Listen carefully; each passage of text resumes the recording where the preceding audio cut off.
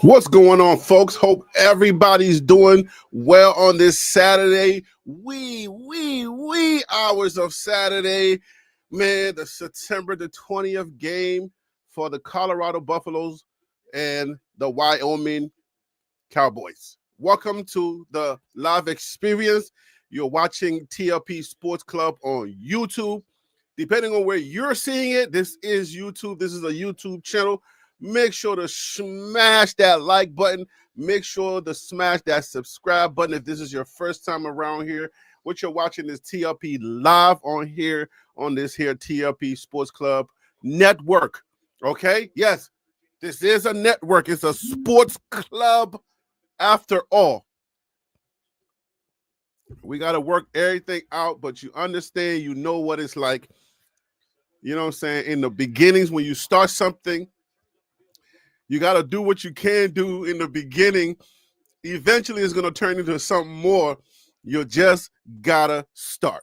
All right? And I want to say salute to Colorado, Coach Prime and his Colorado Buffaloes for getting this whole experience started, making sure to put TLP Sports Club on the map. But we're going to eventually evolve into other things where we cover other sports on this here network. But this is just our humble beginning. So welcome to tonight's reaction analysis versus the Colorado Buffaloes versus Wyoming. I understand that this is not a conference game. Colorado is expected to win, probably by a small margin. If you've been following Colorado football, Colorado's not that great this year, even though they're supposed to be a better team than last year's 9-4 team. They're just not doing that well. The game is going to come on pretty soon. They said 25, but, we still got about a minute and 2 seconds left on the South Carolina versus Missouri game. So we're kind of waiting for that game to be over. It's going to be over real soon, 55 seconds. All right, it's 3rd and 3. Well, now it's 4th and 3, and the game will be over real soon. And we'll be giving you an analysis of the Colorado game. Fadama, what up? Fadama D, what up with you? Hope all is well. Hope you're having a wonderful Saturday. It's late, all right? I ain't going to hold y'all, man. I'm telling you, I came this close to saying, look, I just want to watch the game. I don't want to work tonight. I came this close. But then I was like, dang, I know there's going to be some people watching the game, and they're going to want to, be in the community, just, having a great time watching the game together. So I said, you know what, man, let me just do it. Even though I'm exhausted and I didn't feel like doing it, I got to be honest. I was like, oh, man, I don't want to do this. To the last minute. Oh, man. But salute to everybody that's going to enjoy the game tonight with us. Colorado is, kind of, I guess you want to call it struggling this season. All right, Suffolk is in the counties. So Swansley's in the building also. VA, what up with you? That's right. All right, via Carolina and Togo. Okay. Wow. If I give you all my vias, we'll be here all night. That's why I just say the Liberian perspective.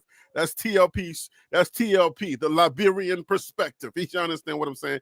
Swansley, what up, man? Swansley says, stay consistent. We support you. I appreciate it, man. Sometimes you just get tired. You're like, look, man, I don't feel like working tonight. But yeah, man, our Colorado Buffaloes are struggling, man. I hope they bounce back.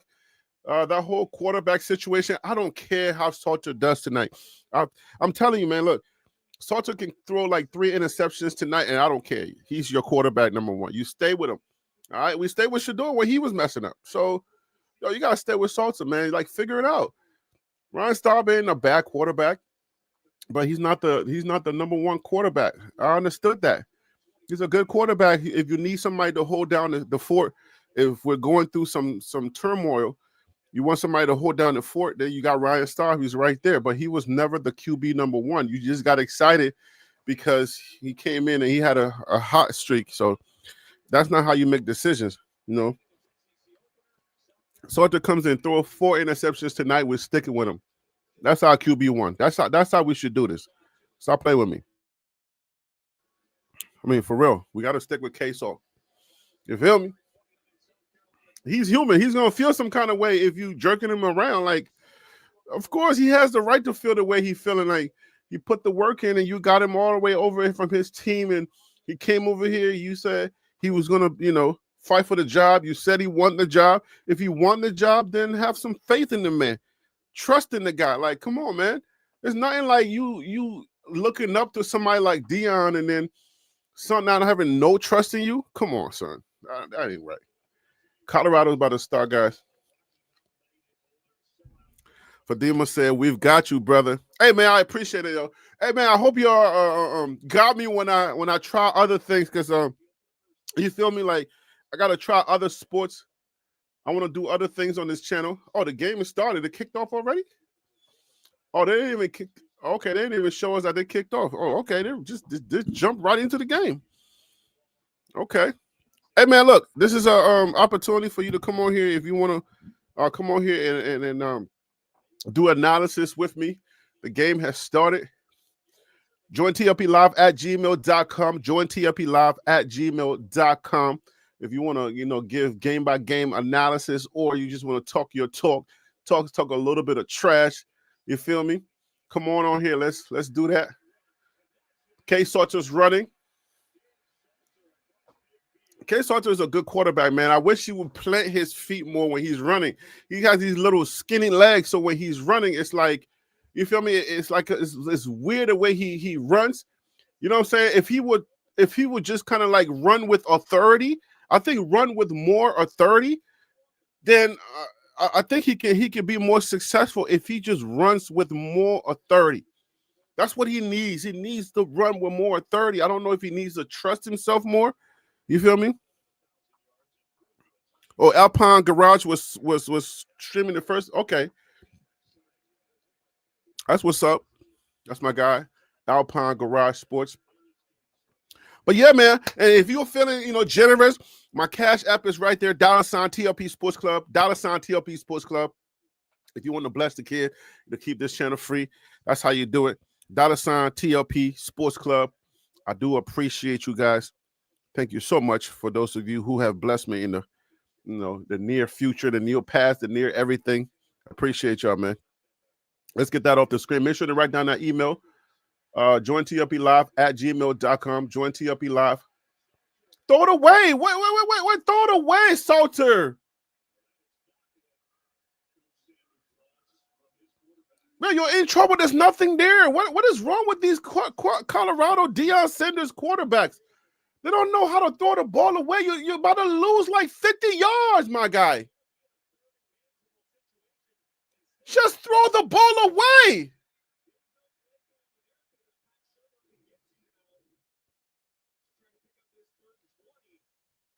I mean, I don't understand. Like, what in the world is wrong with these? Like, do y'all not learn, like, when you're in trouble to just throw the ball away, man? I've seen so much football today, man. Quarterbacks throw the ball away. Colorado quarterbacks just hold on to the ball, and they'd rather lose 10 yards than just to toss the ball out of freaking bounds. Like, what in the world, man? And the game just started, and I'm already screaming. Like, come on, my guy. What the heck are we doing, man? Oh, come on, man. It's too late for me to be already out here screaming already. Let me put the scoreboard up. I know it's late, guys, so a lot of y'all watching, y'all special person. Y'all probably can't scream as much as y'all, unless you're single out there. you need some comfort. You're all lonesome in your apartment, in your house, and you can scream all you want. All right, let me find the scoreboard. Let me stop messing with single people. All my single people in the house is yeah. Oh man.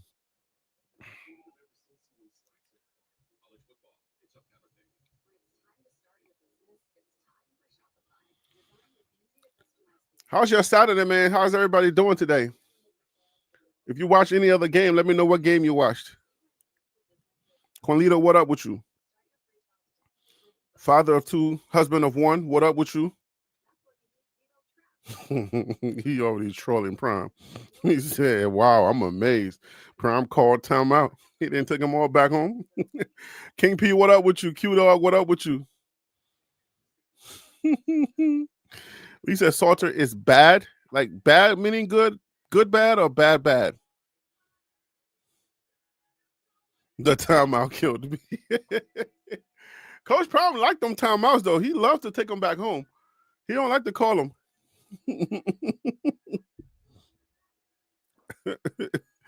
Oh, he's bad? No, he's not bad. If he's bad, then you gotta say Shador's bad. Because Shador is the number one holder of that ball. My goodness. Shador, he wanted to make sure his percentage was always close to 70 as possible. He never throws it away. We all know Shador for the zigzag running. He turns his back to the end zone, and then he runs backwards doing that thing. If y'all seen that meme online, where I think there's three trains. There's two going on the side, and then the one that try to go in the middle gets hit, and then it start going like this. That's Shador. Ding dong ding. Oh, appreciate it. Hey, yo, Jimmy Cleveland, I appreciate the love, man. Thank you so much for the super chat. He plays like he's scared of something. You know what? That is a good assessment. Some like that's what I'm saying. Like he's not playing with authority. I don't know if somebody like Jimmy. I don't know if somebody maybe brought down his confidence in Colorado. I don't know what's happening in Colorado, but if somebody that has, that many yards coming into Colorado, I don't know how in the world the way he plays. Maybe I just didn't watch him enough where he came from, but for you to have the amount of yards that he came in with, it just makes me feel like, why does he play the way he plays? He plays weird. Like he plays like he's scared or something is holding him back.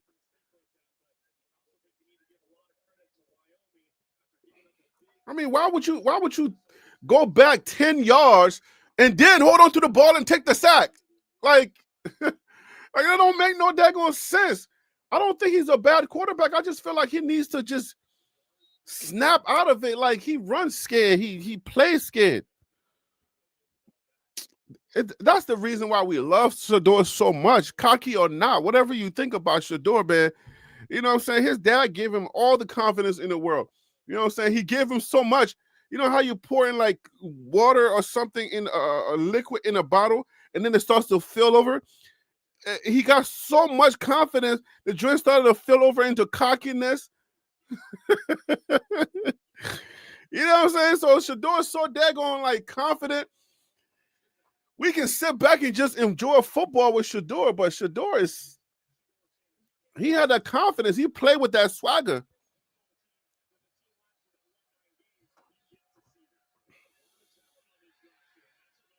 I told you that defense is nice,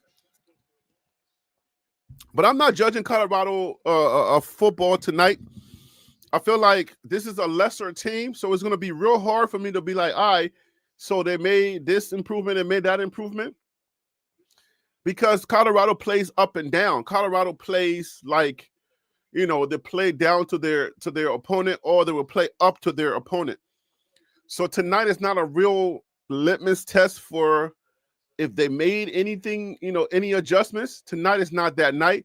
Now, obviously, we'll be able to tell if they got worse, because if you let a lesser team, come over here and like make you feel like you ain't nobody, then I will know that they went backwards. But if they just play good football, then I'd be like, all right, cool. I can't wait for us to get into conference football, because it's tough this year watching Colorado. It's real tough, Let's go Colorado. Let me look up this. Let me get the scoreboard. Oh, you got another one, Jimmy. Okay. Appreciate it, man. I appreciate the super chat again. I hate to say, but he's trying to play like he has to measure Shador or something. I'm not sure if that's what I would say. I don't know. I don't think so. I don't think he's trying to be Shador. I just feel like he's playing with hesitancy, if that's a terminology or term or whatever. You feel me? I feel like he's hesitant and he's in his head. You feel me? Like you can tell when a player feels comfortable on the field, like Shador, he stepped on that field. It was his dad's team, and his dad. He's been his dad's quarterback forever, and his dad trusted him so much, calling him grown, all kinds of things. He just walks on the field just knowing that he was the man. He probably walked on campus just like that, even though he took some even though he took online classes, and he, for his safety, he probably, it wasn't a good idea to be on campus like that. But still, like, Salter walking on the field like he don't even know if this is his team or if they brought him in on a rental. And that's the sad part. They needed to do more to let him know, like, hey man, this is your team. You know what I'm saying? It's not enough to be like, I need leadership. Like, I'm talking about Prime now. It's not enough for Prime to say, I need leadership. I need consistency. What you got to do is you got to instill that in your quarterback. If he's your QB number one, you got to let him know, like, bruh, this is your team. And forgive me if Prime is doing that and he's just not getting it. Maybe he is. Maybe he's not. I don't know. Maybe Prime is letting him know, hey, man, this is your team. Take this team and lead us. Maybe he is and maybe he's not. But I just feel like somewhere, somehow, Prime hasn't really, like, given the team to Salter.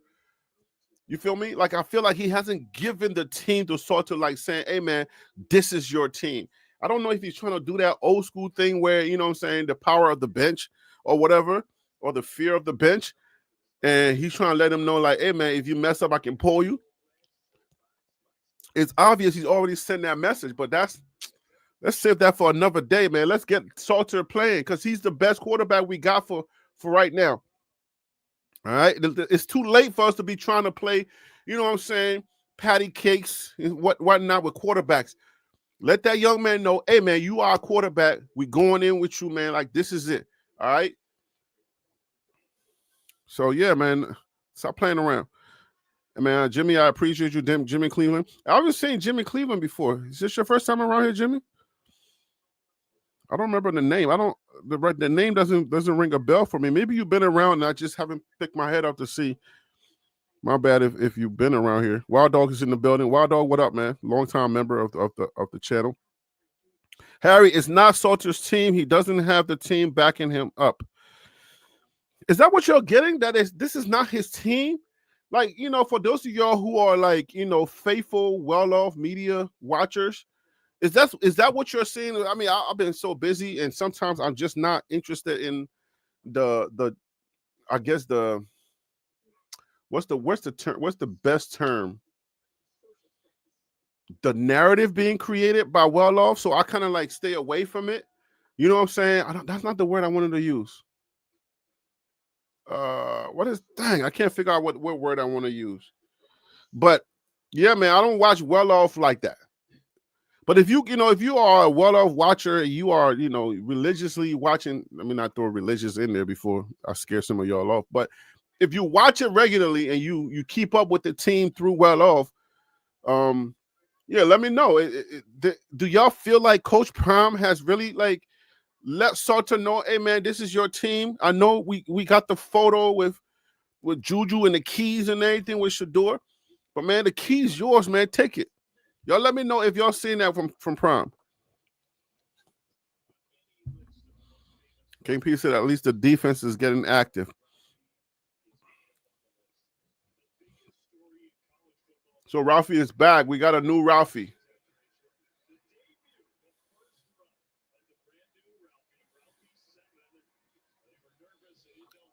Ralphie 7 is on the board. Homegirl running. They can't, and that's a guy, but I mean, that's a girl, by the way.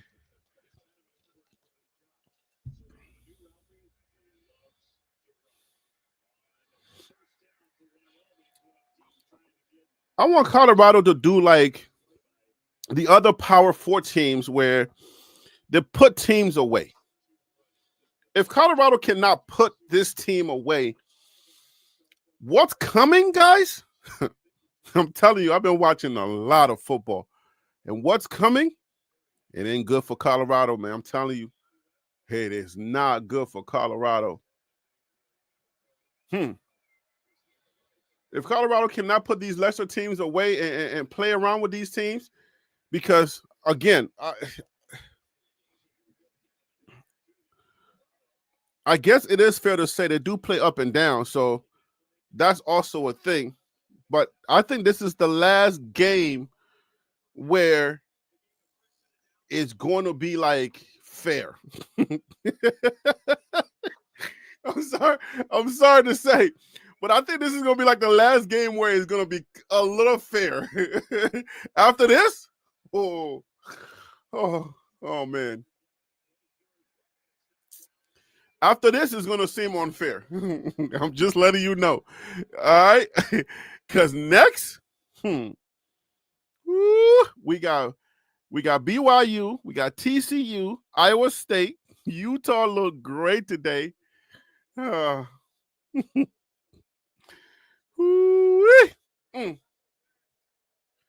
yo.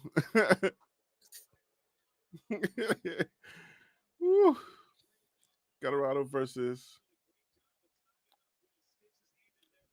Wyoming.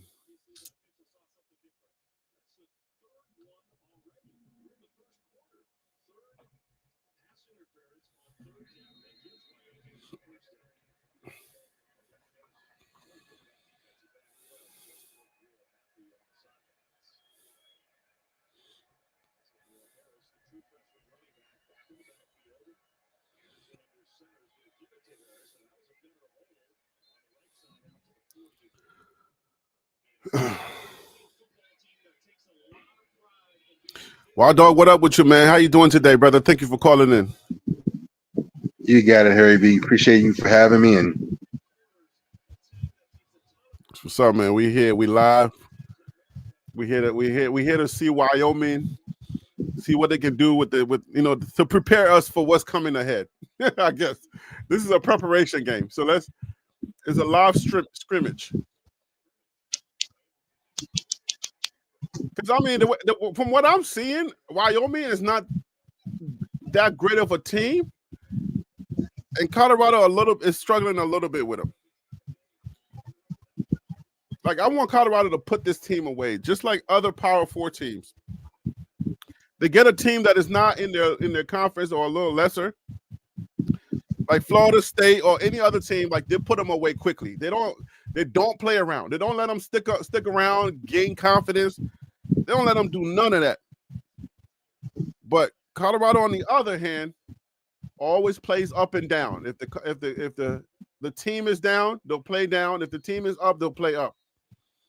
So you can never really tell which Colorado team you're going to get any given Saturday. What are your thoughts on that? yeah, it goes back to the whole thing with, like even the players were talking about in the meeting, with identity, discipline, and all things feeding into consistency. So it's kind of a stew pot of characteristics that leads to consistency. So, if you're not grounded in certain things, then that's going into, foundationally, who are you, into your identity, which then drives your character, drives things, your discipline drives things, all leading to identity. But no culture, no identity, no leadership, no winning. So Eugene Kelly says they're not struggling. The refs are making bogus penalties. I mean, yeah, the refs called a couple of plays, maybe one or two, but I think we're almost done with the first quarter, and Colorado ain't got no score up. You know what I'm saying? So, yeah, I call that struggling. Did I just miss oh, wait a minute. Oh, Jimmy got another one. Jimmy, I appreciate you tonight, man. Jimmy says, just for the hard work Yeah, I'm a regular Colorado fan and from Memphis, Tennessee. Memphis is in the building. Put some respect on Tennessee, okay? We won Hey, today, and a Cleveland Browns fan as long as Shador is there. Okay. Oh, so you straight up committed to Cleveland Browns, being a Cleveland Browns fan. Like, you're not a BWB. You're not a bandwagon Brown. You just like, okay. If you made the conversion over, then that's what's up. I haven't yet. You feel me? Well, he did say as long as Shador is there. So yeah, you are definitely a BWB. Yeah. You're BWB. But I'm not. I can't even bring myself to say I'm a Cleveland Browns fan. You feel me? Like, I'm not a Cleveland Browns fan. You know what I'm saying? Like, Shador's with that team, so I'm here for for a little bit. You know what I'm saying? But I cannot say I'm a Cleveland Browns fan. I'm a Shador fan. and Harry B, as a Steelers fan, I could not ever, ever, ever, ever, ever, ever.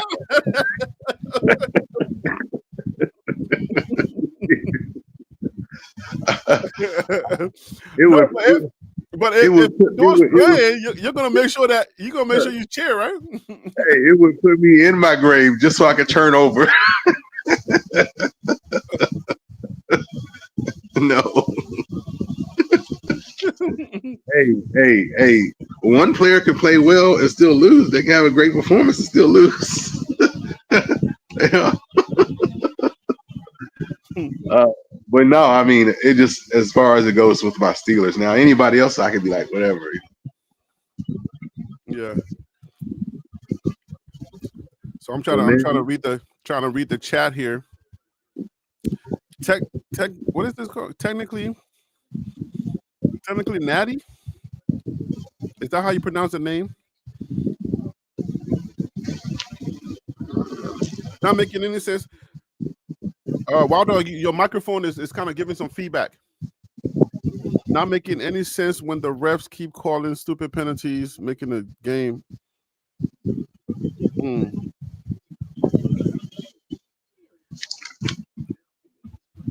Jimmy Cleveland with another one. I'm appreciating you. I'm a fan of them losing until Shador plays. Yo, you are. Oh man. I'm just gonna say God bless Jimmy Cleveland tonight because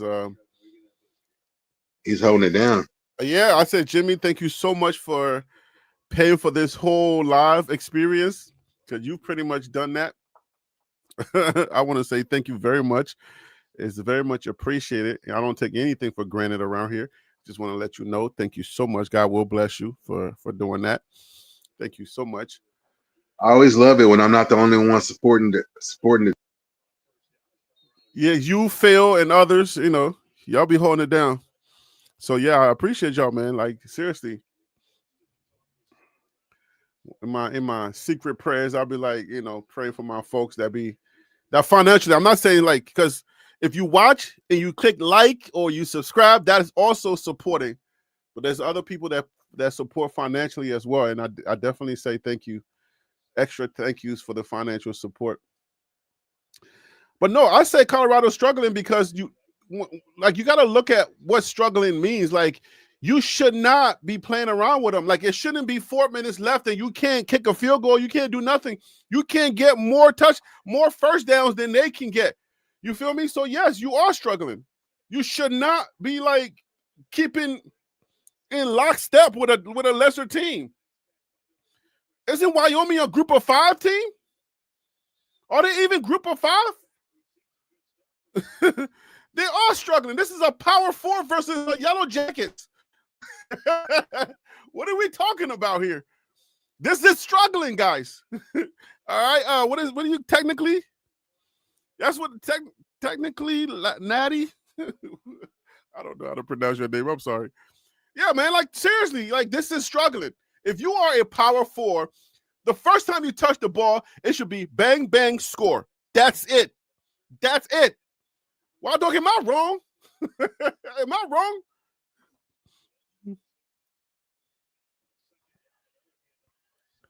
My guy said, don't sweat it. Another one. DJ Khaled. Don't sweat it. You're my guy. I'm subscribed to your channel. Man, look. Blessing tonight. How much is that? Yo, that's dang. You don't pay for like I'm gonna take 3 more videos off. I think I took off the whole week. I was so tired. I'm gonna take with all of this, I'm gonna take off another. No, I'm joking. I gotta get back on this. Hey, wild dog, my schedule, sheesh, my schedule's been such a beast, boy. I ain't done a video in like the last time I was on here might have been like the last live I did, maybe a couple of days ago. It's a long time ago. Man. Mic check 1, 2, 3. You good? Am I coming through? Okay. Yeah, you good. Have feedback anymore? No feedback. Now you're good. Yo, I'm telling you, if y'all watching this game, Colorado's struggling. Colorado cannot get first downs and move the ball. Like we're struggling. We should not be struggling with this team. If you look at it, and this is what I mean. Let me explain to y'all what I mean. And Jimmy Cleveland, I'm about to call you Jimmy Carter. Jimmy Cleveland, thank you so much, man. I just want to let you know that. But yeah, man. But Colorado is a power 4 team. Hey, Wild Dog, can you look up Wyoming? Tell me what conference they're in. I had them. Yeah, I had them pulled up. Are they Conference USA? Are they group? Are they FBS at least? I think they are, right? At this point, we should not be playing anything less than FBS at least. Yeah, I had them pulled up earlier. Let me I don't know what I do. Okay, here we go. Yeah, give me the skinny on them. Because I saw that Utah beat them 31-6. What conference they in? Let me see here. They also played Akron and I think they're group of 5, if I'm not mistaken. Mountain West, group of 5. Mountain West, yeah, that's what I'm thinking. Over there with Boise State. Not just that's a flag. Let's get the flag. What? No flag? Wait a minute, no flag on that? Oh, somebody need to check the referees on this one. No, let's check the referees' DNA.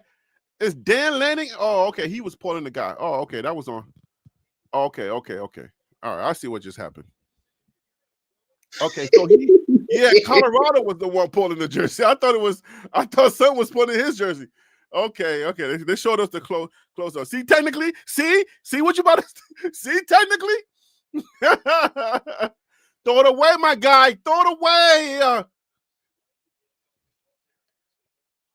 Okay, he got positive yards on that one.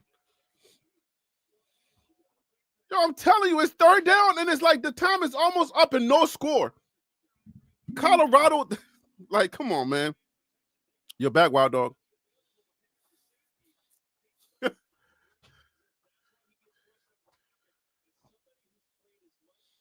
Man, I need you here, right, Wild Dog? Oh yeah, thanks, Herbie. Okay. Yeah, I know that I know a couple of things for tonight. 1st and 10. Say that again. I know that a couple of things for tonight. Offensive lineman Philip Houston is out. And then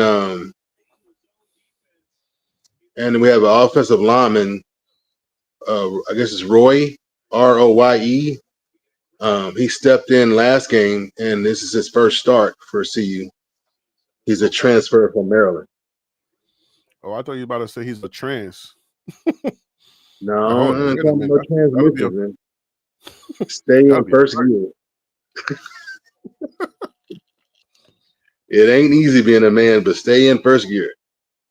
Grind it out.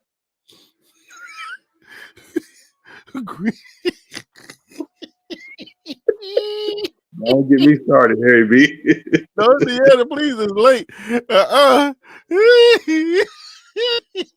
You said grind it out.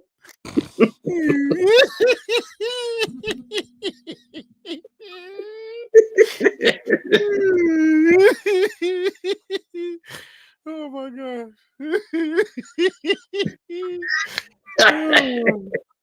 Oh God. That was a good one. Hey, sometimes I gotta come at things different angles. It's like Oh man. Harry, I see into people. The Lord has blessed me with gifts. I see into people, and I'm like, and it ain't nothing new under the sun. But sometimes I'd be like, yeah, I don't see what it is you're saying. So I don't know what deception you come under, but just environmental stuff or any different contributors. But I'm just like, you got free will to do what you want, but don't have me sign off on something that I don't even see. Mm. Yeah.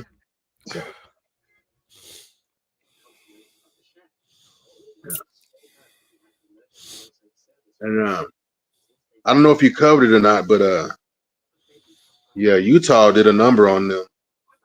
So Utah was 31-6 versus Wyoming.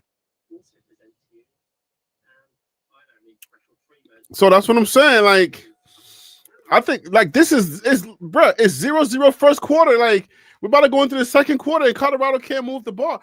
And I'm trying to tell y'all what's coming is not a game. I don't know if y'all are watching or keeping up with the Big 12 or any of college football at that. What's coming? Oh man. It's like in general, not just in general. I'm not talking specifically to CU or any other team or any other conference or anything, but just in general, for a healthy, functioning offense, and you expect to be playing a average or good defense, you want to be able to put up a touchdown per quarter. You want to put up a healthy 28 points. Sometimes it'll be less, sometimes it'll be more. But a good, healthy offense, on average, you want to be able to put up 28 points. For real. So Jimmy got another one. Jimmy, I appreciate you. All right. He says, look, Memphis Tigers beat SEC Arkansas Razorbacks. Wait, on the Razorback, like at the bottom of the SEC? So I feel like Colorado shouldn't be struggling. At this point, I'm waiting on the Juju experience because he's afraid. He's afraid is he afraid of nothing? He ain't afraid of nothing? Yeah. So I don't know. You got a good point there. Sartor's playing a little hesitant. But we got to ask the question, why is he playing hesitant? Because his record and what he's coming with, his resume doesn't say he's a hesitant player. His resume says he's a decision maker. And if nothing's there, he'll take off and he'll run. So then what is it about Colorado that's making him feel hesitant? Does he not feel at home? Does he not feel comfortable in Colorado? Is he just there? Is he going to write his tell-all book later on, a couple of years from now, and say, this is what happened, this is what Prime did to me? I don't know what's happening. You know what I'm saying? But I don't know if I can say I'm ready for Juju. But if that's what it takes, then maybe. Go ahead, Wild Dog. Yeah, because it was kind of like, we know Pat Shermer a bit. I mean, so, and then kind of when Staub came in, and then the inside on what he did to get what he got done, it's like, oh, okay, see, because sometimes I'm like, careful with judging a player because you don't know exactly what he's being asked to do. Sometimes what they're giving you is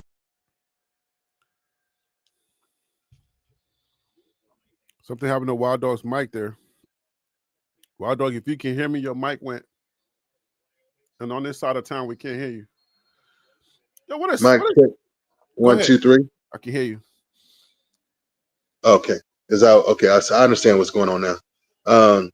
But no, it's kind of a situation where trying to peel it back to see what was going on because we know Shermer at this point. So, but in general, I like to tell people careful when you judge a player, right? Because do you know what they've been asked to do? You know what the mission is, but within that mission, what's their job? What have they been asked to do? So initially, I was like, what has Salter been asked to do? And is he actually doing his very best to get it done? And then when the whole Delaware thing happened and Staub did what he did by ignoring, you know, overriding Yeah, he's or like, nah, don't do that. modeling He said, I something. see. Is like, no, don't do that. Do this. Do what I say. Right. Yeah. But of course, Staub and Shermer have a relationship. What Shermer confirmed, they have a very good relationship and whatnot. So I'm like, okay, so I'm getting a picture here. I think Brad Salter was doing exactly what he was doing his best to do, exactly what he's asked to do. Staub comes in and then reveals, okay, you have to take, control. And when you see something, just go with it. Don't even ask, right? And then on the other side, Coach Prime the whole time is like, I want Salter to be Salter. But then he had Salter as an OC that he answers to. So then it's like, I got Sherman on one hand, commanding this as the OC. But then I got Coach Prime encouraging me, telling me, do this, pull the trigger. Don't hesitate, run. We brought you here for your legs. Use your legs, run. We Colorado brought with the you here touchdown. for, Salter, I believe, oh yeah, 29-yard Omarion Miller touchdown. Finally, we get on the board. Jimmy Cleveland says, appreciate you again, Jimmy Cleveland said, maybe he's just not comfortable with the OC's plays. He's running the same plays as Cleveland Browns. But, Salter's new. It's his first start here. So, I mean, he got, warm it up. You know what I mean? Yeah. Well, I'm quite a bit behind you as expected. So. Oh yeah, for those of you who are watching and haven't seen what I'm saying, so my TV might be a little ahead. My internet been acting kind of crazy though today. It's been doing a little fuzzy thing, but maybe he's not comfortable. But it's like that's the thing. I mean, you got all spring, you got the summer, and all of that stuff happening. So at this point, this should be lockstep. This should be in there. But for him to be playing, he's not a freshman. This is not Salter's first rodeo. Salter know this game. Yeah. So this ain't no situation. You know what I'm saying? Like, but I mean, if you look at the play and you look at how the defenders kind of just gave up, you look at this team and you're like, look, Colorado should be up at least 2 or 3 scores already. You know what I'm saying? Like, this is not a situation where I should be seeing 7 just now, right, Cleveland? And technically. So it's like, yo, I'm looking for Colorado to put this game away in the first half. Don't keep this close. Because when I say what's coming, I'll give you a low example.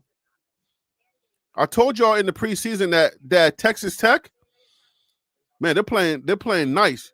Even though we don't play Texas Tech, they're playing nice. So if you catch, I don't even know if Colorado going to smell like the Big 12 title. I don't know if they're going to smell it at all. But BYU playing nice. TCU's playing nice. Iowa State's playing nice. The Utah Utes, nice. Arizona's a little iffy, but they're playing nice as well. Virginia Tech, a little iffy, but yes, they're playing nice. All right? State's playing nice. Kansas, yeah. So I will give you like maybe because Colorado plays up and down, I can give you 2 or 3 other games that Colorado might be able to compete in. The rest is going to be, oh my goodness, what are we watching? It's going to be upset fans again. Yeah. And secretly, I'm hoping that I'm proven wrong. I'm hoping to come on here when we do the live game reactions. I'm hoping to be like, dang, I was wrong. Thank God. You know what I'm saying? Like, I really hope I'm wrong because on Saturdays now, the way my schedule is, like, I can watch football. I can watch a lot of college football, and I can analyze the Big 12. And that's what I've been doing because I want, as the, in the offseason, I want to be able to tell you guys, these are the teams that are going to be top 25 coming into the year. Because the AP poll doesn't know what they're doing. The AP is like the big dogs, right? They don't have time to do all of this. They're keeping track of 1,000 sports, right? So they don't have time for college football. So what do? They just look at all the big names, right? See how they did during the season and say, oh, okay, they should be able to repeat that. That's pretty much how AP and all the big guys do it. But I've been telling my guys behind the scenes, I'm like, nah. I said, this is not, it's not what is, something ain't right about that. I told them, I was like, look, I've been telling y'all, Texas is not like that. I was Yeah. right about Texas. I was right about Texas. I said Texas is not like that. Arch Manning is not that dude. Yeah. And now they're beating up on some weak team that I don't know how in the world the SEC is still.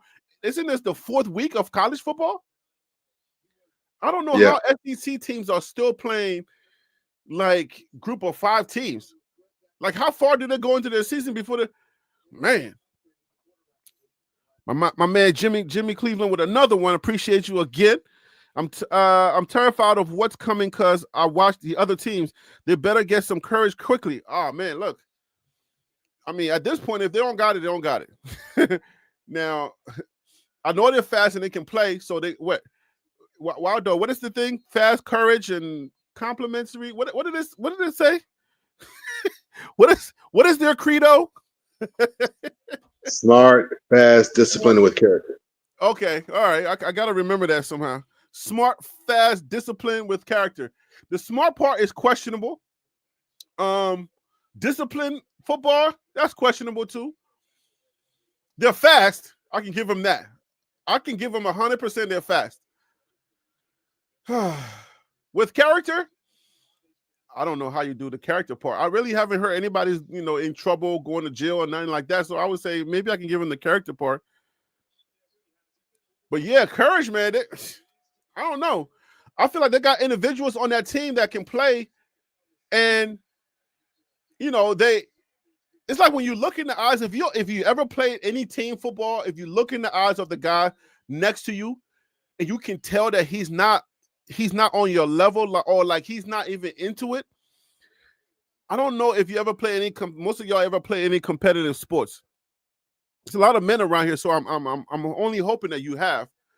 But for you to like be one of the top guys on your team, and then you look to your right or you look to your left, and you see your teammate, and they don't have that thing in their eyes that you do, or that same feeling like this is my team, and I would do anything that it takes to take us to wherever our next game.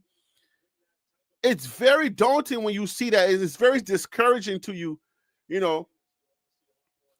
It happened on my soccer team when I was like one of the top guys on my soccer team, and I can look into the eyes of the other guys, and I see that, like, oh, I was like, man, this is going to be a tough game. I know we got a tough game coming. We playing a tough team today, but it was like maybe 3 or 4 of us that was really like really good, and we would be the ones to carry the team. So I look at my guy George, and I'll be like, George, man, George will look at me. We'll give each other that look, but then we look around and we like, dang. These other guys are not really about that life, And Colorado has to look around. Like you can look around and be like, all right, who's really like that? Like, who's really gonna like put the team behind on their back and be like, all right, I'm with it. I'm with all of it. You just see a bunch of guys running around and they're not really disciplined like that.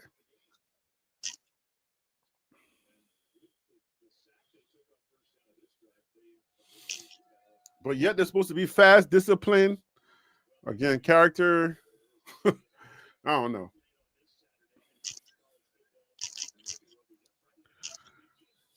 Vanderbilt 63. GAST. What is GAST? I don't know what team that is. 63-15. That's what I'm expecting to see from Colorado. Like, put this team away already, man. Like, y'all gotta like something inside of y'all gotta know that this is not a team that should give y'all a problem.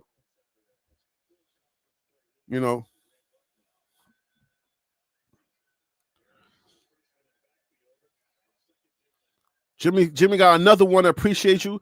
You hit the nail on the head because I'm looking in Salter's eyes and he looks nervous. Now they just busted a big old play. 51 yards on a 2nd and 19. Come on, Colorado. Oh, it's a run play. Oh, okay. I was looking down, reading that stuff from Jimmy.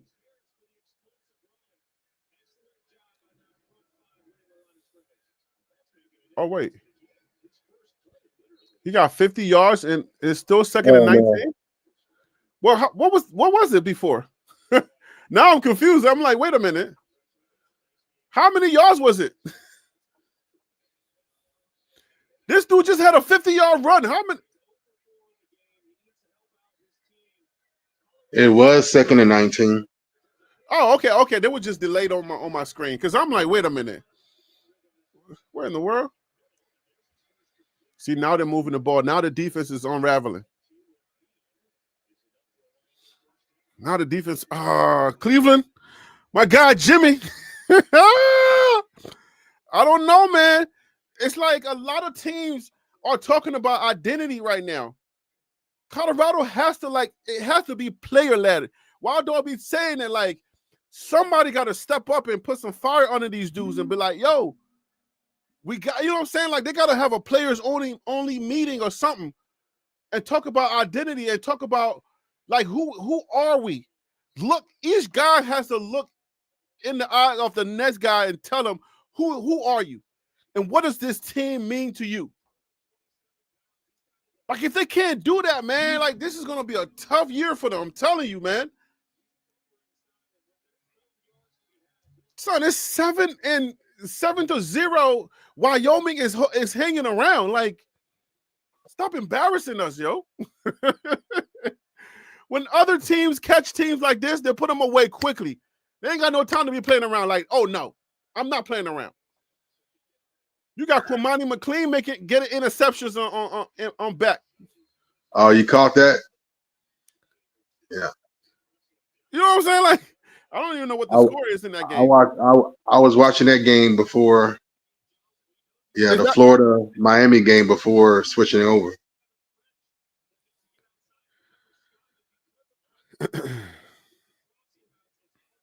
I got to put up the college football scoreboard. Yeah. McLean, the Colorado transfer.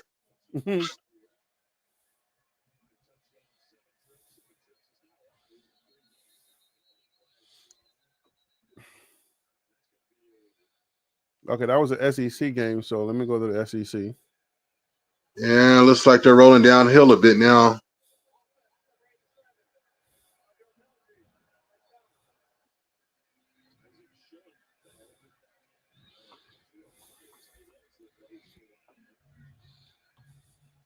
Jimmy says, appreciate you again. This Wi-Fi got me thrown off. How in the world he got to run like that? I got to go to work and hear this. Yo, I hope you've been talking crazy at work, thinking Colorado was going to roll these dudes. Don't do that, because again, we don't ever know which Colorado we're ever going to get. So unless I don't know what year it's going to be, when Colorado identifies themselves, then you can trust them. But at this point, I would not trust Colorado and be talking real slick to anybody about Colorado about what they're gonna do. I don't do that. That's just a little bit of a advice for you. Don't trust Colorado too much, man. Not like that, because they don't know who they are yet. Colorado does not know who they are yet. So until you can kind of identify what Colorado or what Colorado is or who they want to be, I would just be like, I'll play everything safe. Like, yeah, man, my team is Colorado. You know what I'm saying? We, Coach Prime, he's doing his best to make sure to keep those guys. Just do that regular talking stuff. Don't be overly confident with Colorado. They're playing Boulder, but I won't do it. They have no idea who they are. Coach Prime got a second timeout in. Hey, Jimmy, Coach Prime took another timeout. Oh, Coach Prime, somebody got in his ear. Third and goal, Wyoming, and it's 7-0. This is embarrassing, bro. I ain't gonna hold you, but this is embarrassing. Colorado is playing Wyoming like Wyoming is one of the conference teams. Come on, my guy. Come on. What are we doing here? What are we doing, Jimmy? What are we doing? Honestly, what are we doing? DC Carson Music is in the building. DC, what up, man? Salute, DC. Before I brag about anything. Even when they win the Big 12, I'm not bragging about them. Because everybody can get lucky. You got to go 2-0 for me to be like, all right, you know what? Okay. You got to be able to smack some people up. Like, you get a weak team like Wyoming, you need to smack them up quickly for me to be like, all right, I see who this team is. Colorado ain't beating nobody up. Everybody comes to town and they make them look better. All right, Colorado is like my New York and my Washington teams. Every single time somebody comes to one of my New York or Washington teams, we always make them look way better than they are. I don't know how it is in your town and whatever hometown you got, but I'm in New York. So every time the Giants play somebody or the Jets or I can't even say Buffalo anymore. Now Buffalo is actually one of the top teams. So I'm happy for Buffalo. You know what I'm saying? But we had the 4-year back-to-back Super Bowl snub. So, but yeah, man. Colorado. So wait, this is halftime? Are we in halftime? No, not yet. It's like we just started the second quarter. But it should be 9 minutes. I'm on ABC. How did I get on ABC? The game's on ESPN, right? I'm watching the news right now. What's going on? One of my Chinese brothers is helping me out again. Oh, DC says a commercial break. Why am I on ABC 7 though? Is that what the game is on? Hold up, am I tripping?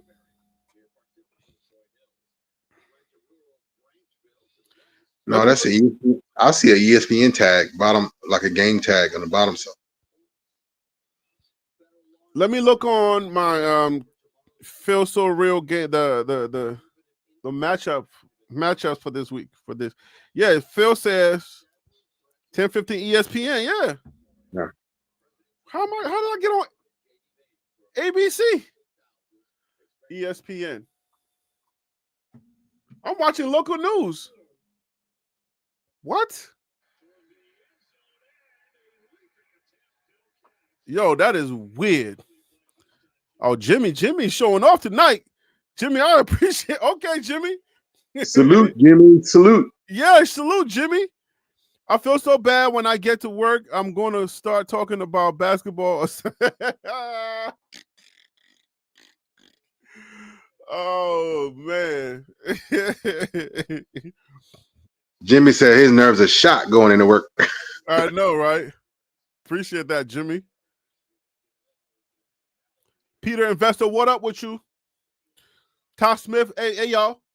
Stop everything because Dallas is in the building. Todd Smith, what up with you? So Todd said Wyoming played Utah strong in the first half last week. The second half would tell it all. Yeah. Okay. Salute, Mr. Smith. DC said my TV don't want to watch this game. You're right, yo. Like, bro, I didn't even touch my remote. I didn't even go near my remote. I look up and all of a sudden I'm watching local New York news and New York politicians talk about Mayor Adams and his craziness, whatever he's doing. I'm like, why am I watching Mayor Adams right now? Like, what the heck is going on? TV said, Harry, I like you too much. Yeah, like you don't.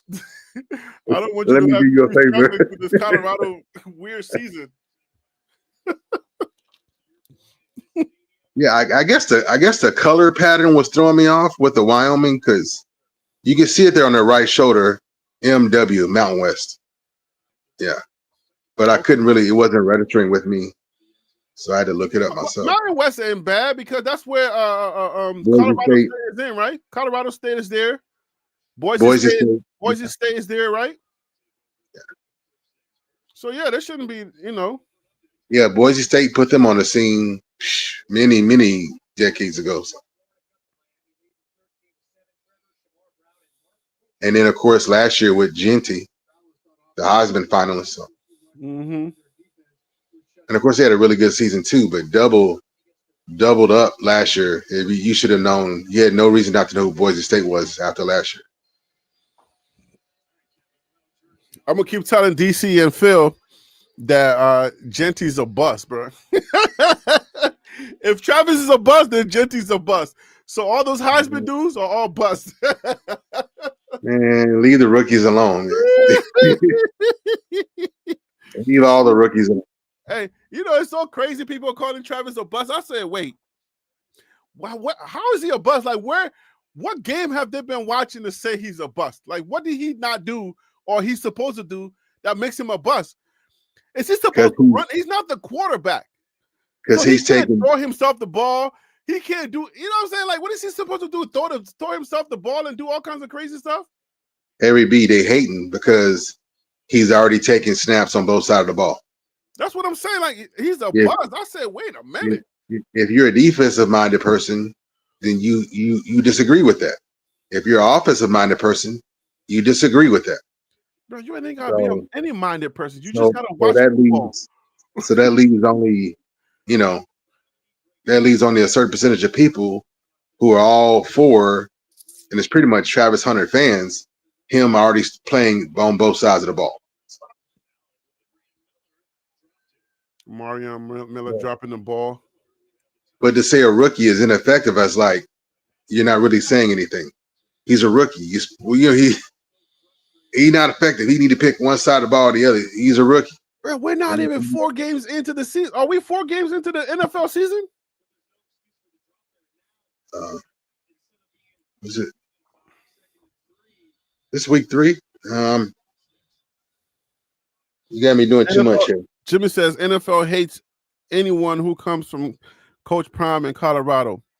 I don't know, because I don't think the NFL hates Travis. Yeah, I mean, they've been slinging mud already. Even the Cam Ward and some people. I'm like, again, you know my stance. Rookies, freshmen. I mean, unless they do something off the field, off the court, I mean, they're off limits. It's like you just observe their progression. Expect progression. Oh, so we're 2 games into the NFL season. Yeah, that's about as much expectation that you should have is that expect progress from a rookie. Expect progress from a freshman. Outside of that, But here's the crazy part, Wild Dog. Too much. They're talking about bust. Here goes another touchdown for Colorado. That's a 70-something yard touchdown. That's some rage baiting, man. That's some clickbaiting here, 68-yard touchdown. Sincere. So it's gonna be Salter Sincere. That's the duel. Salter Sincere. That's his guy. You know how every quarterback has that one guy they can trust? Sincere and Salter. But it was also Brown and Staub too. So Brown is just coming.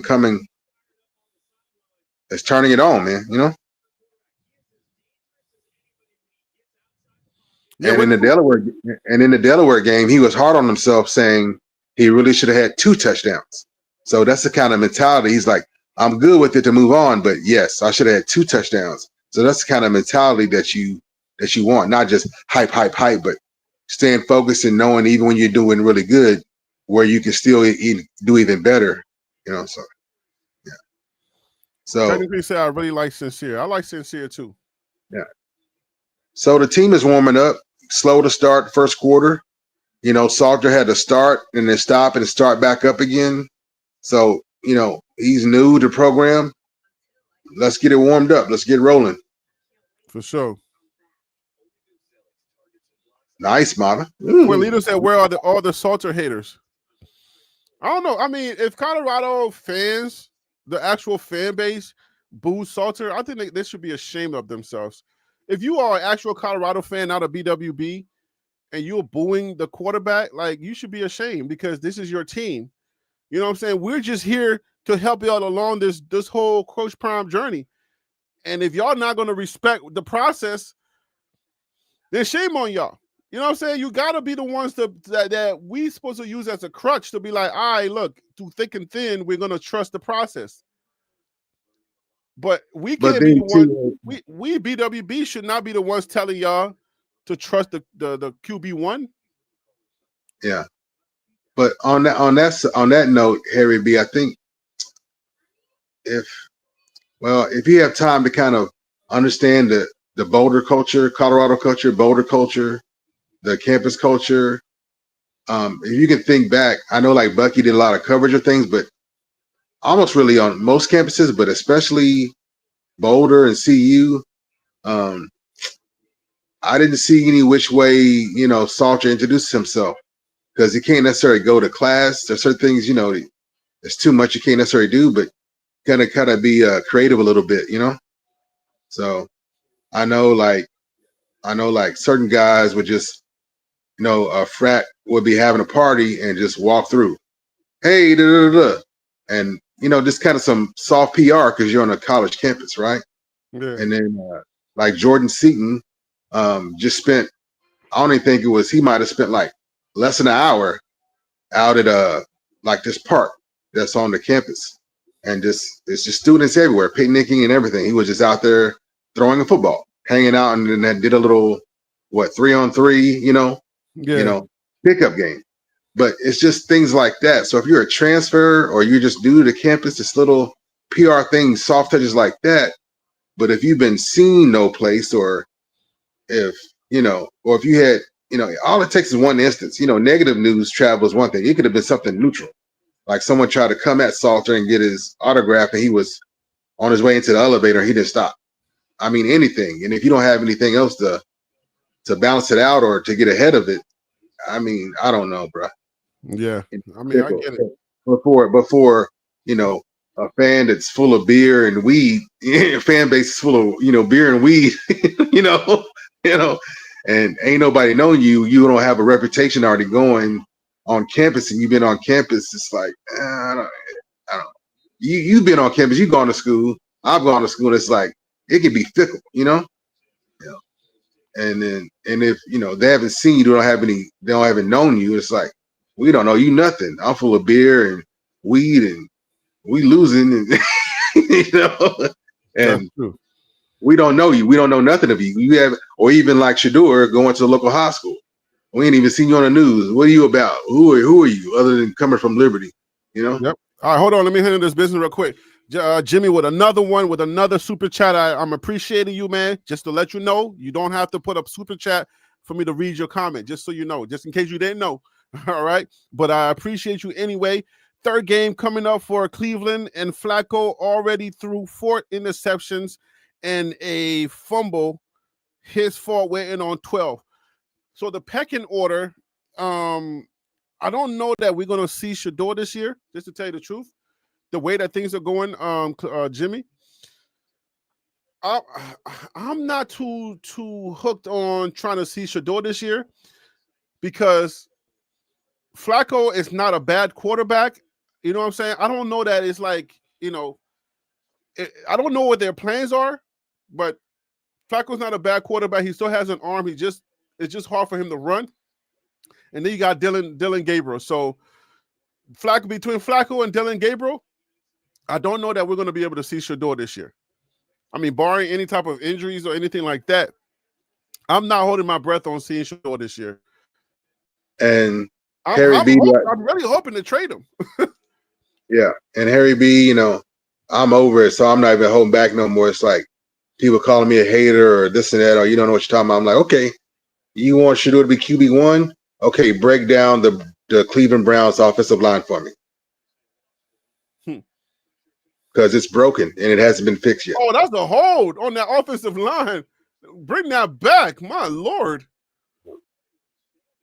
So just Man. like earlier, Harry B, it's like I know I was a lineman, right? But that's why I broke down the fact that someone that we hope to rely on, Philip Houston, is out, and then we have an offensive lineman. This is his actual first start because context, those things matter. So, and it starts in the trenches.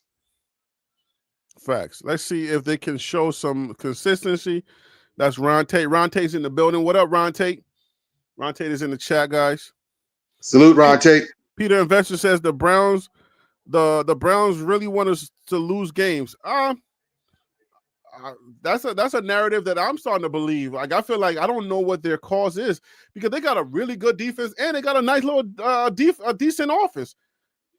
The coach can coach, and they got pieces to make things happen. I think with a team like that, you know what I'm saying? Like you remind me of the Hoosiers. Like you got a decent team to win games with coaching. Anything other than winning games with coaching is like their team don't suck. So I can't call it. I don't know. But anyways, I'm going to get back to this Colorado game. We'll talk Cleveland at another time. We're talking about Colorado right now. So Colorado defense just got to stop his 4th and 9, 14-3. The score should definitely be a little bit more than that. I'm waiting for Salter to really get his legs under him. He's running with hesitancy. He's running with unsureness. He's playing with like not knowing if he has a job tomorrow. You know what I'm saying? So it's like I need him to play more comfortable. And that should be an offsides. Okay, Jimmy. You say Jimmy got another one in. Jimmy said, I understand, Harry B, but I'm blessing you right now. Just expect the blessing. Just respect it, and let me bless you. Thank you, Jimmy. That's why I ain't buy a jersey yet. I know I don't have to send it every time, but I appreciate your content. That's what see? You see that? You see that? Look at God. Hey, man, Jimmy, look, man, you're a good dude, man. Appreciate you, man. I really do. I really do. I really do. And sorry I ain't put no videos out in the week. My schedule, listen, man, I'm waiting for the school year to get a little further in. You feel me? But my schedule's been so hectic, man. I was like, every time I come home, I'm like, I can go live, but if I go live, I know my adrenaline is gonna be pumping, and I gotta wake up at 4-something in the morning, and if my adrenaline is pumping and I can't sleep, I already know what time it is. I'm gonna wake up and be mad sleepy at work. So I said, nah, man. So y'all forgive me, man. I'm telling you, I got content. Okay, there's a lot of conversations happening in sports right now. Hey, Wild Dog, man, we're gonna be doing some other things around here soon. So you know I'm gonna be coming. Oh, where Wild Dog went away. Welcome back, Wild Dog. I'm gonna be doing some other things, man. So I might be coming to you for some other stuff. Cause I'm like, look, it's time that TLP expanded into a network and start getting some other content up. Yeah. Forget about the views. It's gonna be the one and 2 views, but I don't think we should worry about views. I think we should worry about the content. Worry about the content, making sure that we are providing, coverage for other things, and hopefully sometime down the line the views will add up. I seen it. I seen it. If you want to say a daydream or whatever, and then I emailed you, but that was like a long time ago. Right? Yeah, because the name TLP, the whole idea or the goal for TLP Sports Club is to make sure that it was a sports club, right? Where you come and you get content from other sports and commentary from other things. But the whole thing about Coach Prime and the Colorado Buffs just kind of sucked me in, and you know what I'm saying. So we're finally at 20K, and and we're growing. So I think it's time for us to start spreading our wings a little bit more. Yes, sir. And then with Ernest, you can say it's organic because as the Buff fans follow the players that move on, I mean, now we're following, Cleveland, we're following the Jaguars, Carolina Panthers, we're following the Ravens. So just even if you just follow the Buffs, then that's going to take you to the NFL, you know? So, yeah. Jimmy says, yeah, we don't need you running and getting another hammy. Try to get the children to school. Oh, you remember.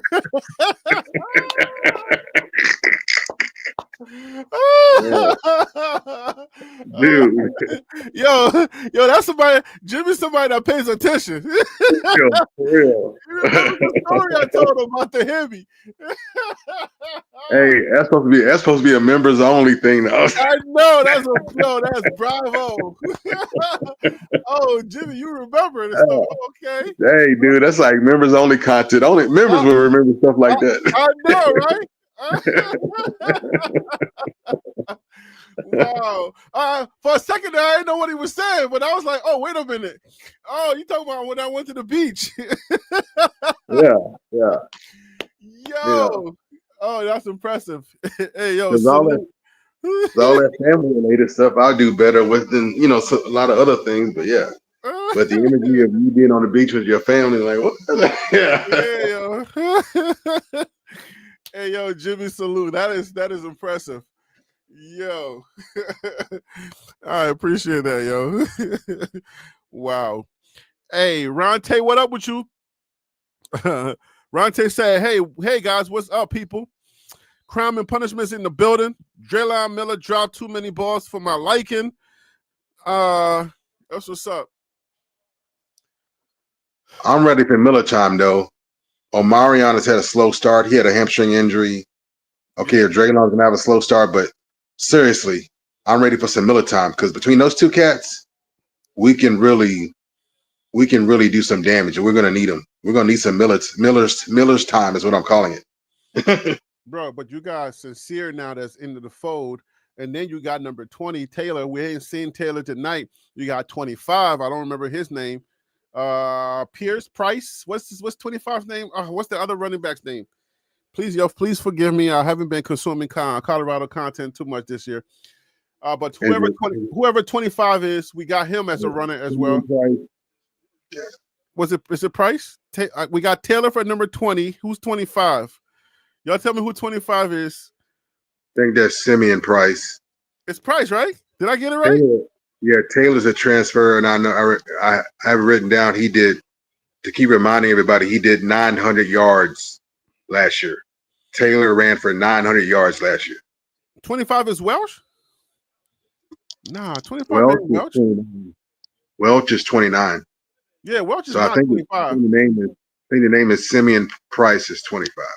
I'm thinking Price. Charlie Offerdale.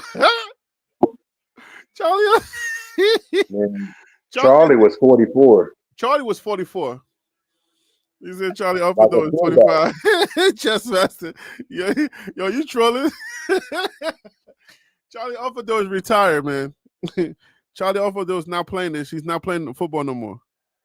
And shoot, we could have used him to some that short yard. 25 is Price, right, Ron Tate?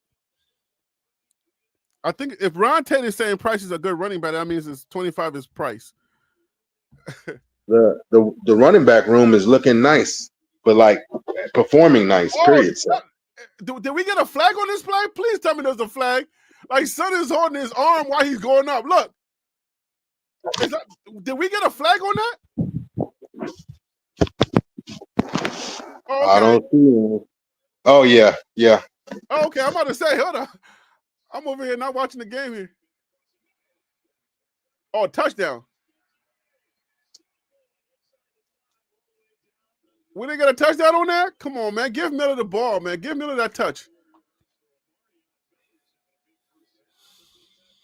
I don't all the way like what I'm seeing, but, you know what I'm saying? Like, I can deal with it. Touchdown, Colorado. Who that? That's the guy we talking about. Simeon Price. Okay. We got confirmation. So his name is Simeon Price. I ain't gonna forget that for the rest of the season. Harry, I don't know much and I struggle, but when I know it, I speak the truth. Okay. When I know it, I know it. It could be 26. I'm seeing it's 26. Forgive us. Forgive me, I had the wrong number. It's 26. Number 26 is Simeon Price. Trackhawk is his nickname. Okay. So number 26. Hey, technically, I need a 50 ball tonight too. I need Colorado to put up 50 on this team. Okay, so it's 26. We locking it in. Lock it in. Lock it in. 26, not 25. Forgive me. All right, but it was in the 20s. I was around the number. All right. I knew who you were talking about. So right. I'm glad. So we got 26 and we got 20. 20 is Taylor. All right. I know the name Taylor. You know what I'm saying? That's a Liberian name. Hey, look.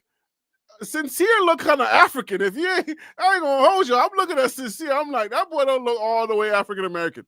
He look like he got a little bit of sauce in that. he look hungry. Hey, what we call it? What we call it? A Browns family got a gene refresh. Somebody got them some motherland DNA reboot. Yeah. Hey, yo. Sincere look a little hungry for me. Okay, he look hungry, and I ain't talking about like hungry in sports. I'm talking about he look African. No, for real. Like I know we're half joking, half serious, but like I got a cousin. I have a cousin that I'm close to, and but then her family left Kentucky and went to California. And when she was coming up, and she was like, "Cousin, when I grew up, I'm a marry me an African man." I'm like, "What? Well, we all African." She go, no. I'm gonna get. She like, she's like, she's like, I want a man from the motherland. I was like, oh, I got you. I understand. And guess what she did? she caught one. She hooked one. Yeah. It's like brothers be like, what am I doing wrong? What's up, shorty? You know? Yeah. Oh man. Let me see your passport. What passport? We talking about? Oh, no. Let me see your visa. Hey, Peter Lester, when you said don't forget about Stanford. What about Stanford? Was that is that a no? Let's not. Don't do me like that today, Harry. I don't want to. I need warm and fuzzies today. Oh, hold up, Jimmy got it. Sincere is African. He has a brother that's upcoming too. He's him. Oh, that's why I was like, oh, hold up. I can tell these Africans, bro. I'm telling you. See, I appreciate the research, Jimmy.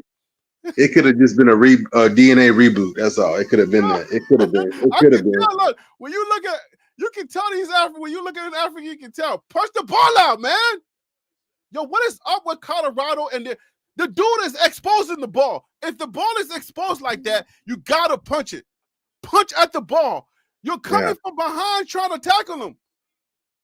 Right there, look at the ball is exposed while he's running it. If any of them would have just punched their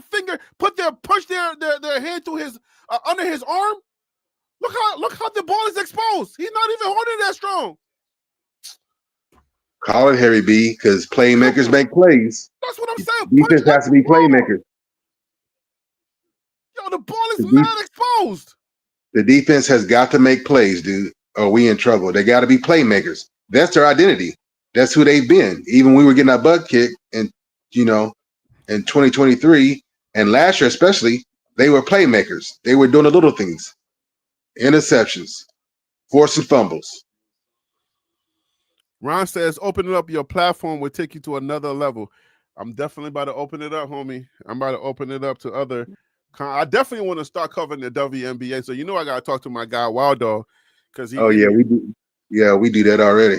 Mm-hmm. We got to do some cross-platform content. You and your Switch, was it Switch for real? Yeah, even Harry B. I was thinking. I've thought it more than once before, but I thought like my producer, he's also a filmmaker, and I just thought somehow I need to get like a Zoom call between Harry B. and Big Mike because they're both filmmakers. Not the only filmmakers I know, but crossing over in the YouTube realm and then filmmakers. I'm like, I need these guys to I need to introduce these guys. So yes, but on multiple. I'm just saying so on multiple tiers, not just on one tier. But yeah. Oh, Yeah. technically is ready for it. Technically says WNBA content and women's college basketball too. Okay. All right, technically. Yeah. Technically could be a woman. Because Natty, Yeah. technically Nady. Is that Nadine? I do know a Nadine from Brooklyn. Uh-oh, I gotta. Oh, I knew it. Yeah. Technically says I am, of course. Hey, technically, if I start making women's content, it'll be me and you, only me and you and Wild Dog watching. We get 3 views Oh a yeah. week. Because Nadera, okay, Nadera. I'm when it well I'm into all kind of sports, but basketball is uh, I guess more special. So, but like uh, I'm blessed. I'm part of a season ticket holder group. On my own, ain't no way possible. You know what I'm saying? But Yeah. there's the people that would help me out, So like a or carpool, game. is But it like like, a carpool lane or something? Like whoever's not going, you go. Is that how it works? yeah. So it's like That's a good idea Mavericks too. games, WNBA games. We basically season ticket holders. So what do you do? So Like a tusu? Like so that's how. y'all keep putting money in? How does it work? Y'all put money in and then whoever goes, y'all kind of rotate who goes? Is that how it works? Yeah, kind of. It's almost like a lot of time there's a draft, but then if you have the tickets you can't use them, then you offer them up to the group. So a lot of times I'll get blessed, Yo, that's a and great then idea. so I knew people that were like, I know other people like bless me with tickets, or even I used to work for the Mavericks, or even if I email the Dallas Wings, like last year's home opener, I didn't have the game, and I just uh, emailed the Wings saying, hey, can I get tickets for the game?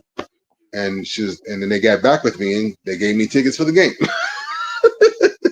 Hey, Yeah. Waldo, do they have something like that out there where it's like Uber for like ticket people who have?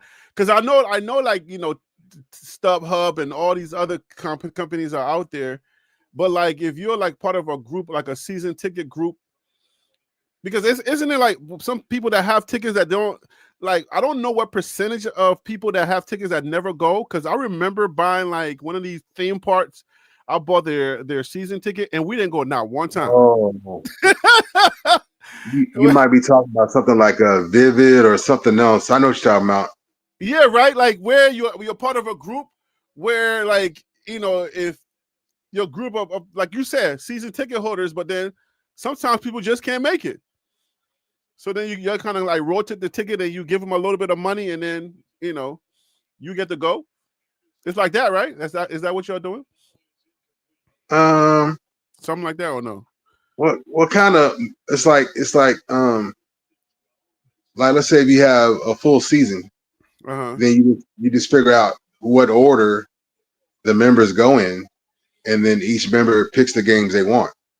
So like a Oh, okay. draft, a game draft, um, and then if there's like some whatever spare game, it could be like to be determined or just rotate to whoever somebody might get extra game. But then if you can't go, or if your tickets aren't going to sell, if you're trying to sell them and they didn't sell for whatever reason, you're not going, or you can't get somebody to go, then you offer them up to the group. Oh, So, nice. but then like before, it's like I was like have connections that if the Mavericks couldn't get my son to his birthday game for whatever reason, then I contact other employees that I know I work with. If they couldn't help me out for my son's birthday game, the season ticket holders sometimes would bless us, or at least if I had to buy the tickets, I could do it at season ticket holder cost. So that's how I stayed plugged in, even though I was retired. So the season ticket holder group that I'm in with, this was people that used to like just throw me tickets, or like I would buy tickets at the cheap season ticket holder price to get my son to a game. Mm, okay. So now I'm like a retired. Since I've been sick, it's like I'm like an official member.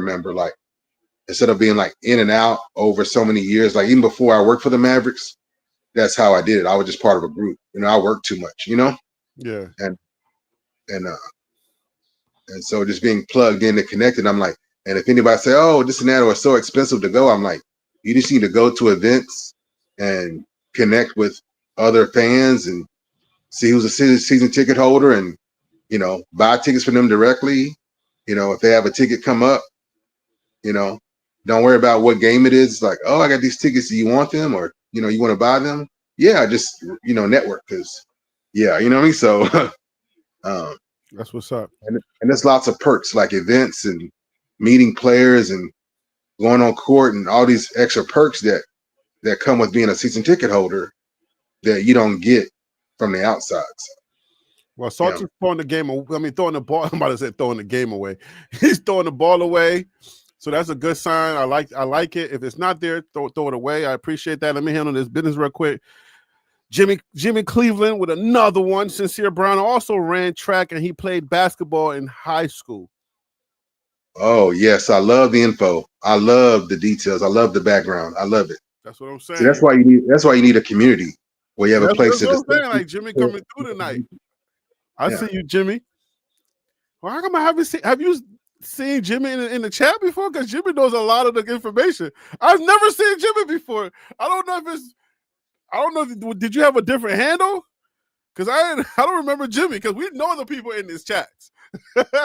We know the haters, the lovers, the butters. We know everybody around here. It definitely has to be a handle switch up. Either you switched up the handle or something. Because I ain't never seen your name before. But you said something about the Hemi. I was like, wait a minute. Yeah. You can even determine how you appear inside the chat. I know, but I'm like, hold up. So the way you can watch these things on like without entering the chat. You can just put the audio on and just watch and just listen. Yeah, listen. So yeah. It's 21 to 3. Well, you can see the score right there. I got the score up there and you can hear the audio. Ron Tate says, Harry, contact me. Very important regarding NBA games. Okay. All right, Ron, I'm gonna hit you. NBA? All right. Yeah, I'm gonna hit you, Ron. Hey, Jimmy, man, I appreciate you tonight, man. I appreciate you coming on here. I appreciate you for the information and for the super chats, man. Look, thank you so much. Because a lot of these lives, man, like I ain't gonna hold you. A lot of these lives, they don't get as many views that I would do on the shorts, and like my shorts are averaging like 20,000. I'll say on the average, they're averaging like 20,000 views, and why not? The videos do pretty well, but the lives, you know what I'm saying? But the super chats definitely help to make it, worth doing and everything. So I do want to say thank you so much. Because you pretty much pay for like you got to keep the lights on. Lives. The electricity ain't free, Yeah. Oh, hey, you see these beautiful lights behind memory ain't free, and mics need attention, or this and cables and wires and equipment. Hey, so, you know that, Wild Dog. You already know. And I love when people become members. Click the join button and become members. I love it when people, give freely from their heart, and we don't have to, force your hand by paying into the swear jar. We'd rather it be freely from the heart than into the swear jar. Hey, man, I'm glad, man. Yeah. Yo, this community. That's why I like every time I can't do something like either physically or just my schedule would not allow it. I'll be missing the community, man. I'll be like, dang. I know the community right now, I'm not there. I know y'all got other channels and everything else y'all do, but I'll be missing it. I'll personally just be missing, like when I can't do it, I'll be like, dang, man, I wish I can go up now, but I can't. Like physically, I really can't because my schedule is so tight. I'll be like, dang, I wish I had my regular schedule that I had last year. I could do more, but now it's like my schedule is so tight that it's just like, man, it's either you're going to do the morning show or you're going to do the evening show. The evening show, you got to go to bed early because it's 4 o'clock in the morning. I got to wake up.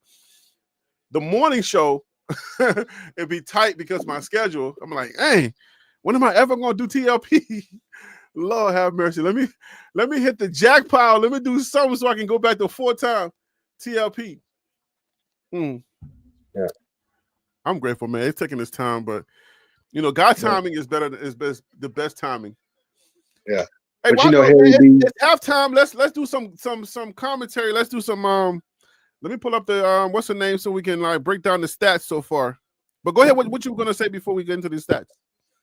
Yeah, I was just gonna say that for anybody that doesn't know, I've been a Buff fan since at least 1989, and so of course I have my channels for information and commentators that I watch, and of course I follow Chris Pratt and there's other even smaller YouTube content creators that I followed over the years. But as far as interacting with, I would say really there was probably one other guy, maybe like in the chat a little bit, but really just get information, observing. But you're the first real content creator YouTube channel covering the buffs that I've like really fully interacted with, and so um, and then of course I believe in collaborating, and so I see other people I go to support contribute here or there, or if and when I can. Um, but since the day I came across you and your channel, it's like for whatever reason it was, well, we know there's reasons, but I was like, oh, this is my guy, you know. So And we've been rocking out since yeah. then. So I'm definitely appreciative, man. And you know it, man. I definitely appreciate what you do. But let's get into this halftime breakdown of what's going on so far, what we see so far. First of all, you've been watching, so you tell me, give me what you've seen so far before we get into these stats. What is your thoughts on what you've seen so far? What I've seen is what I was kind of saying earlier. Just we've been when you talk about identity, then you were shaking my mind earlier about we've been slow to start. That's one of it's not necessarily a positive thing, but our identity um, has been as slow starters. Where we even have to come from behind or come in late to make a real good push. So that is part of our identity, is being a slow starter. I was kind of contributed to the, hey, it's like also, Salter, it's a reset. I know it's not his first game start, but everything going on, it's like resetting. So he's new to the program, reset, I'm going to say this is first game start, restart. And, you know, uh, so with all that being said, uh, very slow start, uh, scary, anxious, slow start. But now the reward of seeing things starting to click, flow a little better, seeing what the defense is doing, what they're giving us, and then taking advantage of it. And so, but we absolutely cannot let the defense spend too much time on the field. It That's makes true. them look bad, and it's not fair. So, All right, let me handle this business real quick. Give me a second, Jimmy Cleveland. With another super chat. Yeah, I'm always listening to the TLP, the Liberian perspective when I'm off work. I've heard your guest there now too. Okay. Yeah, man, you've been okay. I see you though. I see you. I appreciate you, man. Look, it hey, warms my we heart talk. when I see people that that's been into the show for this minute. So I guess I was like my cousin too. I had to go find me an African. No Diddy. You have to go find you an African. Salter and the team are getting in a better flow. That's a good. I mean, they are getting into some better flow. So let's go ahead and get these stats up. Wyoming passing. All right, so here we go. Caden Anderson, number 12. We got 413, 49 yards, average 3.8. No touchdowns, no interceptions. The team is 4-13, 49 yards, 3.8. All right. Their rushing is Number 26, Samuel Harris is rushing for him pretty much. Nine carries, 72 yards, 8 yards on the average. The longest was a 50-yard run. All right, they got Sam Scott, number 22, 2 carries, 5 yards, 2.5. All right, the longest was 3 yards. And then you got Teron Kellerman, or Kelman, not Kellerman. That's that Liberian thing. Come kick it in. Everybody's name changes from Harry to Harris. if you know any Liberians, you know exactly what I'm talking about. That's Teron Kelman, all right, number 5 with 3 carries, negative 3 yards. All right. We got Caden Anderson, number 12, 2 carries, negative 8 yards. All right, so the defense is affecting that. That's what's up. The team, 17 carries, 65 yards, 3.8, longest 50 yards. All right, and 4, let's see here. All right, so we're on Wyoming. Let me get, that's the box score. Hold up, come on.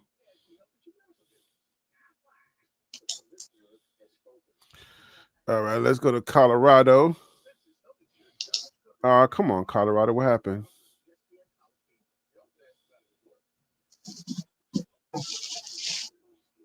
Did I click on the wrong thing here?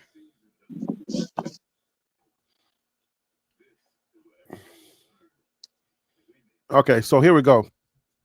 Colorado, on the other hand, they're passing. All right, Caden Salter, number 3, 10 of 18, 192 yards. That's not bad. 10.7 yards average, 2 touchdowns. All right, Colorado's rushing. We had Caden Salter, number 1 rusher right now, 7 carries, 20 yards, 2.9 average, 17 yards is the longest. And our running backs haven't really came up yet. You feel me? Our running backs, we got Decalon. Is that his name? That's how we pronounce it, Decalon Taylor. All right, so Taylor got 7 carries, 19 yards, 2.7. 4 yards on the average. 4 yards is the longest he has. Simeon Price, number 26, with 2 carries, 8 yards, 4.4 yards on the average. His longest was a 7-yard carry. We got Micah Welch, shares my son's name, Micah, number 29, 1 carry, 3 yards. Obviously going to be the 1 carry. That's his 3-yard average, right? And then Isaiah Harge, 1 carry, 0 yards. Wait, so when he got back to the scrimmage line? Because it ain't no negative yards. Yeah. 1 carry. Okay, so he got back to the scrimmage line, and Coach Prime said that's enough for you. He got stuff. He got stuff. And Coach Prime said that's enough for you. Coach Prime won't trust nobody but Shador. If he gives you 1 chance and you don't show him what he needs to see, he said, okay, you're benched. Hey, yo, I'm watching over here Texas with Sam Houston. Like, when does everybody get what week does everybody get into conference play? Because I'm so sick of these daggone big teams playing and beating up all these small little teams, and then people say, oh my gosh, this is the best team in the nation. I'm like, wait till Oregon catch one of these teams. All right? Wait till Oregon catch one of these regular teams. They're beating them all. You know what? Let me finish these stats. Yeah, man, because I'm so sick of it. Every time I look up, I see these big teams playing these little Sam Houston teams. I'm like, what are you? Hey, Harry B. Flexing on somebody. I'm like, what are you flexing for? That's why Coach Prime wanted a preseason game. So they have to be careful with their schedules and give themselves at least a couple of warm-up games before you go mess around within your own conference. And then let the little schools make their money. Man, when these little schools, with these smaller programs, play these big blue chips, sometimes that 1 game is more money than they'll make the rest of the year. So after the game wants to know why Salter plays with his mouthpiece hanging out of his mouth. Because he's Michael Jordan. He's soothing. Maybe he's soothing.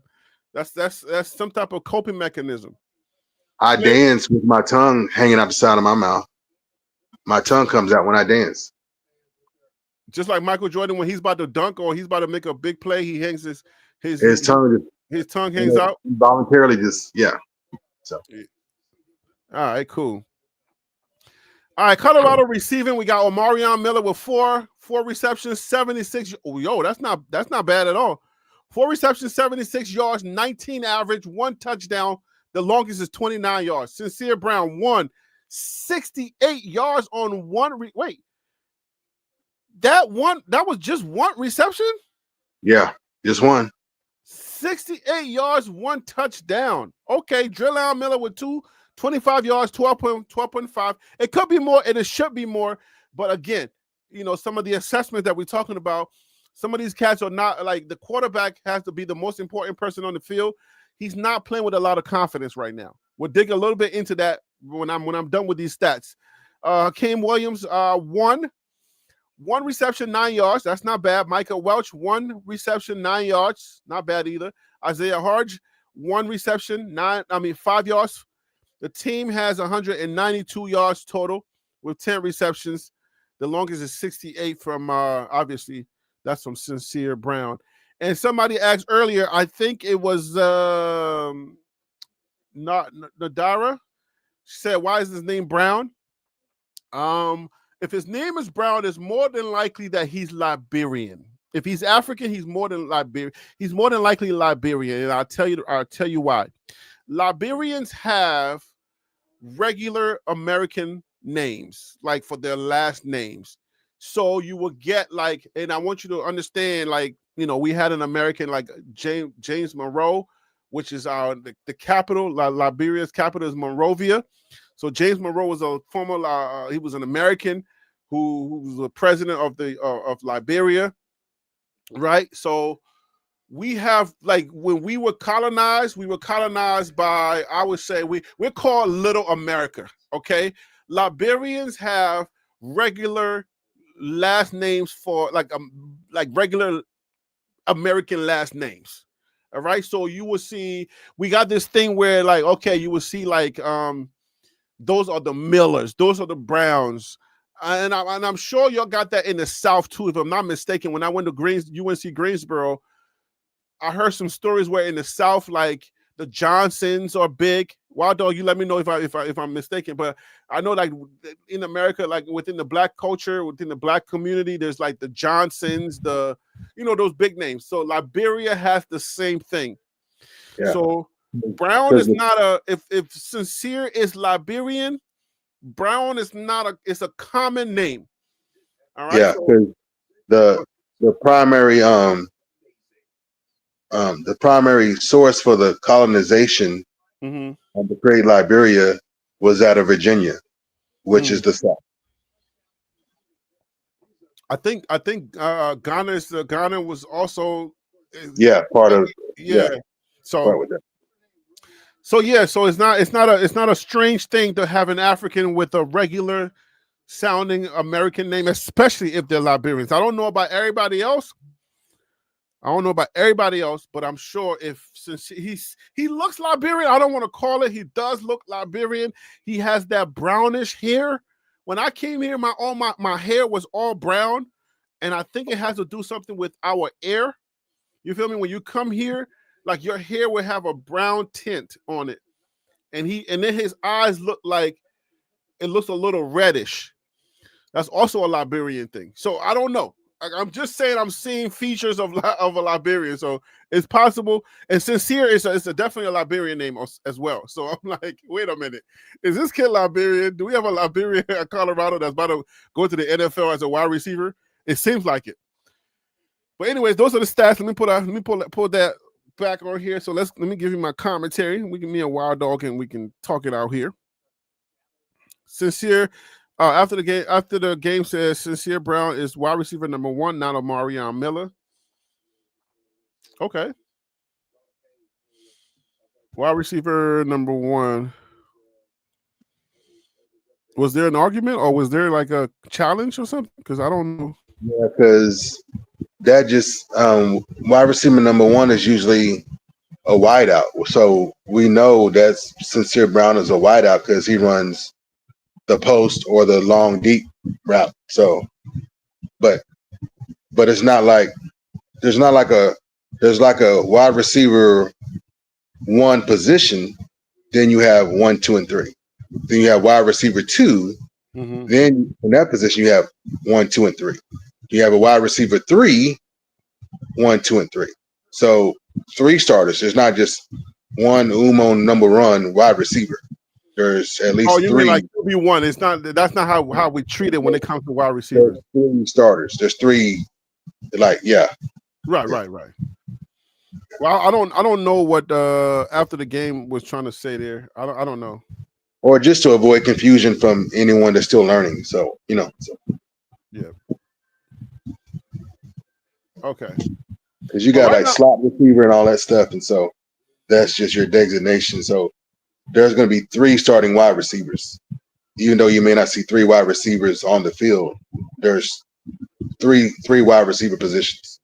Right, because certain plays call for more wide receivers, and then you get the nickel cornerback coming in to try to make sure they cover 4 that. wide out. Yeah, you can have a situation where there's 4 wide outs. So but standard you got at least 1, 2, and 3. Yeah. So anytime you see a nickel corner, they're using a lot more receivers. Okay. So it's 21-3. Colorado right now is leading Wyoming. Wyoming is 2-1. Colorado is 1-2. It's a tough year for Colorado, but your microphone is doing that thing again, Wild Dog. What I'm seeing right now from Colorado is very, very inconsistent. And I'm looking for some consistency because once Colorado, let me put up the schedule so you guys can understand what I'm about to say. Once Colorado gets into this schedule right here, all right? Once Colorado gets into this schedule and gets into conference play, it's going to get tougher. All right, I'm going to take this off. Okay, so just remember this, okay? After this game, all right, September the 27th, we got BYU, we got TCU after that, then we got Iowa. Like we are about to have only conference games. I think the entire college football spectrum or the landscape, excuse me, is about to go into conference play. I don't think you're going to be seeing no more lopsided games, all right? Because at this point, I don't think there shouldn't be any more games left besides conference. Is that right? Isn't that right, Wild Dog? Yeah, for the most part, I think I think everything should be conference now because now we're getting to like week number 5. Because for us, the only other non-conference game, no. This is it. This is it because if we don't get into conference play, then this is it. Anyways, this has to be it. For us, this is it because we have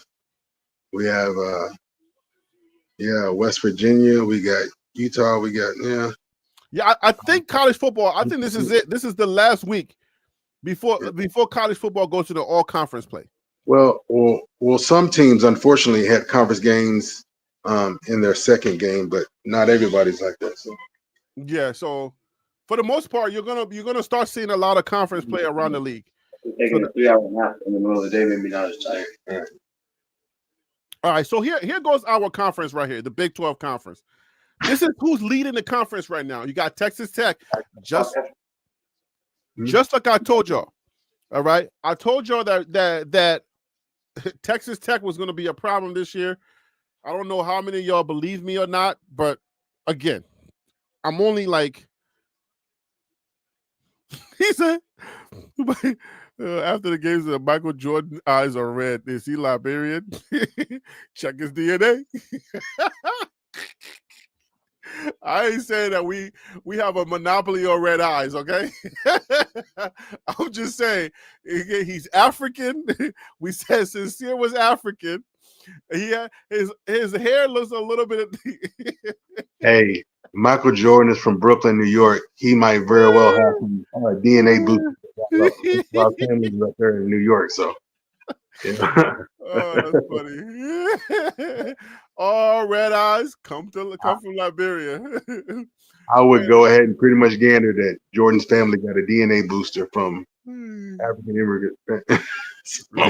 if he in there, he close. Anyways, Close. Iowa State is number two in the conference, and then Houston is up there. All right, even Arizona State, BYU is yet to win. Well, they're yet to play that conference. Their conference, but they're 3-0. So TCU 3-0, haven't really played any conference games yet. Wait. Kansas obviously has taken the L in the conference. Yeah, see, they played that game against Iowa State in Dublin, Ireland. So see, they had already did a conference game and took an L. Yeah. So as you can see, Colorado is at the bottom of the conference right now with Kansas State, which is struggling. Dylan Edwards. I mean, he got hurt. I'm telling you, we're going to take Kansas State. I mean, we just misjudged their program.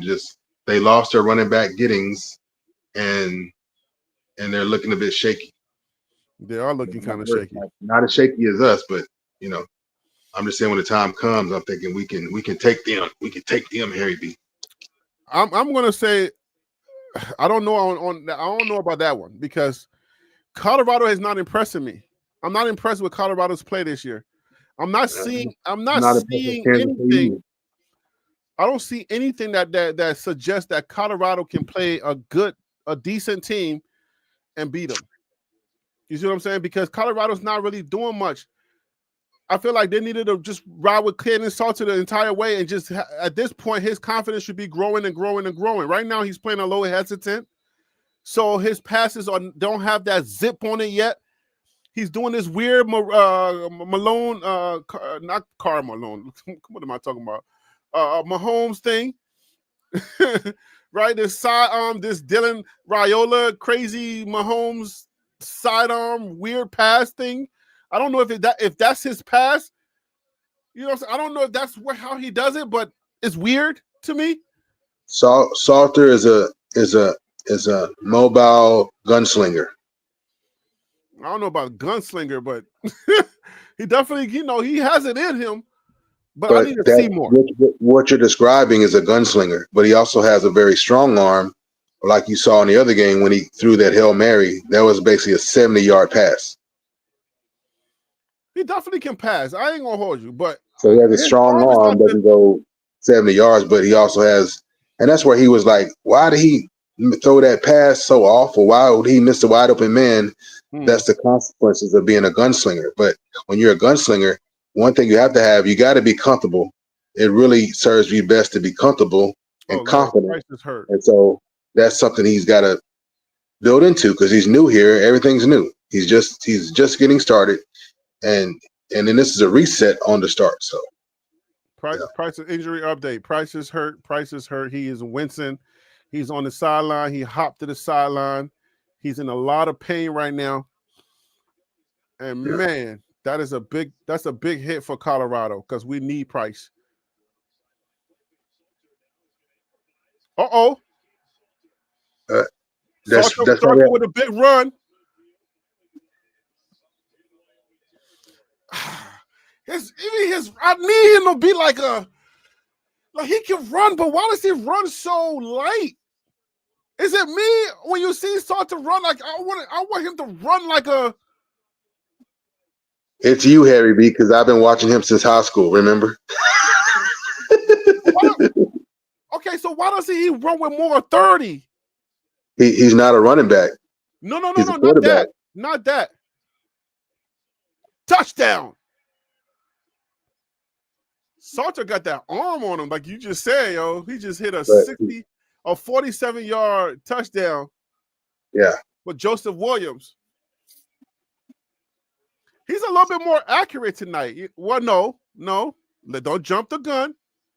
He already had that. I already pointed that out. He had that, but it's when he's on the run, is when he's not accurate. So Salter had that already. Right now, he's not running. When he's in the pocket and he plants his foot to throw the ball, he already had that. I'm not going to hold you. I already knew that.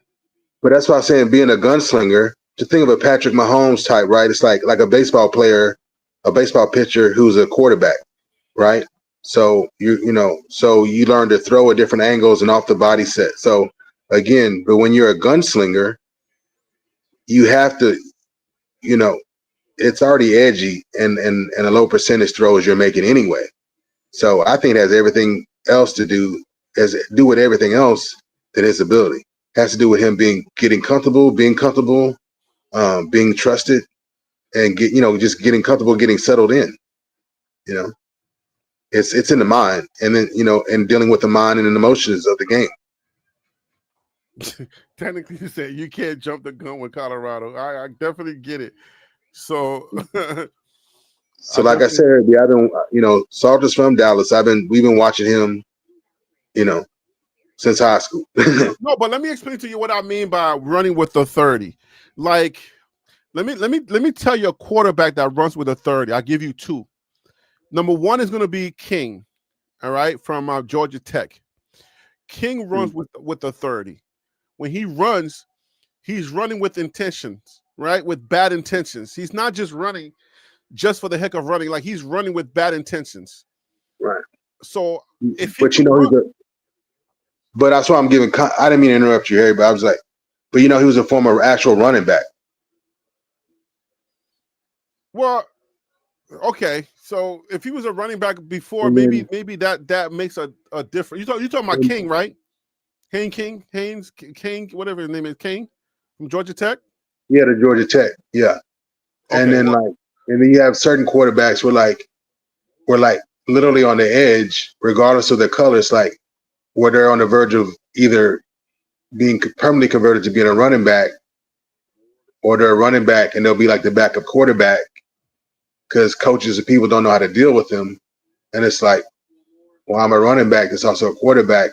Why can't I be a mobile quarterback? It's still the whole debate with all of that. But, sometimes you come up as a running back and you're a backup quarterback and nobody looks at you a quarterback until you get your shot. Well, I mean, if you look at Juwan Johnson from LSU, I mean, I think he holds the record 14,000 yards in the Boo. But right now he's a running back for them. But he's like a multifaceted player for LSU because they've used him in multiple places. He's actually been a wide receiver as well, but he's a quarterback. Exactly. He's an actual quarterback, but he put on like 200 pounds. Like, he didn't put on 200 pounds, but right now he's like 200 and something pounds, and he's a running back. You feel me? So, and he's a decent running back in the SEC. So I'm like, wait a minute. Someone's about to play quarterback for us, but he left after that spring game, and he was like, nah, I'm not coming to Colorado. I'm going back to the Boo. Because think about it, Harry B. Like the whole flea flicker thing, right? The quarterback tosses it over or hands it off to a wide receiver or running back, and he goes and disappears. He's running downfield, and then the running back or wide receiver launches a pass perfectly to the quarterback for 30, 40 yards or a touchdown. So the running back or wide receiver, well, wow, they threw the ball like they was a quarterback. Well, they may have been a quarterback before or actually be the backup quarterback. So you got players with actually multifaceted skills who could do multiple things, all around athletes. And especially in college, that's who you would kind of bring into your program. So literally there's plays designed to take advantage of that very thing where a quarterback has hands to catch or to run, or even a running back has arm to throw. Running back or wide receiver has an arm to throw. Yeah, Peter Investor says gunslinger equals quick release throw, especially if you're from the Wild Wild West. You know what I'm saying? If you're from the Wild Wild West and you was one of those John Wayne type characters. Yeah, so like you have a quick draw. He can go from I'm passing the ball to, oh no, let's go running full speed, and then all of a sudden, wait, somebody's open, and then just bam, it's out of there. Yep. But that's a low percentage, play or throw you're making already. So you really have to be comfortable and confident, because those things where human beings can interfere with your play, and where things can look so far off because it's a low percentage situation. So, but when you're on, you're on. Where a busted play is a touchdown or first down, So. Right now it's 28-3. Colorado is playing. Colorado is in the lead. Not Colorado's just okay. And So just to remind everybody, Utah was, what was it, 31-6?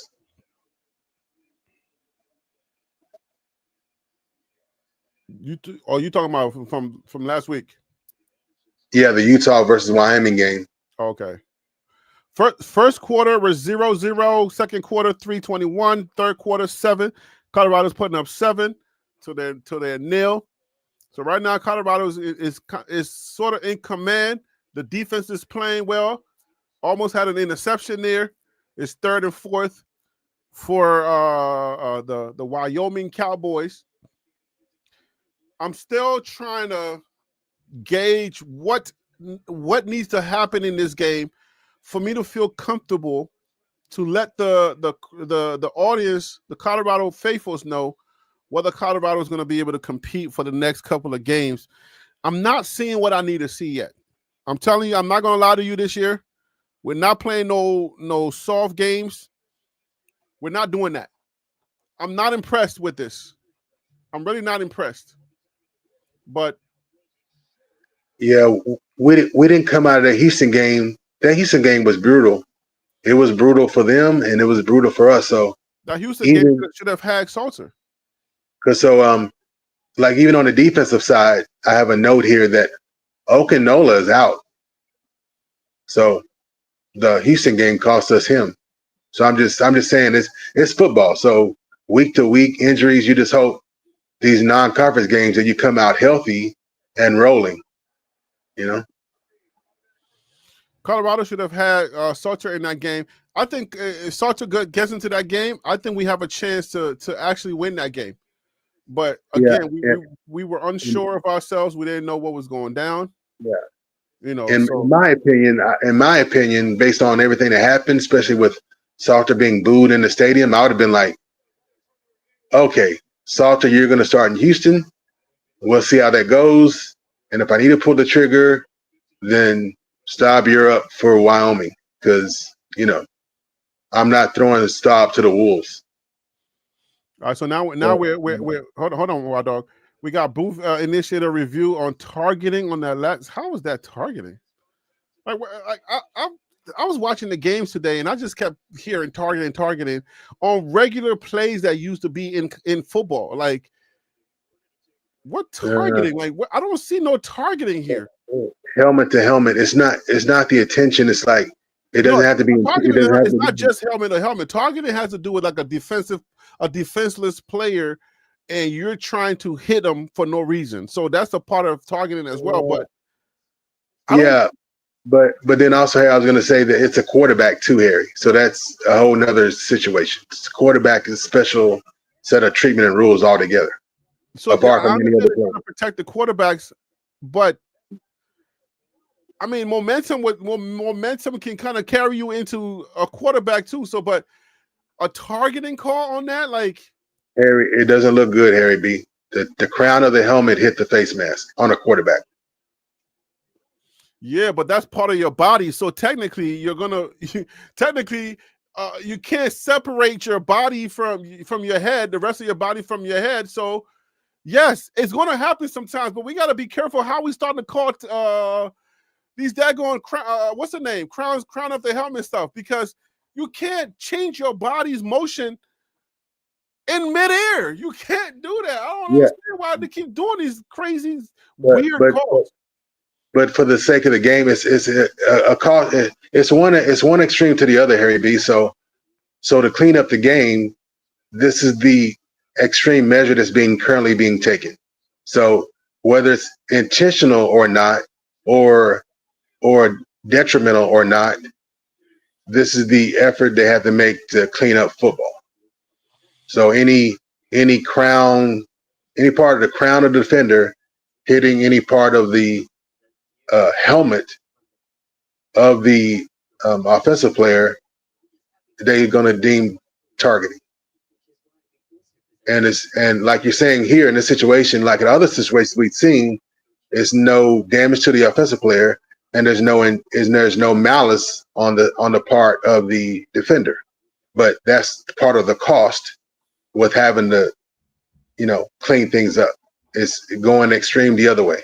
Yeah, but you're gonna end up with dudes either getting hurt because they're thinking too much on that field because defenders are trying their best to try to like adhere to the rules of targeting, but I mean, when you're trying to go full speed, there's no way you're going to be able to control your body, the one half of your body and the other. You can't really control it. So it makes the whole thing weird. But I understand targeting. Like targeting, I get the rule of targeting. All right? Because guys used to be headhunters. All right? You want to get rid of those headhunters, but for the sake of the game, like, come on now. Harry B. No love tap? Like, this is a love tap. Yeah, I what I'm trying to say to you, Harry B, is that we're human. This is what we do as human beings. We overcompensate. We Hold on, overcorrect. what was the call? We overcorrect, and then at some point we will balance it out. But for now, this is just a cost in our overcorrection. Hold on, Wild Dog. I'm trying to get the call. Hold on. But that does not look good. All right, so now they got a touchdown. What was the call?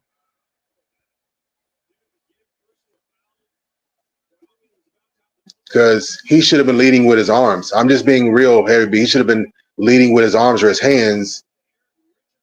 If he had, went like he was going for the tackle with his arms and hands, that just looked stupid. That was a stupid play.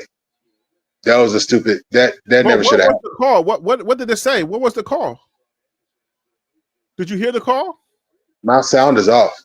I only got the video. But he's on the sideline, so even if they cleared it, as a football coach, I'm pulling you because that was stupid. That was a lack of discipline. That was, and in the climate targeting it, then that means he's ejected out the game. And in the climate that you're talking about, Harry, that's absolute no. That's like some little cheap thing you would do, before. But no, that because if you're trying to, block a pass or even tackle to get at a quarterback, the first thing that should meet him is your arms. So it looked like he kind of, it almost like he did like a I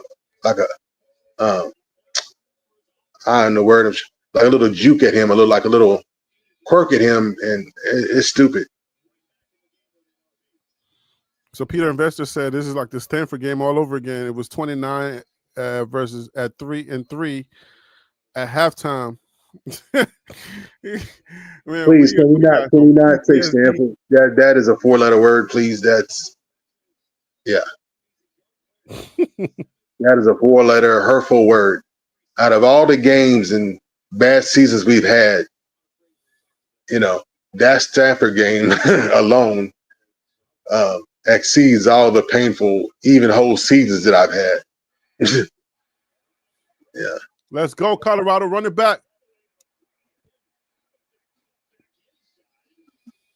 All right, Colorado with a good run back. Let's talk to come in here and give us another one. So Gibson with like a 20, was it a 30-something yard run back? But so I'm gonna be real with you, Harry B. In my opinion, that stupid move, that personal foul on the quarterback, that stupid personal foul on the quarterback, cost us a touchdown. This is how you give up momentum, and this is how you. Well, Colorado's back with that good run, so we got the ball back. Yeah, I'm just saying that's why discipline is important. Being smart, understanding the rules, but also having the discipline not to do just stupid stuff like that. So whatever the end result was, targeting or just personal foul, he deserved it, and I'd sit his butt down.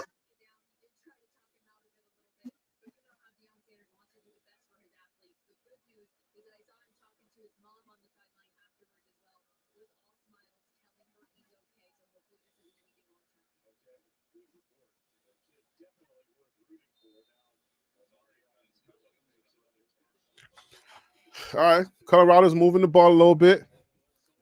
Man, I feel like they whether they clipped Salter's wings or not, they need to release that dude. They need to like unleash him. You know what I'm saying? I feel like Pat Shermer is not the right man for a player like Salter. Right. But even with all that, Harry, just It's like, you know, you gotta know that you gotta know your players' abilities, and you really gotta understand how all of them work so that you can design plays around them. I don't like OCs or DCs that just kind of like have this stale playbook that set it down like and say, okay, let's learn this. It's like what Livingston said when he came in. Livingston said, hey, yo, I want to know who we got in this room. I want to know who we got on this defense. And then I'm going to make sure that I call plays for each and every scenario in each and every game. I mean, you got that going to stop coming in and saying, nah, I seen my guy Sincere, my red hair, red eye Liberian guy, and now he's a burner. So don't listen to Pat Shermer. I need you to run. If Sun comes off, take off because I'm going to get you the ball there. You know what I'm saying? Yeah. Hey, Jimmy, I appreciate you, man. He said, thanks for a great show, guys. Pay the light bill, Harry B. Wow, that's a 50. Sheesh. Hey, yo, Jimmy, man, I appreciate you. Thank you for coming through, man. I know it's late right now. It's 12:43. A lot of people got to go to church tomorrow. So wherever you are, right now in New York, it's 12:43. So it's got to be a lot later for other people, depending on where you are. But yeah, man. Yeah. Thank you so much, Jimmy Cleveland, for the super chats tonight, man. You really laid it up tonight, and I'm definitely gonna be, you know what I'm saying, like YouTube is gonna cut me a little some. And I think they take half of it or 60%. I forget what percentage we get from that. But that's why I promote the Cash App. Because it all goes to you. They take a big chunk of that. But I appreciate you, Jimmy Cleveland. Thank you so much, man. Thank you for coming through, and thank you for being a part of this community, man. I appreciate you. Salute to you. Yeah, salute. Gratitude and blessings. Salute. Absolutely. Absolutely. Thank you so much.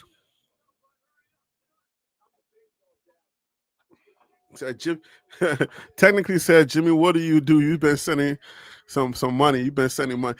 Hey, man, I'm just, whatever Jimmy does, God's going to bless it. That's for sure. Colorado football IQ is low. Well, special teams is IQ is not low. Special teams is rocking. I feel like the play calling is just mediocre. You know what I'm saying? Like you got athletes, but you don't. I feel like the play calling is not designed for the players they got. You know what I'm saying? It's like you got pure like athletes, but they're calling plays for like some weak, weird plays, and it's weird to me. Okay. I can't be the only one looking at this. I can't be the only one that's peeping this thing. It's like, why don't you design the play calling for the guys you got in that locker room? Yeah, and then too, Harry B, we're in the new era of college football free agency.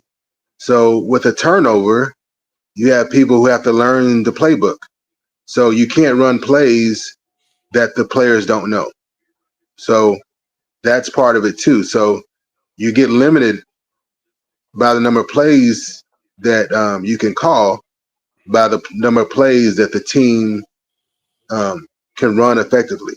And as they learn the playbook better and more practices, and they can run the plays more effectively, then that can expand your playbook. I mean, that's a fact. I mean, that's the fact. So play calling, the players play a part in play calling because you have to know the playbook and then be proficient, efficient at executing the plays. Or if there's a play and you know it, but you can't, for whatever reason, get it done right, then it's like, well, I need to scrap that because I don't have people that can execute that play.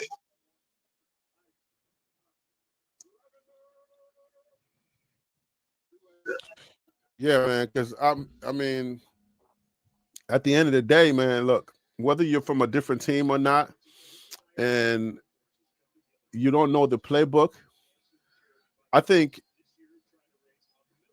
the OC needs to understand who they got. I mean, I do get the fact that, okay, regardless of who you got, you still gotta, the players gotta know the playbook, which is important. And you can't really play fast if they don't know the playbook, because they're in their heads. They're thinking about where to go and who's supposed to be where. So I get it. Mhm. But Yeah. I feel like, okay, if you're at practice every day, you got the summer, you got the spring, the fall, you got fall ball, but you got the spring.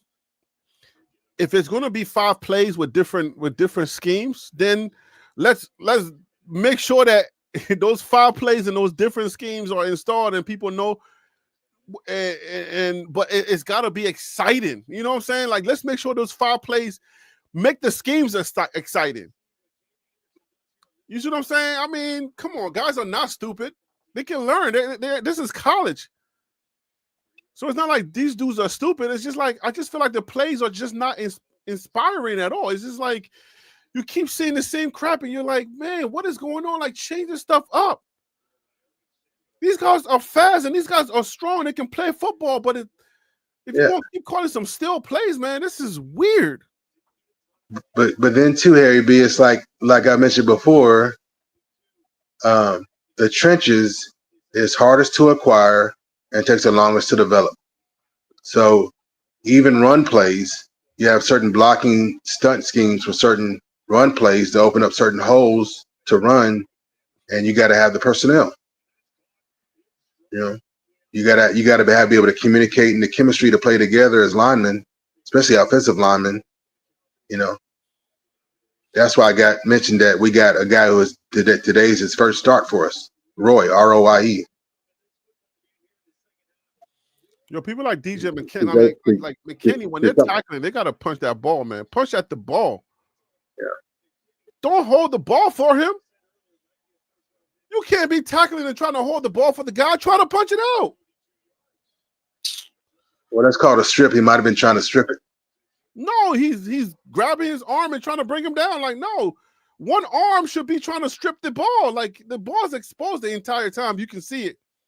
When a guy when he catches the ball and tries to turn around, and when he turns around to run, you should always come in with the upper arm. Like, it's like an uppercut. You know what I'm saying? Like, you should always try to do the uppercut situation.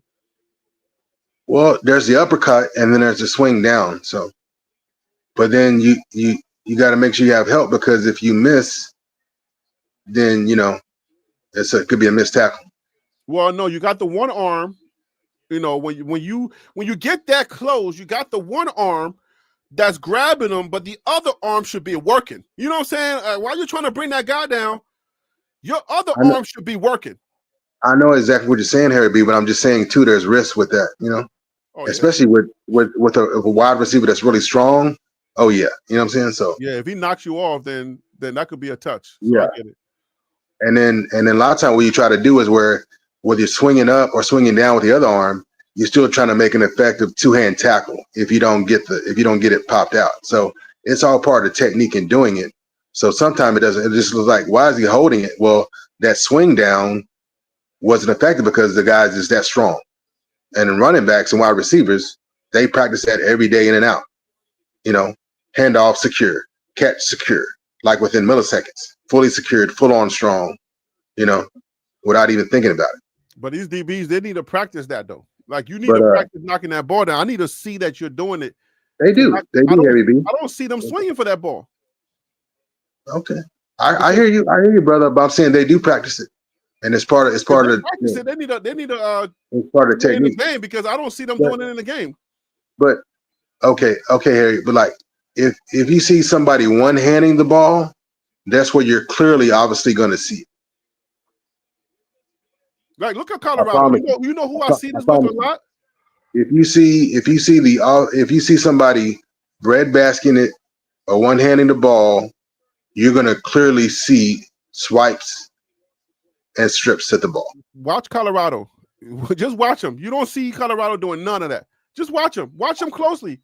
I've If seen they're it. practicing, I don't see it in the game. Okay. Just watch them, because I'm watching, I'm and watching it, and I watched some teams today, yeah, and I know several teams that their main thing is like every time they get an opportunity, they're trying to punch that ball out. strip, All right, yeah. so I never see Colorado do that. If they're practicing, they're not showing me in the game. They practice it, and I've seen it. But also, what have we had a problem with, Harry B? We've had an atrocious problem with missed tackles. If you have an issue with missed tackles, what do? You draw back to the very basic minimal things. So we've had issues with missed tackles and getting run over. Georgia Tech, a lot of that wasn't just being juked or anything. That was arm tackling. That was bad tackling. That was missed tackles. So what do you have to do as a coach? You have to bring it back to the very bare fundamentals, grind it down to the very bare fundamentals, and in the guy's face, absolutely hold the absolute minimum standard. But part of the tackling I've seen tackling moves where it's up and swinging at the ball just doesn't move. The guys are strong. And I've also, even when you were saying something where it was a two-handed tackle and the right hand was coming down on top of the ball, but the guy was strong and the ball didn't even move. But there was a purpose in that technique in tackling to get the ball, if the ball was compromised, for it to move. Even though it's not overt, clear swinging at the ball, overt, clear hooking to strip the ball. But there's a technique in tackling. But if you had guys problem with missing tackles or poor tackling skills, you got to strip all that other stuff down to the bare basic minimum. Pop Warner, you gonna learn how to tackle today.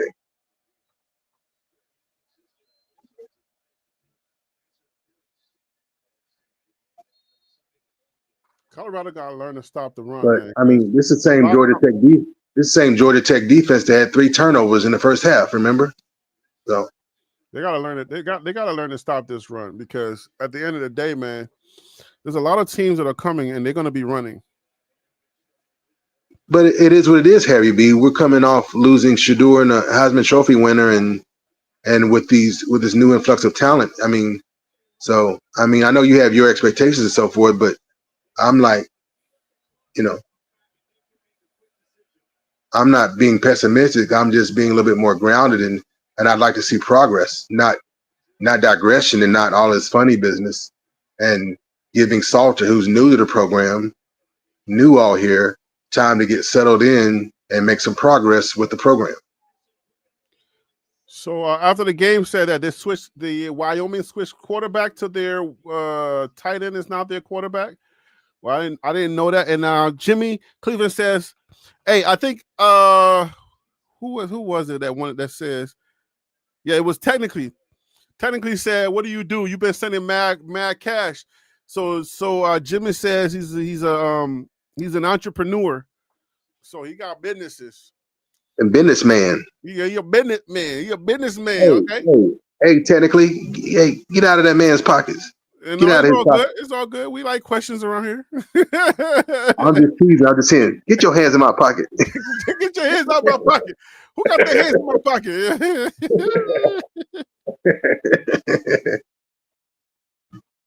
Yeah. But yeah, Harry B. This, if nothing else, this defense, I appreciate the identity has been playmakers. So 3 turnovers in the first half of the Georgia Tech game. That's, if any part of their identity, has definitely been playmakers and been opportunists. You talking about Colorado? Yeah. But if you have players, identity is playmakers. Yes. That's how you identify in Colorado, playmakers.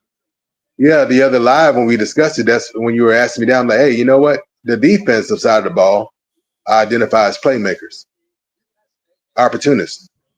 And that's really how the defense got highly ranked last year, is because of the forced fumbles, the interceptions, taking advantage, forcing situations with, creating situations for the offense and taking advantage of mistakes, playmaking. I don't know if I would categorize Colorado as playmakers. I don't think that's an identity I'm ready to bestow on them.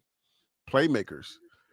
I mean, the playmaker is a playmaker. Like we know who's called the playmaker. He's Deion Sanders' best friend, but or one of his friends. But playmakers, nah. I would challenge you on that one. I'll push back hard on that one. But Harry B, you were just talking about stripping the ball. So what would you call that? If someone actually strips the ball, forcing a fumble, I'm telling them to do it. I'm not saying they're doing it. Okay, but they need to do it. If they did that, then what would you call that? Stripping the ball. That's it. If you strip the ball, I'm not going to call you a playmaker. But that's what that is, Harry B. No, that's but it's like saying if you breathe air, you're human. No, Harry B. No, if you strip the ball, that's stripping the ball. No, Harry B. Call you a playmaker. No, Harry B. Because consistently because running backs and quarterbacks, running backs and wide receivers, if they're that easily stripped to create fumbles, they don't have a job. It's their natural inherent strength and ability to secure the ball. So even if you have one forced fumble, that's making a play, that's exceeding expectations. So if you have 3 turnovers in the first quarter of a game against Georgia Tech, oh, you playmaking. Y'all making some things happen. Because fumbles aren't always recovered. Yeah, but when you talking about bestowing a name like playmaker, like Michael Irvin. I'm not bestowing it. Hold on. It's the term. It's not a. No. I'm not. You saying you're calling it with anything. You're saying that you're gonna call them. You're gonna give them the identity of playmakers. That's not. I can't give them that. Hey, Jimmy said. Well, let's pull up the thesaurus. Hold on. Let me handle this business. Says Memphis Tigers did it today to win the game, just like Travis Hunter did at the goal line. So yeah, I mean, like when he went for the ball, his helmet hit the ball and it bounced out. So, but no, I mean, I understand what you're saying. If you make a play, that's a. What did you just say? Make a play. Hold on. Make a play. Hold on. When you make a play, you make a play. The thing what gives you the title playmaker is the consistency of doing that thing that you're doing. But you being like you washing dishes, right? I can't put a title on you like, oh, look, he's locked in. You feel me? Like I'm talking about my kids like something. I'm not gonna praise them too much for washing one dish, right? So I'll praise them when they get consistent. Well, Harry B, I don't have the numbers from 2023. I don't remember them, of course. I don't have the numbers. I had them from last year. And of course, definitely I don't remember them. But my eye test, my eyes don't lie to me. And like even I said, the numbers don't lie. 3 turnovers and a half. Come on, Harry B. 3 turnovers and a half. I don't know what you're saying. Are you saying that you're going to call them playmakers? I'm giving you the facts. That's fine. That's fine. But I'm asking you. It's Georgia Tech. I'm asking you about Wild Dog. Are you saying that they're playmakers? Are you saying you're going to bestow playmakers with them? That dude is Liberian, dude. You keep thinking of it as a title like Michael Irvin, like I'm giving them some reward or some honor. I'm just giving them an identity because if you even to earn a starting position, you have to be a playmaker. But how consistent are you going to be? Like you said, how consistent are you going to be? Right. And on defense, you can be a playmaker and only have 1 tackle for a loss per game. You're a playmaker. And that's how hard it is on defense. If you have 12 sacks in a season, my goodness, you're an All-American. Well, that's only 1 sack per game. Well, that's the game. He's a playmaker. Well, that's only 1 sack per game. But 12 sacks in a year, you're a playmaker. You're giving them an identity of playmakers. Isn't that you bestowing the name playmakers on them? No. So what's the difference between you're taking it to a whole identity? You're taking it to a whole nother level. I'm saying I'm just asking you to clear it up. When you give somebody an identity, when you say I'm giving them an identity of playmakers, that's not the same as saying that you're bestowing that name on them? No, there's different, Harry B. So what you're pinning on is like, okay, there's the status of being average, right? Average is average. There's no debating that. But anything above average, that's where you're separating yourself from the pack and your identity. What is exceptional or different about you? What is it that makes you be able to get the job done? Well, we can't stop the run, but no team can pass against us. Well, you have a lockdown. See the word lockdown, but when people say lockdown corners or lockdown secondary, Coach Primetime owns that. I'm not trying to bestow them with a legendary lockdown nickname or status, right? I'm not trying to do that. But I'm saying in certain situations where they force fumbles, interceptions, or do things that are above average, they're creating identity for themselves. See, that's Yeah. No, hold on, Waldo, hold up, stop. This is what I'm talking about. The ball is exposed. He's running the ball, and the guy purposely swept at the ball. I have not seen Colorado do this all night, but Welsh just lost the ball, and this is exactly what I'm talking about. This is I know exactly what you're talking about, Harry B. I know exactly what you're talking about. Swiped at the ball because the ball is exposed. You see what I'm saying? But the ball is always exposed, Harry B. You can't tuck it underneath your shirt anymore. That's a penalty. Yeah. Jimmy said, guys, I played college basketball, and there's a difference between being a playmaker and making a play. And that's why I'm challenging it. I'm pushing back on that. I just explained it. There's a difference between being average and being elite. Yeah, that's all he said. He said the same thing I said. That I have to accept it. I know. He said, he said the same thing I said. I'm pushing back. But he said, I'm pushing back on their identity being. It's semantics. It's semantics. He said the same thing I said. There's a difference between being average and being elite. Duh. Hello. I said the same thing. Different words. There's a difference between being average and being above average. Difference between being average and being elite. How's that? If you force 3 turnovers in game 1, you're showing proof of your identity, what you're capable of. Now, if you're not being consistent or not, bang. Last year, I seen these guys do all kind of tackles for loss, force all kind of fumbles, interceptions. Not the same guys though. Right, but we're talking about as Colorado, Coach Prime's program, Livingston's program.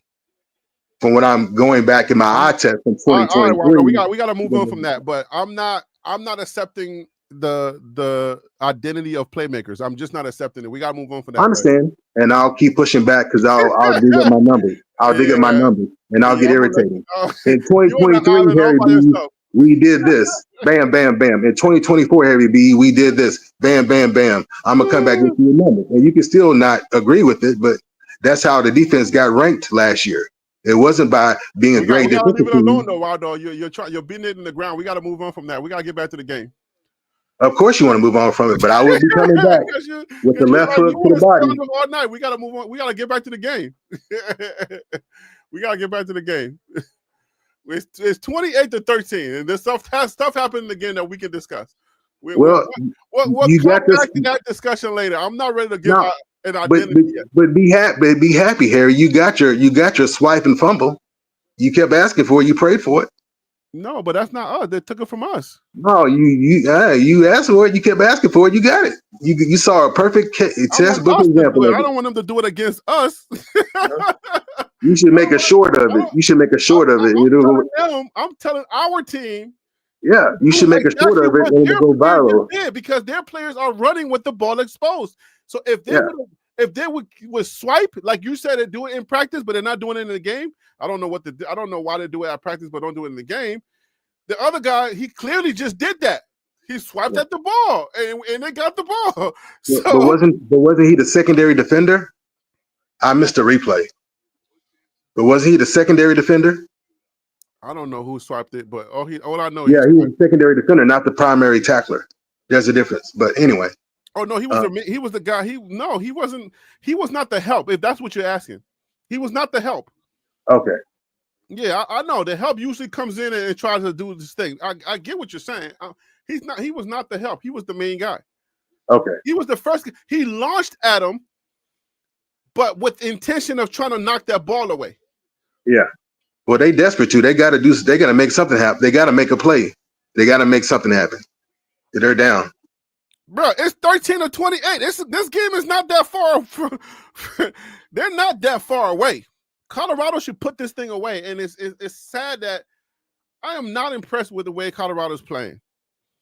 And I think Coach Prime needs to also have an identity as well as a coach. You know what I'm saying? Like, we shouldn't be afraid to talk about Coach Prime and his identity.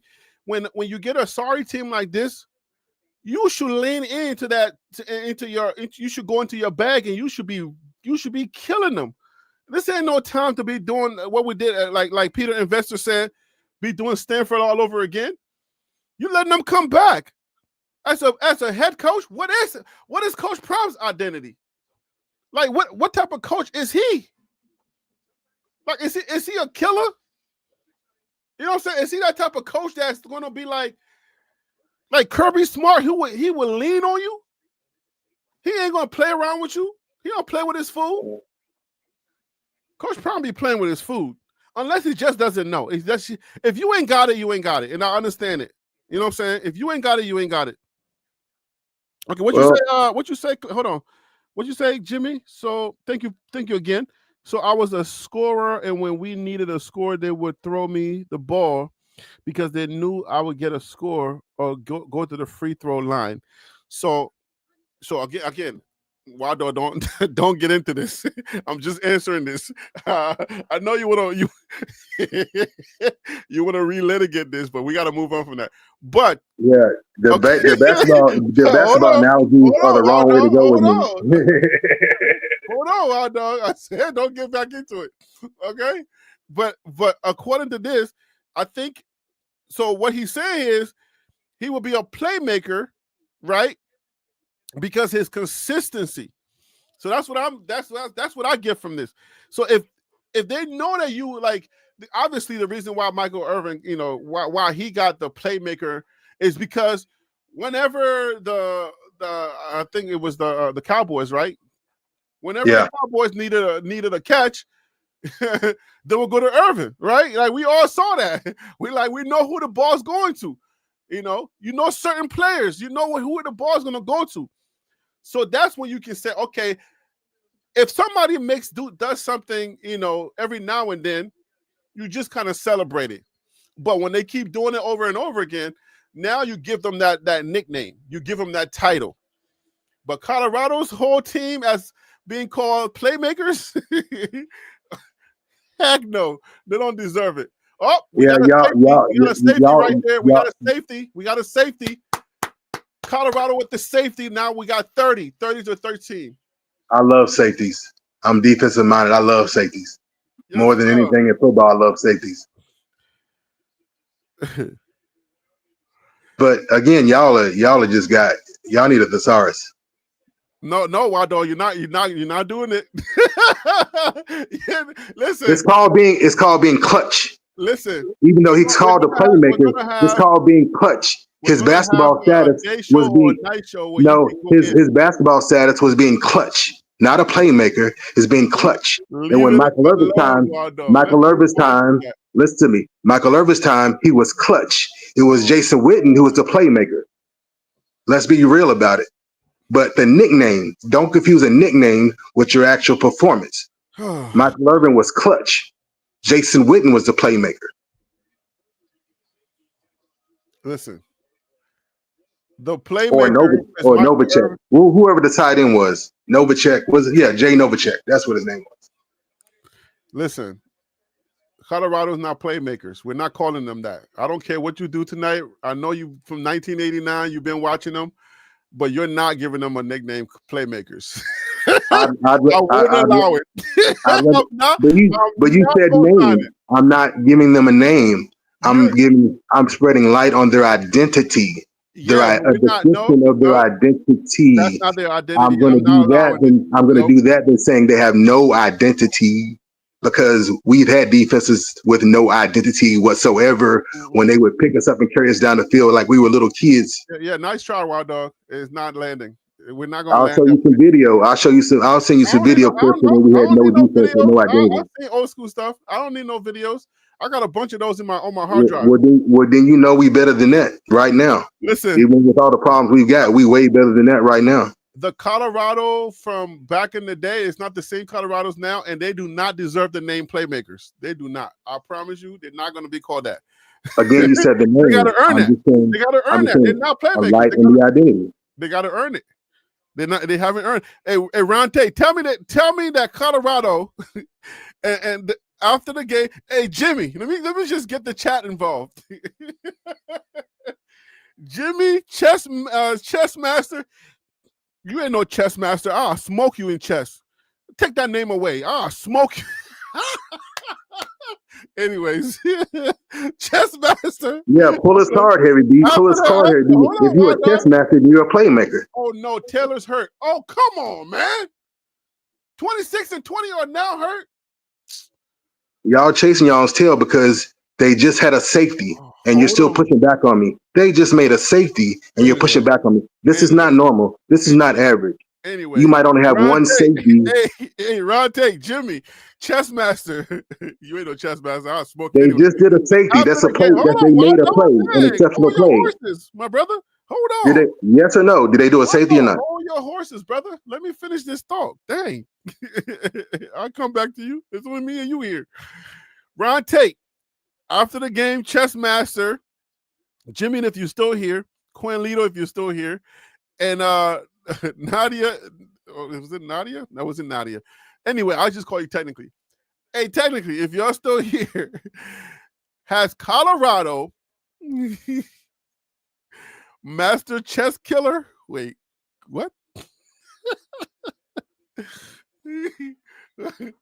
You still get smoked, okay? Anyway, you don't want this, okay? I'll beat you with all pawns. Anyway. Anyway, y'all tell me, has Colorado's defense or off what defense? It's defense you're talking about, right, Wild Dog? Yeah, defense. Colorado's defense earned the title of playmakers. The description. I don't care. The description, playmaker. Whether it's description, smell, anything close to playmakers, can somebody please let me know? Put it in the chat. Let me hear. If you think that Colorado's defense has earned the description or the identity of being called playmakers, I say, if I could cuss, I'll put expletive, no. It's going to be a long season, Harry B. Lots of games. They're just not playing, and what's going on? Is Jordan Seaton not playing? Yo, it's a lot of people getting hurt, yo. Go forward. You got the first down. Just run straight forward. Stop being hesitant, man. What the hell you dancing back there for? Just if you step forward like Haynes King, you would have been. That's the first down. Why are you dancing back there, man? But the freaking get what you standing back there. I'm looking at the yellow line standing right there, and you're right next to it. All you gotta do is just run straight forward and slide. Come on, man. Like, what is the OC doing, man? Salter had a wide open lane and he's dancing back there, second guessing himself. I don't care what the OC tell you or what Coach Prime tells you. You run forward.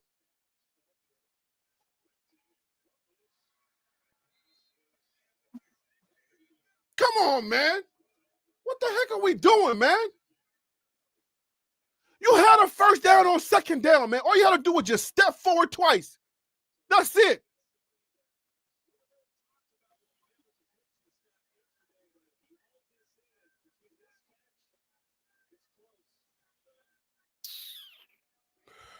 Man. So Ronte says no. They have not earned it. So Waldo, you're 0-1 right now.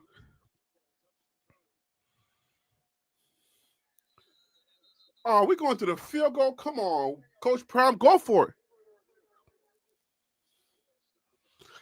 Go for it, man. Come on. What do you got to lose, man? This is a heat check right now.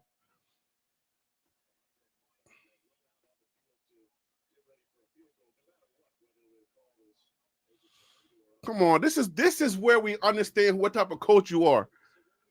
All right. We know who, like, the Clemson coach, we know what he would do in a situation like this. We know what Dan Lanning would do. Coach Prime, who are you, man? Yo, you are on the what? What is that? The 13-yard line?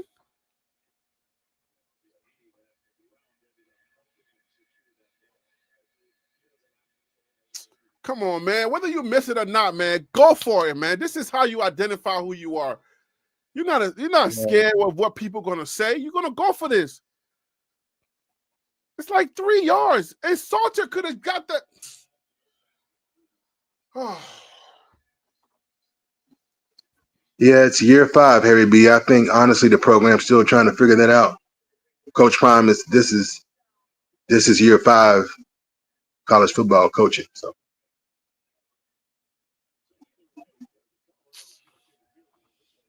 yeah, 2 years with Jackson State and then 2 full years here at Colorado. So And we still don't know who he is. yeah, you think it takes a coach 5 years and you still don't know? He know who he is, but as Coach I ain't Prime, worried about who he is as a man. I'm talking about as a coach. Like, you know who you are as a man, but tell us who you are as a coach with your coaching. Do you know who coach? Can you describe who Coach Prime is as a coach? I'm just watching his progress. That's not the question. I'm asking you. After 5 years, can you tell me his identity? I don't know, Harry B. That's too hard of a question because I've been following him since high school. The kick was blocked. Yeah, that's hard for me to say because I've been following him. The kick was blocked. Way too long. I can't separate one part of him from the other. So that would probably be a better question for someone that's. The kick was blocked. Not so close to camp. No, he's been kicking these low kicks all night, and now all of a sudden they blocked one.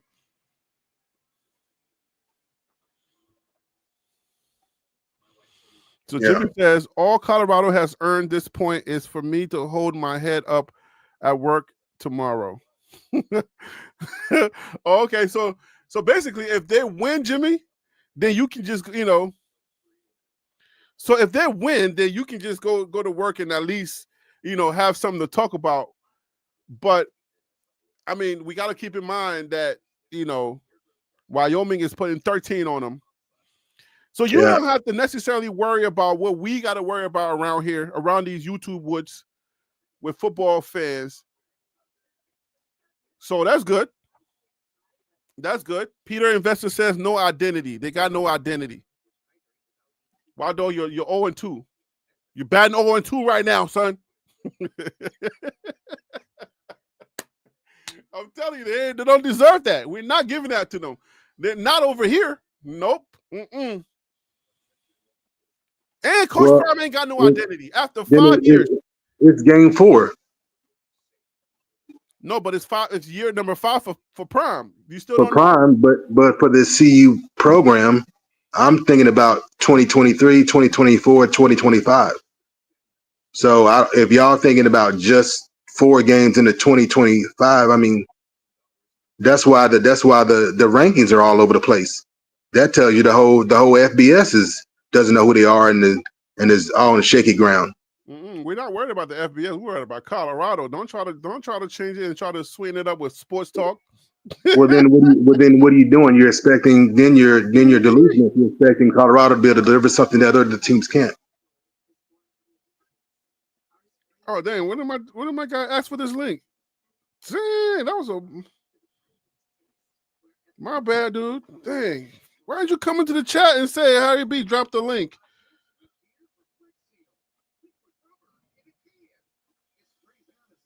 Oh, was the email waiting?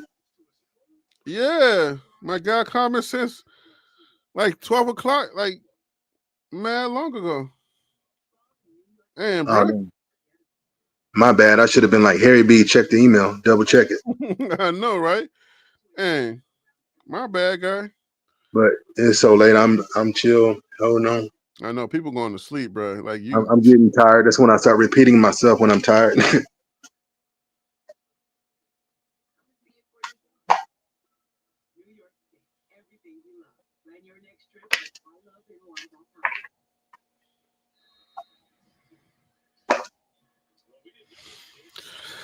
All right, common sense. Well, I'll send you the link if you're still up. If you're trying to, hopefully your studio's not next to your living room or your bedroom, so you don't have to like.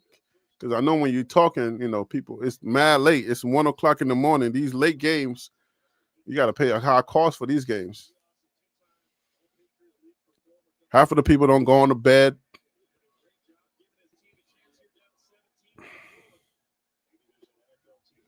It was bound to get blocked. Yeah, he was.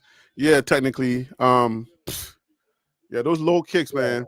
I think when it comes to his NFL hopefulness, or when it comes to his NFL, whatever they're gonna do to look at him, either they're gonna get him and put him under a project, or they're just not gonna mess with him.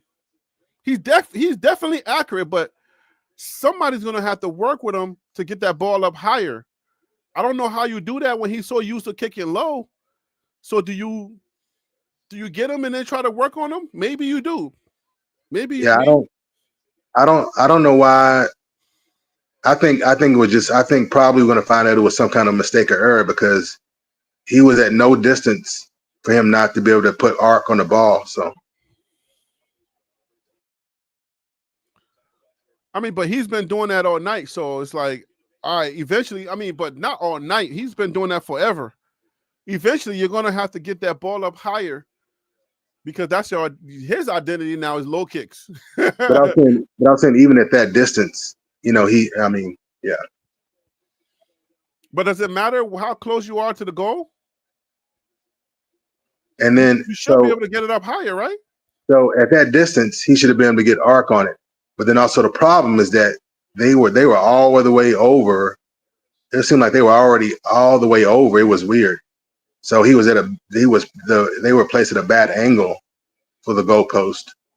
But usually he doesn't really get into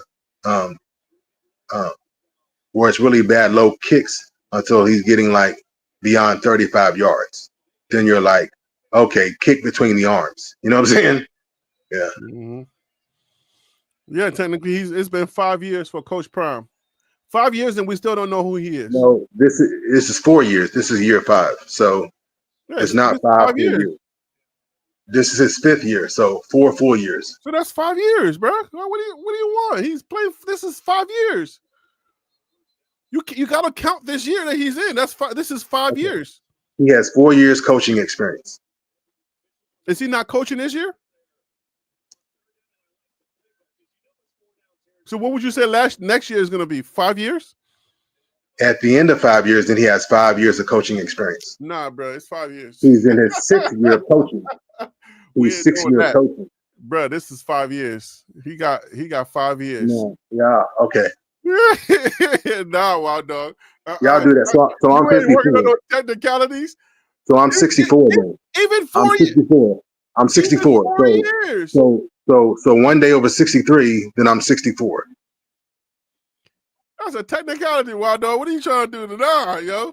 I'm proficient in the English language as sick as I am. Not doing that. That's why they say. That's why they say fifth. FIFTH, fifth season, not 5 years. All right, Jimmy Cleveland. I keep thinking about the Cleveland show every time I see. That's all I'm asking. And then people get confused, and then I'm over there trying to clarify for people. People get confused. 5th season. Yes. Wild dog, I got you. Can I handle some business real quick? Hold on, Wild dog. Yeah. I got you. I know you're trying to clarify. I know you're trying to get it all out. Just like the Salter thing I was trying to explain. It's like, okay, it's like. Hold on, Wild dog. Let me handle this business real quick. Then I'll let you have it. You can get it all out. I still ain't saying anything about them. No identity. No consistency, no accountability for excellence, just surviving. Yeah, that's going to be that also ties in with Prime. That could be an identity for the season, because that's what I'm expecting them to survive the season.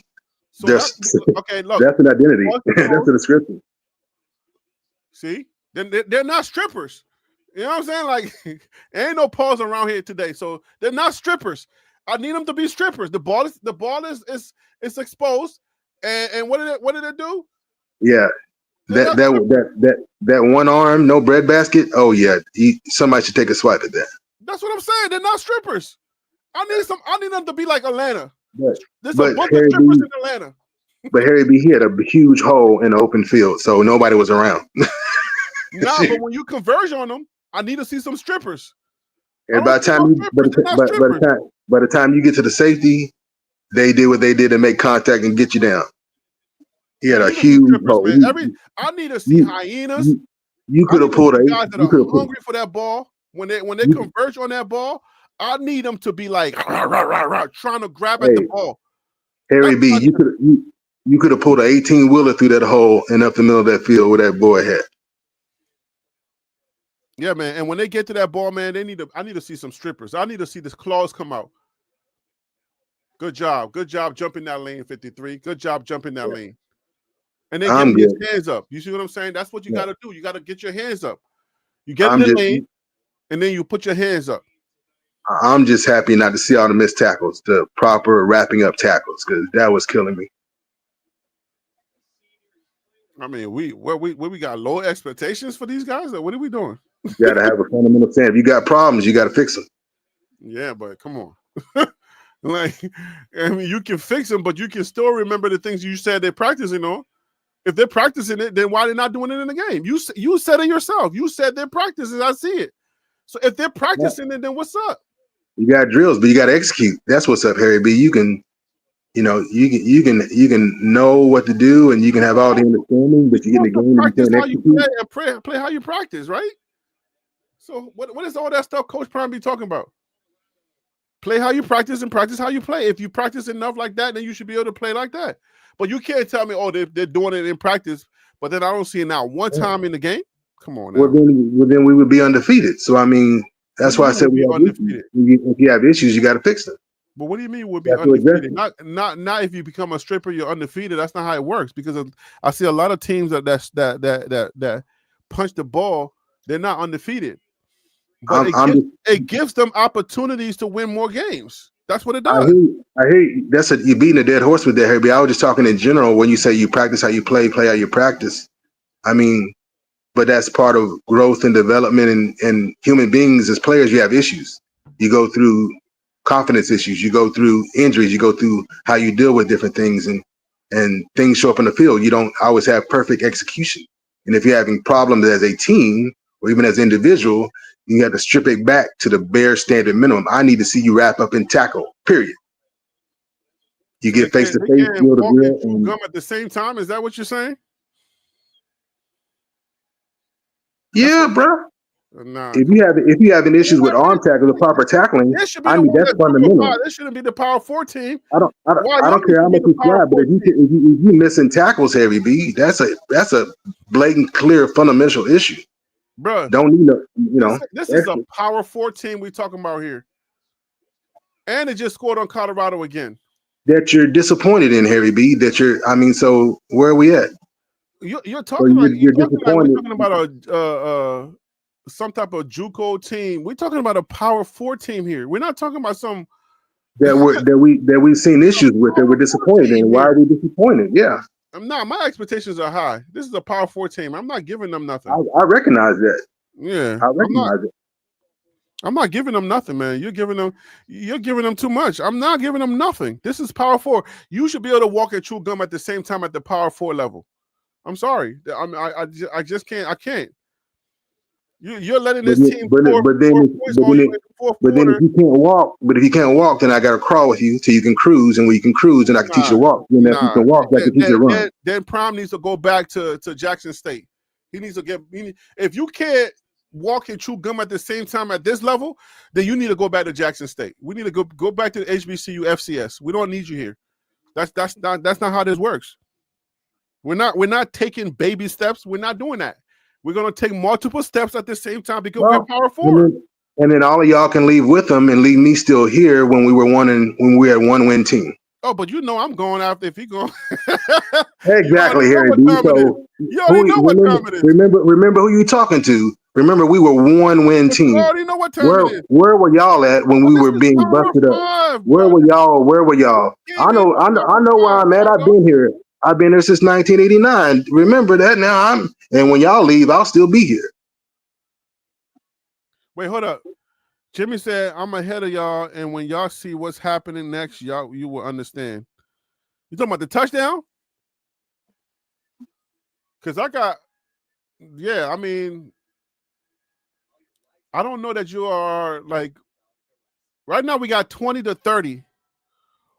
So I don't think you're further than that. There's no way that they score more than 20 points. I don't think so. Mhm. Yeah. No, but like, I mean, I understand what you're saying. I get it. It's not like I don't understand, but you cannot expect this team to be like, so I'm not babying them. I don't know what you're doing. I'm not babying them. I'm not accepting lower standards for them because they're Colorado and they were 1-11. I'm not accepting low standards for them. No, you should be able to swipe at the ball when you tackling. I don't care. I don't care what they got going on. If you can't do that, then you're not ready for this level. Because I'm going to put up the schedule one more time to let you know. They got BYU coming, TCU coming, Iowa State coming, Utah coming, Arizona coming, West Virginia coming. They got State coming, and they got Kansas coming. Them boys in the desert, they can play ball. They're not playing around. We got time for Deion to be like treating his kids like, oh my gosh, just learn how to tackle. You know what I'm saying? Don't worry about, knocking the ball out. Just make sure that you're tackling, okay? We're going to take it all the way back. We're going to take it all the way back to the first things we do first. Then when we get that at the end of the season, then we will work on stripping the ball. Well, What? Well, then the community needs to make up its mind because so many people are talking about, oh, Deion needs to take accountability. When I've been saying, well, the players need to take accountability, and where's the player leadership? Wado, what is it that you not? What are you missing about Power 4 football? I'm not missing anything, Harry B. I'm not missing anything. Then why are you talking this talk? Then you understand if it's Power 4 football. We at this level, we're not a group of 5. This is you made an Power assumption. 4. You made an assumption that I don't know football, that I don't have expectations either. What do you mean? But when you have problems, you have to address them. You can't ignore. You can't put your head in the sand. You don't know football. I'm not changing to the comments you're making. I'm not saying you don't know football. I'm saying you're reacting to Colorado making changes to learn how to tackle, and this is the reason why they can't worry about punching the ball out. I ain't saying you don't know football. I'm saying we can do two things at once. But then your perspective, Harry, because you're talking about learning. They already know. I'm saying the execution. You know what to do. You know how to do it. But the performance, the actual execution of it. You said they do it at practice because you watch well-off media. You said they do it at practice. You've seen them do it. It's standard drill. At practice, it's standard drill. We don't see it in the game. I have seen it in the game, Harry. Your thing is you haven't seen it to a satisfactory amount. You haven't seen it in this game, and I'm not debating you with that.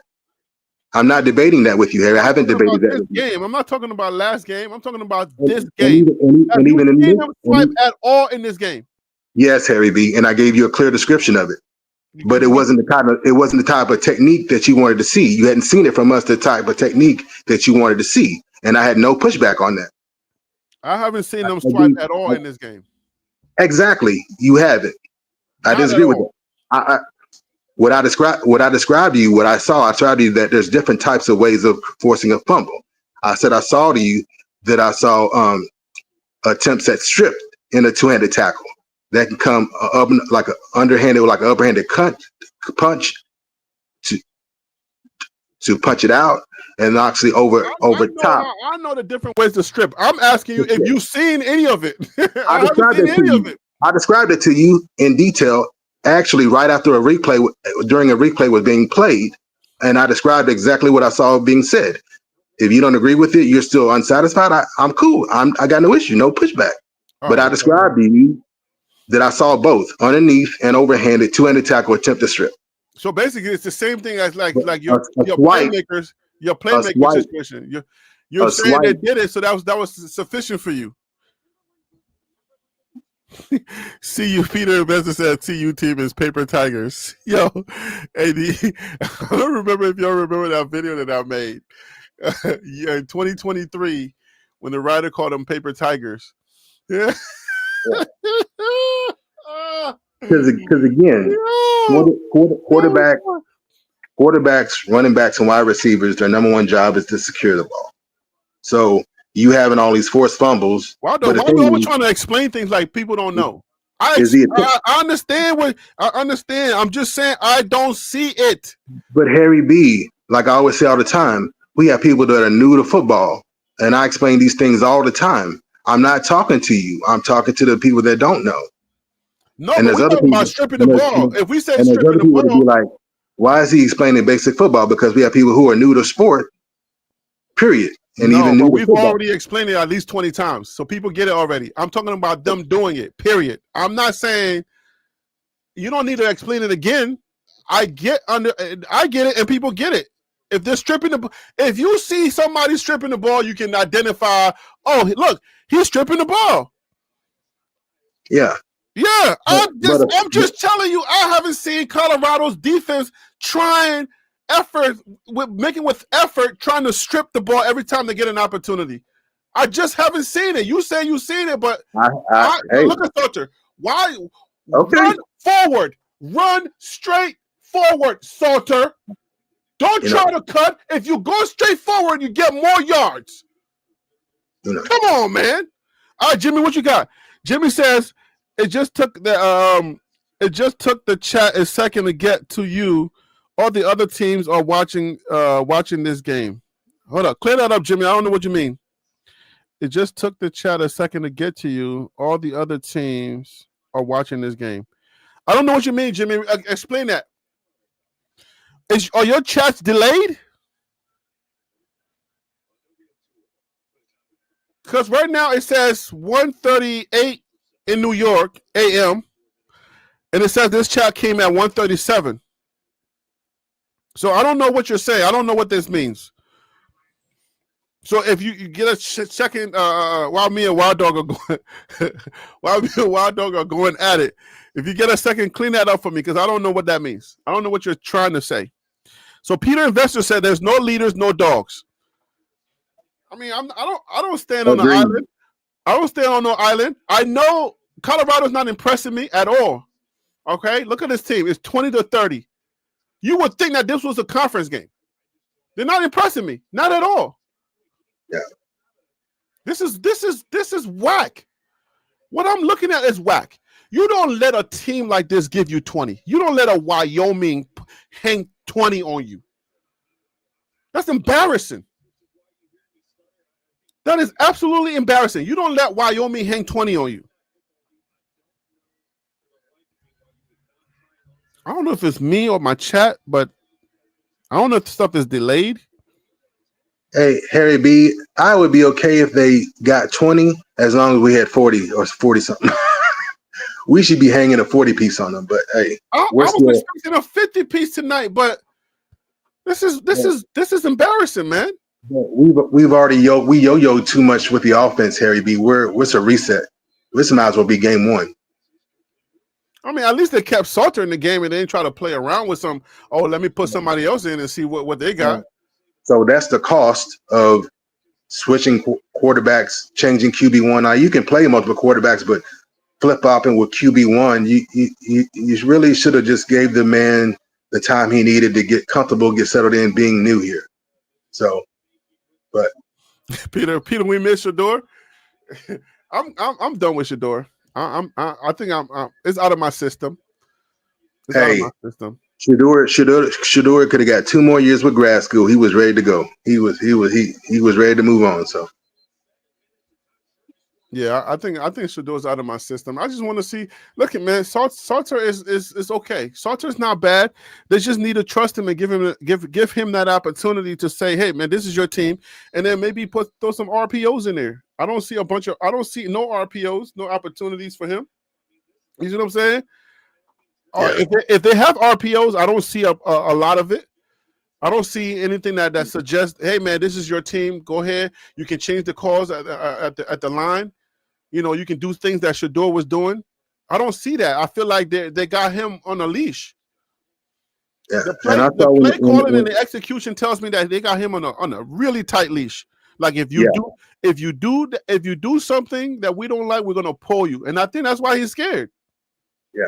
And that was the feeling I was getting in the first game. I'm like, well, you know, I've watched the man like since high school, and I'm like, you know, you gotta be careful. I'm like, what is he being asked to do, and is he doing it as the best he can, based on what he's been asked to do? And so, Peter, I don't know if he's injured or not. If he's injured, I don't know if he'll be in the game, but it's possibility that he could be injured. I don't know if he's injured. And it technically says we say they have no identity, but this is it. That's such exactly a good point. okay. That is such a good point. But it was said earlier, surviving. It's like, dude, these dudes are just trying to survive this season. We are You know, survivors. can they at least be surviving? You know, because Yo. nothing is saying something, and then saying something can be worse than no, worse than nothing. There are things that are worse than nothing, and sometimes that's who somebody is. So John, you know, if it's worse than nothing, then let's call it. John Black says Soto seemed like he high. He might be. Doodoo bird. He was messing around with all this drama. He might have had a ticker toe. Is that what it's called? He might have had a puff. He might have had a puff puff. He might have had a puff puff pass before this game. Hey, Peter, we're gonna call them survivors. I think that's the best identity that we can all agree on. That Colorado are survivors. I don't even know if I can technically give them that they're not survivors. That I think I can give them quitters. Because if they're down, they're going to quit. So quitters is closer. I don't know that we can't give them survivors. I just thought about it. We cannot give them the name survivors because I don't think that they're survivors. If you beat up, it's like, you know, a big bully beating up a little child. So this team is obviously depleted that they're playing. They probably have a lot of injuries. That probably their best players are not playing. And what happened to Colorado putting out a depth chart? Like, what happened to those depth charts that we used to get and at least use it for the game? I don't know. Is Coach Prime not doing that no more? Is it like a technology? I mean, not technology, but a technical thing that he does so he doesn't give anybody an edge? Yeah, I don't know, but I had a different source, and that's how I got well, at least I noted the three players I thought would be an impact that were out. A lineman is out. A lineman is out. A tight end is out. That's protection. And on the defensive side, Oklanola is out. One of our key edges is out. So is Seaton playing? Seaton had not been on the field. I don't know if they were sitting it out this game, because technically, I mean, you shouldn't need him, but I don't know. But he wasn't listed out. But they had a different set of five. It looked like they had a different set of five starting. So I wasn't expecting him to do like full reps this game. Oh, okay. So hold up. Jimmy just said, yes, they're delayed. Okay, so his chats are delayed. But when they're playing this badly, the other conference teams are watching this tape for how to come at Colorado. Oh, no, but I mean, teams already know how to beat Colorado. They know to just run the ball. Yeah, be physical. Yeah. You come in as physical. Oh, yeah. And then our offense, so we're starting off slow. And if our offense is not being effective at running the ball, then our defense is going to be out there way too long, getting beat up on. So it's a team effort. So yeah, the defense needs to be effective at stopping the rush, but then you can't leave them out there. Like I still have my notes here from the Georgia Tech game. In the first half of the Georgia Tech game, CU had 10 minutes of time of possession. Georgia Tech had 20 minutes. Come on now. Now, that's not all on the defense. The offense has to at least be effective in, if not scoring the ball, at least having time of possession so the defense is not just out there being pummeled and exposed. So that's where the offensive inefficiency affects the defense's performance. That's real talk. And that's not making any excuses. That's just straight real talk. The offense can be just as responsible for defensive issues by their lack of possession, time of possession. Go, Salter, go score. Touchdown, Salter. Thank God.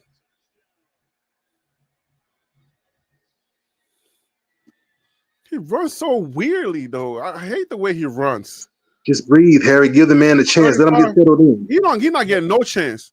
Let him get settled in. Let him get settled in. Well, that's why he got pulled, and we didn't like that. Neither one of us agreed with it. Let him get settled in. No. I'm not saying pull him. I mean, I'm QB. I'm Salter QB. That's it. Okay, we're not playing with nobody else.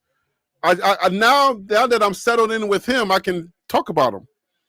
And he heard you, right? He heard you. So let the man say. I don't like the way he run. He run weird. Hey, no, don't do that, Harry. But you said run up the middle. Say, hey, thank you for Salter for listening to me. It's like your family. Hey, Waldo, it's like your family. Only you can talk about your family. hey, that's the difference between knowing what to do and then how you execute. So, but then too, man, it's like, what has the man been asked or told to do? I mean, as transparent as CU is, you don't get everything, and sometimes what we get. Hey, Waldo, I got something.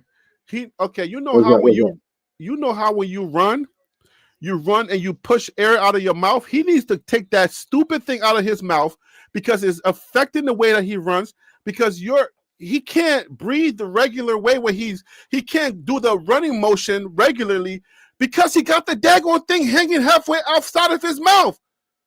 So he can't run correctly because he's not breathing. If you're running like this. That's how people run. If you got the daggone thing in your mouth and it's hanging outside of your mouth, you're not breathing correctly. But that opens up your airway. That opens up the airway. That's why a lot of times they spit it out so they can open up. But his thing can run properly. He's not running properly because he got the daggone mouthpiece hanging outside of his mouth. He's not running properly because he's a quarterback with a big old hard protective vest. You got to protect the ribs, Harry B. You got that big chunky. About that, maybe need to try. Maybe quarterback has that, Waldo. That ain't what I'm talking about. If he can take that stupid thing out of his mouth, or at least wear it the way that it's supposed to be worn, he can actually affect his running like that.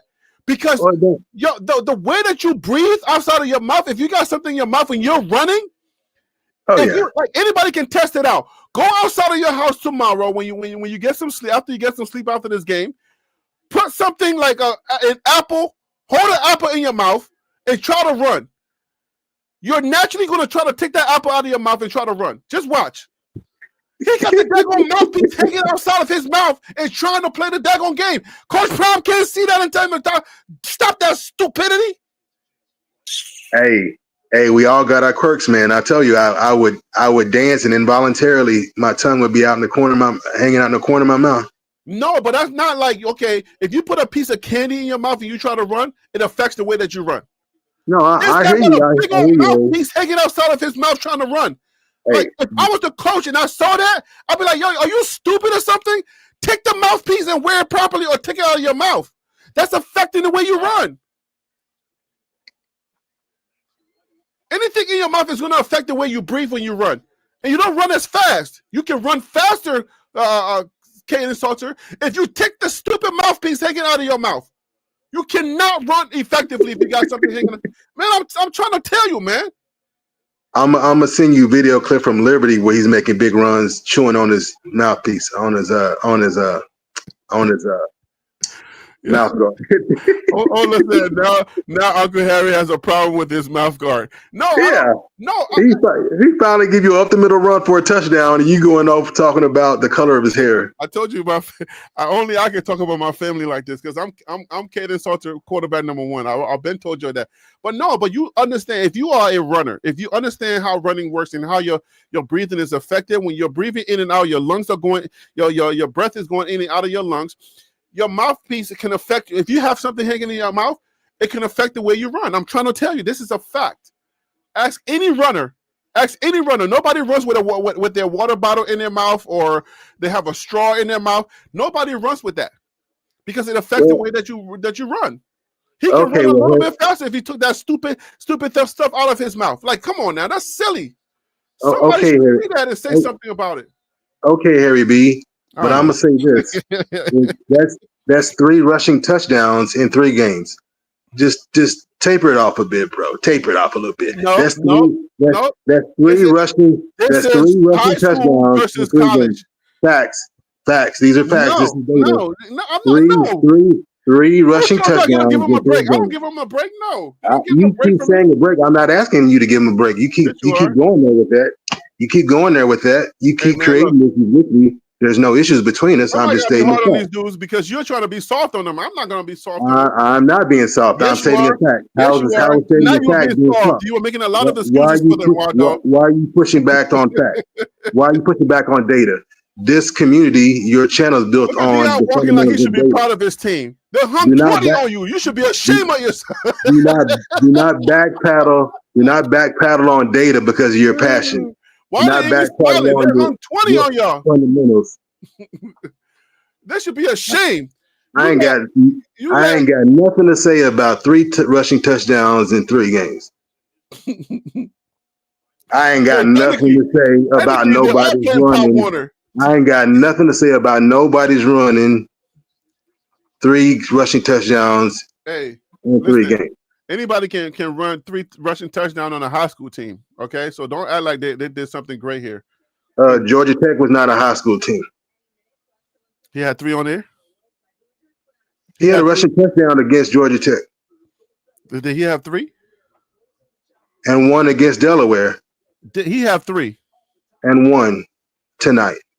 That's 3 games he's played, 3 rushing touchdowns. You mean he had 3? Okay. I mean, but I told you, Caden Salter was the man. I don't know why people. So even 1 touchdown per game, Harry, is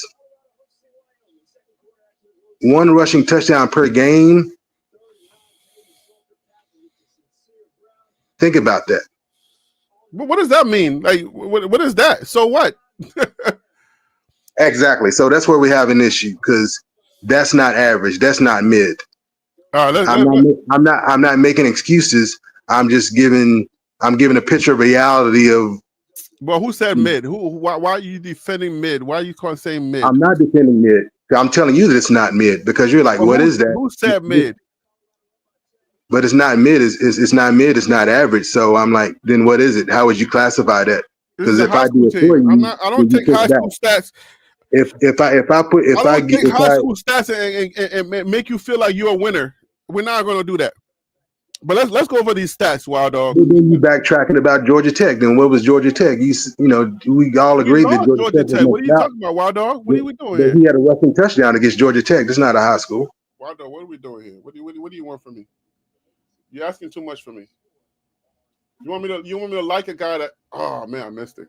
I don't want you to like nothing, but right now he's sitting on 3 rushing touchdowns per game. Beat a high school team, and y'all starting to get excited. Oh, he's number 1 again. Georgia Tech, who was 4-0 and ranked, he got a rushing touchdown. All right, Waldo, let's get to the stats. In game 1 in Power 4, his very first game against Georgia Tech in Power 4, he got a rushing touchdown. Waldo, you made your point. Let's move on. We gotta get to these stats. All right, Wyoming passing, guys. Wyoming passing. Let me go ahead and mute this. Hold on. Okay, whatever. Does this remote work? This is a new TV. There we go. All right, so I'll be moving my cable box back and forth, so the remote be like, I don't recognize this TV. What are you doing? Anyways, all right, so Wyoming passing 11 of 25, 176 yards, average 7. They threw 2 touchdowns, which is a shame on Colorado. All right, we have Caden Anderson, 11 of 25. All right, Caden Smith, Sims, not Smith, but Sims. I did that Liberian thing again. Number 14, 1 6 yards. Obviously, that's the average. The team went 12 and 26 for 182 yards. All right, I need Colorado to tighten up. All right, we're going to do commentaries in a second. So y'all stay tuned. We got a few things we got, break down. But all right, so here are the carries. The rushing, Samuel Harris had number 26, had 19 carries, 126. That was one person give you 126, guys. Like, let's stop playing. We got to stop playing around with these people. We got to stop letting dudes get 100 yards on us. All right? Sam Scott got 5 carries, 16 yards. And he averaged 3.2.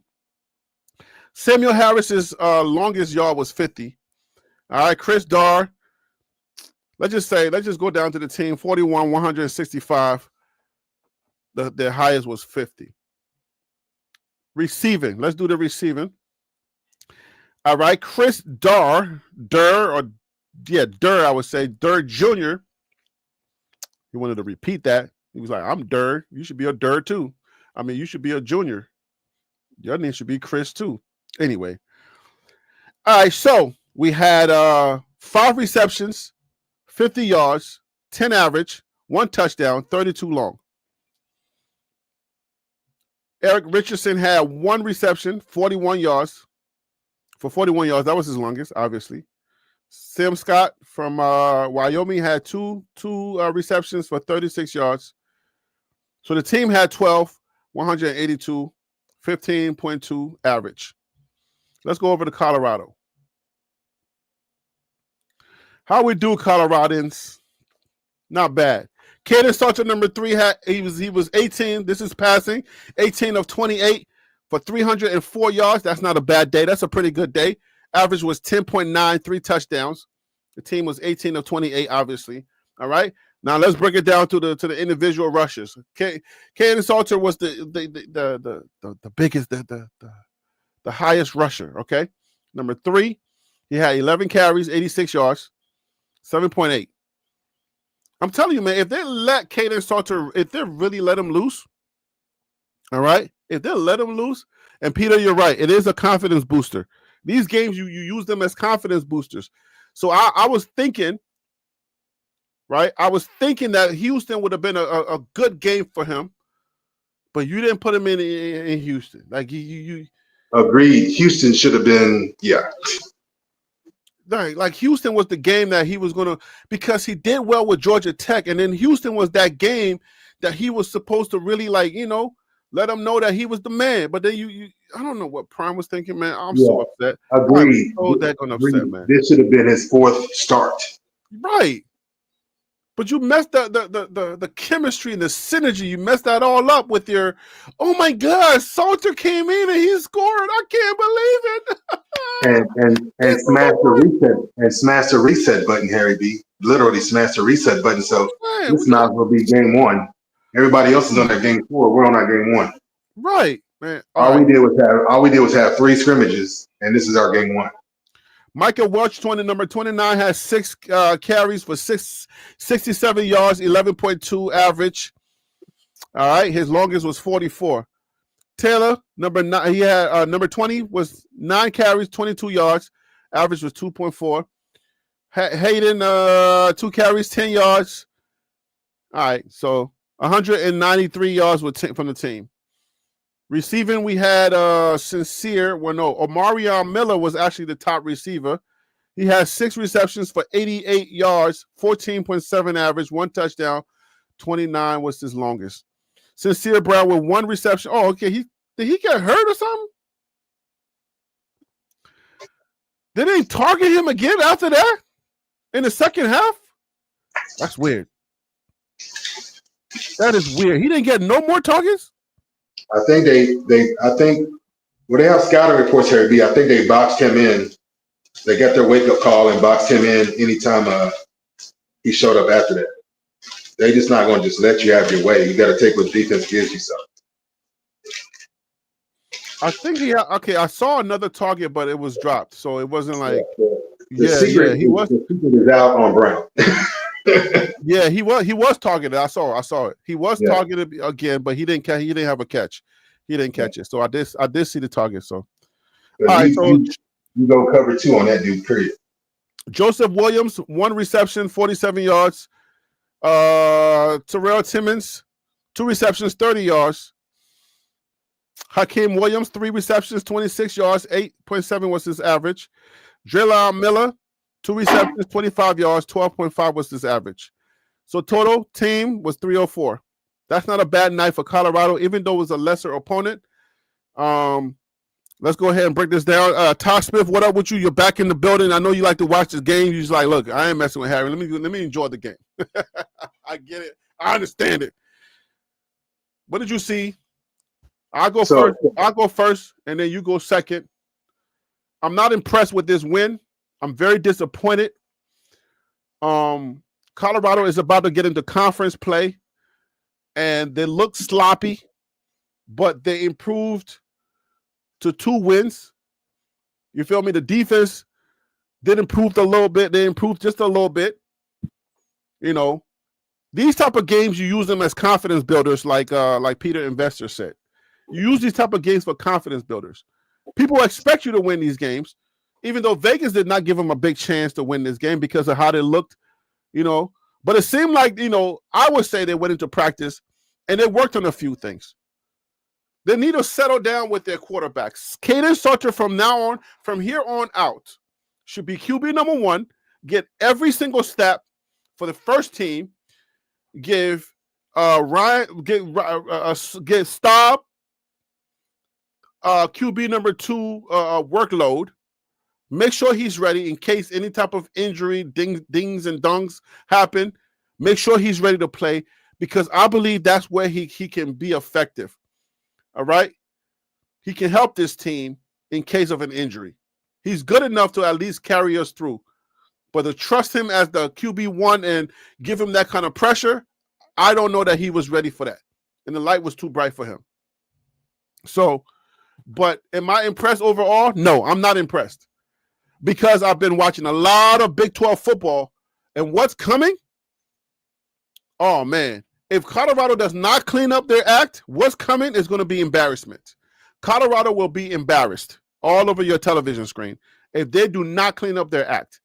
If they don't stop the run, to make sure they're stopping those runs, because it seems like every time they can just run the ball straight forward, straight down your throat, and Colorado has no idea how to stop it. It was unfortunate that not unfortunate, I guess unfortunate for them that they didn't have anybody that can really run the ball straight down, but every time they did it, they were successful. You don't let a team like Wyoming hit 20 on you. You don't. That means your defense wasn't ready. And if you're going to let a team like Wyoming hang 20 on you, what do you think TCU is going to do to you? The teams that do not allow mistakes, the teams that capitalizes on mistakes. And Colorado makes a lot of those mistakes. So am I impressed? Heck no, I'm not impressed with this game. Am I happy that they won? Yes. For at least to save some face, I'm happy that at least we won this game. Because at least that's going to buy us a little bit more grace. Go ahead, Wild Dog. Oh, man. Just again, a lot of what we have seen, like I spoke about earlier, with this offense being slow to start. The first quarter was 0-0. And that's the telling of the whole game, right? If you're actually more, come out swinging, come out serving to serve a punch, throw the first punch. You think you're in a fight until you get really punched in the mouth. Don't mess around. You got a game plan. Be prepared. Come out, swing.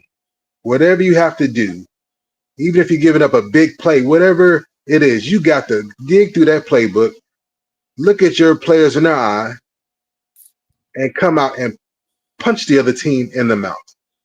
Because this identity as an offense of being slow to start or even flirting around with team, playing down, coming from behind, that is played out, right? Because apparently all of our playmakers are gone. So we can't afford that kind of situational football. So let's figure that out on the offensive side. And this game would look much more sufficient for the Buffs, if you put up at least you know, 7, 10 points even, then you hit that threshold of what it should look like. Even if you give up 20 points, if you get 10 points in the first quarter, then that's 40-20. Then everybody can breathe easy. Say, okay, that gives us a better optic and confidence moving forward. Well, it'd be dang if it ain't, is what it is. This is who we are. Just being honest. We're going to see more slow starts as an offense.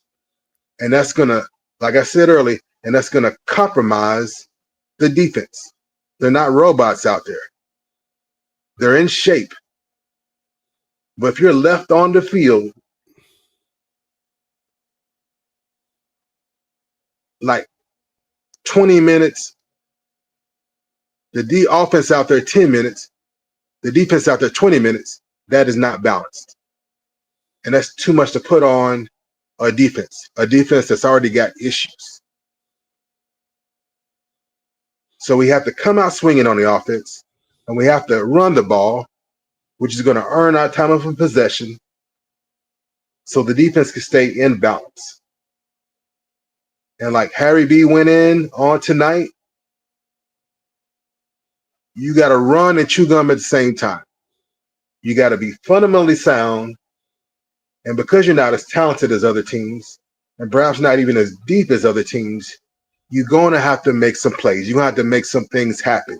You're going to have to force some fumbles, and you're going to have to throw in an interception every now and then. And it came out game one with 3 turnovers. That's the CU defense that we have got to see. Not necessarily 3.5, but 3 in a game. By dang it, you get playmakers make plays, y'all going to have to make something happen. Or there's no way for us to compensate for other flaws. You're gonna have to make some plays. You're gonna have to make some things happen. The little details, the little things matter, and they will add up. Okay. So Colorado is now 2-2. They need 4 more games to make a bowl. But they're gonna hang on for dear life. The schedule is not looking great. If we let's talk about a path to making a bowl game. So real quick, if I see any path, it's going to be real tough because the defenses that are left are very tough defenses. They're not going to allow you to throw the ball. They're not going to allow you to run the ball. And that's in TCU, BYU, Iowa State. These guys are fast and they're physical. And they don't make mistakes. And they tackle you in the open field. They can tackle in the open field. Harry B, my only hope is that we stay healthy because those are going to be brutal games.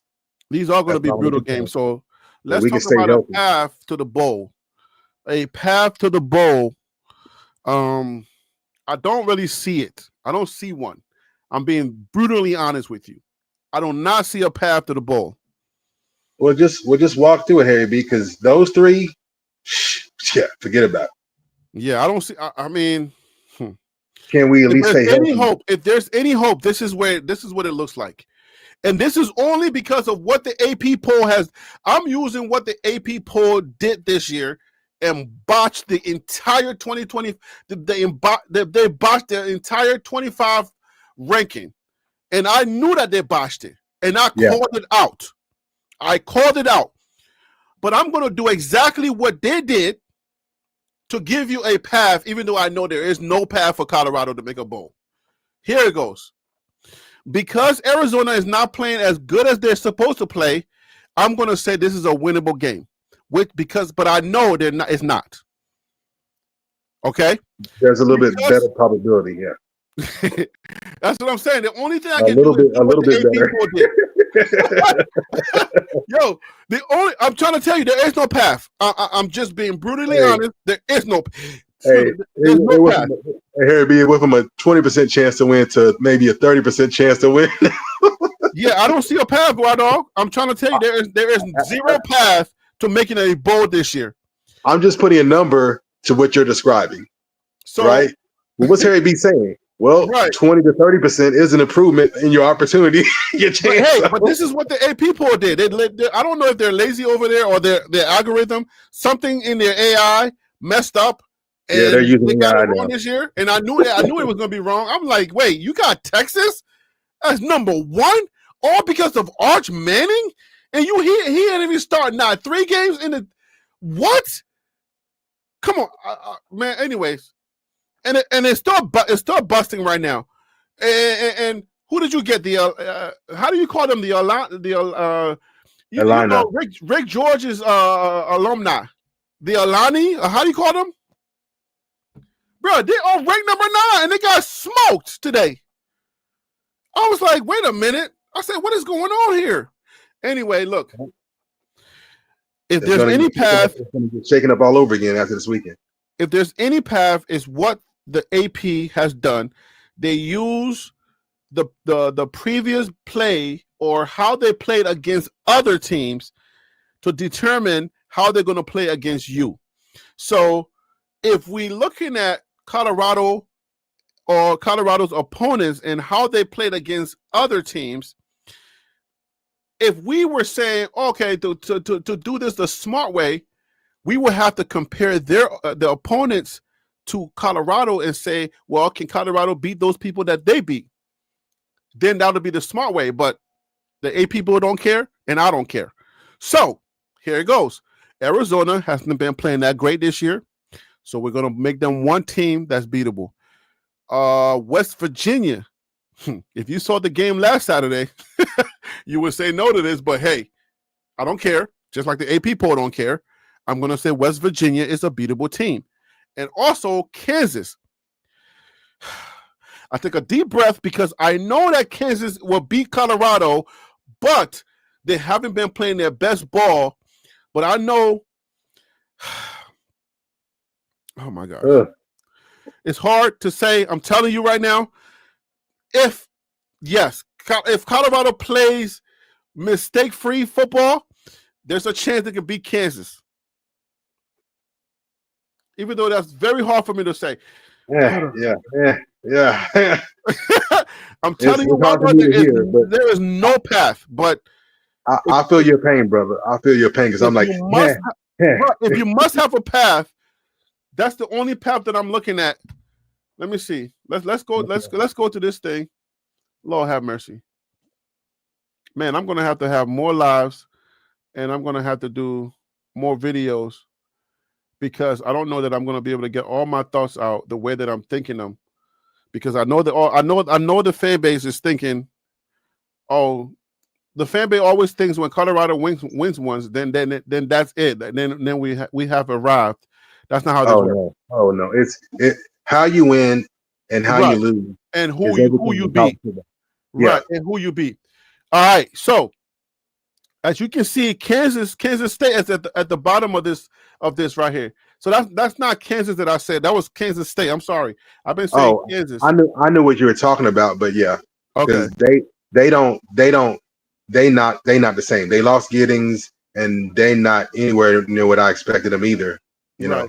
So it's not Kansas that we'll be playing. We'll be playing Kansas State. K-State. So please forgive me. K-State will stay out of trouble. It's K-State. Yeah, it's K-State. K-State has Dylan Edwards was one of the best running backs. They lost him in the first game of the season, and he hasn't played since. I don't think he has. But they're at the bottom. They've been taking L's.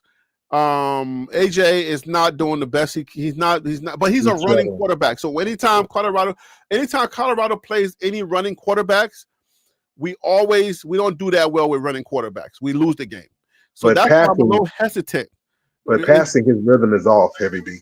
Right. But that's the thing. I think something's going on with internally. I think something's going on. But it doesn't mean that because they've been losing to these other teams that they're not capable of doing what they normally do, and they're not going to give it to Colorado when they meet them, right? Because what did they say? A hurt dog is a dangerous dog. You know what I'm saying? Like, yeah. So basically, they're going to take all their losses out on us. Right, on Colorado. And that's what I'm afraid of, right? So who we got so far? We got 2 wins already. We need 4, right? I gave you Arizona. Arizona, I've given yeah. you West Virginia, and I've given you K-State. K-State. And I'm sorry, there's no more. Yeah. So that brings us right to 5 games. Yeah. I got no more. I got no more. And we had a chance, legitimately, if Yeah, we shot if they foot. would have played Salter, Houston would have been out that game we won.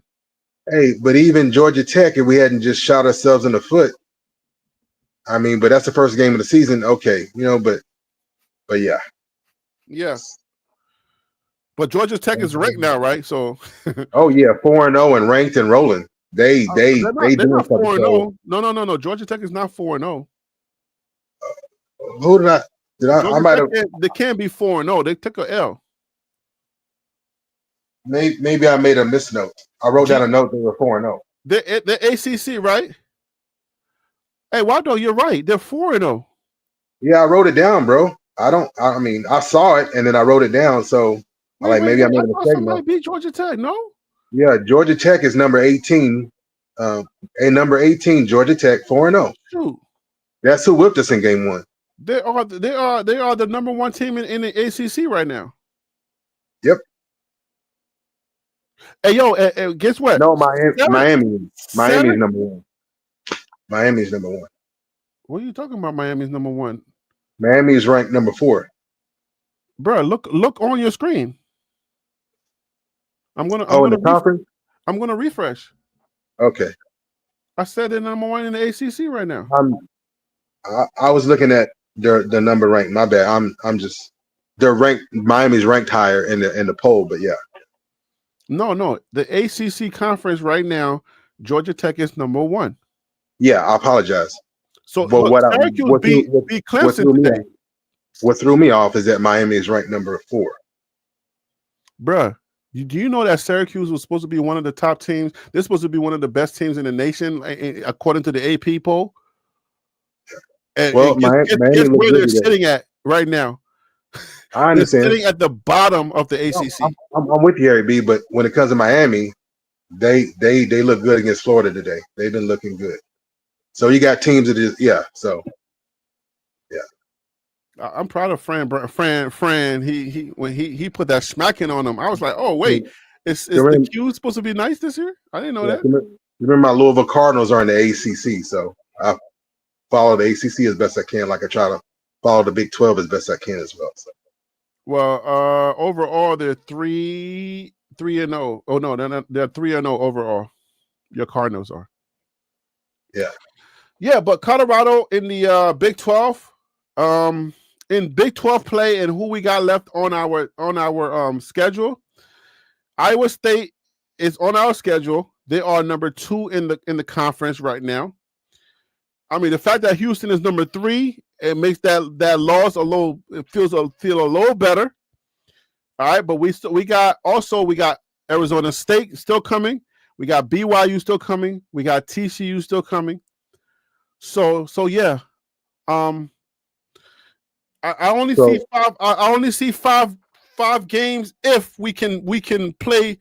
We got to play perfect football from now on. And if we don't play perfect football, we're not making a bowl game. And have the luck of some injuries. Oh yeah, not just injuries. But the football guys are going to have to be on our side for Colorado to make a bowl game this year. So we have to stay healthy, and the other team has to suffer some temporary injuries or whatever. Watch the injury list as we come up to playing somebody. Waldo, we got an echo in the chat. Echo that media says we can beat Utah too. What? Where? Utah? The Utah I saw play today? No. Hey, they see that's the thing, Harry. But it's like okay, that's the thing. You saw Texas Tech, roughhouse Utah, but it's Texas Tech. Come on now, it's Texas Tech. Tech is this the top team in the conference right now. So they played Texas Tech. So yeah, when I was telling you that Texas Tech was a problem. They're a problem. They're not no pushover team. This is not the Texas Tech from last year. And you use that New York, description of nice. And to me today, Harry, they looked a bit scary. Yeah, they're scary. They Texas look Tech dangerous. is a They look problem. scary because whenever they wanted to make a move, they defense knuckled down and they didn't give Utah anything else. And then the offense started just manhandling, Yeah. But Texas Tech is a problem. Texas Tech is, you cannot, both teams ranked, but you cannot take too much off of Utah to You, taking that loss the way they if did you against Texas Tech. if, So if you look at the score, the 34-10, and say, "Oh, Texas Tech gave Utah 34 to their 10," and you thinking that's going to be close to what Colorado can do to Utah? No. That's not how this works, my friend. No. Now Kansas, now K-State taking losses the way they took losses and the way they're looking. That's what we've told you now. Someone we expected to be better, and then they're not delivering, and we're telling you why they're not able to deliver and how they're looking. There you go. K-State became like that's a game we could lose, a game that could be. That's a toss-up.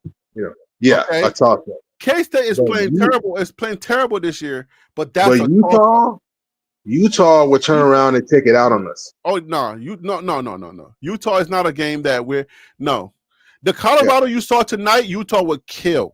Utah is gonna smoke Colorado. So when I say smoke, when I say, trust me what I tell you. When I say smoke, the score in the first half will be embarrassing. Like y'all gonna be like, oh dang. Like for those of y'all who are not stable on your coach prime, y'all gonna be second guessing them. Well, dang, Harry B, that sounds more like scorching. Well, I'm trying to tell you, if you thinking because Texas Tech did what they did to them, nah, y'all gonna be second guessing. If you're not stable on who you think Coach Prime is, like we all around here, all right, we settled that way long ago. If you're not settled and you're still half and half, you're gonna be calling for his firing. Yeah, Texas Tech about to move up in the rankings right now. Oh yeah, they about to move up, deservedly so. They'll get the rankings sorted out with each week. They'll get the rankings sorted out. I have to reserve a little bit because then I want to be true to myself that Colorado plays up and down. All right, Colorado plays down to their opponent, and Colorado plays up to their opponent. So I have to consider that, and I think with considering that, that's why I gave them those 3 games that I gave them. But I can't find another team that I think Colorado can hang with. And then too, Harry, like I said in my comments, it's like we got to come out swinging, dude. Even if it's a field goal, we have to come out swinging. No more of the slow start stuff. It's not in their identity. They don't have it. I know, but Coach Prime has not identified who he is as a coach, and his team does not know how to follow their coach because their coach doesn't know who he is. It's been a CU thing. I'll say back. That. Please. I'm welcoming the pushback. Push back, please, because the coach doesn't know who he is. I ain't saying as a man, as a human, as a man of character, man of God. I ain't saying none of that. But I'm talking about as an identity for a coach. This man does not know who he is. I'm not even touching it. I'm just saying the slow start thing has been the CU kind of thing. But for whatever reason, has to do with the coach. The coach is the one that sets the temperature. He's the one that sets the environment right. He's the one that walks into that place and he's the one that says, we're going to do X, Y, and Z. I'll tell you a quick story. It's a film story, but I'll tell you a quick story. Y'all remember Nick, his name, the guy that did that film about, I forget, but he's the one that all the women came for because he allegedly, did something to some woman and he was not found guilty, blah, blah, blah, blah. And they came for him. I think Nick, what's his name? Nick Carter or Nick, I forget his name. Right. But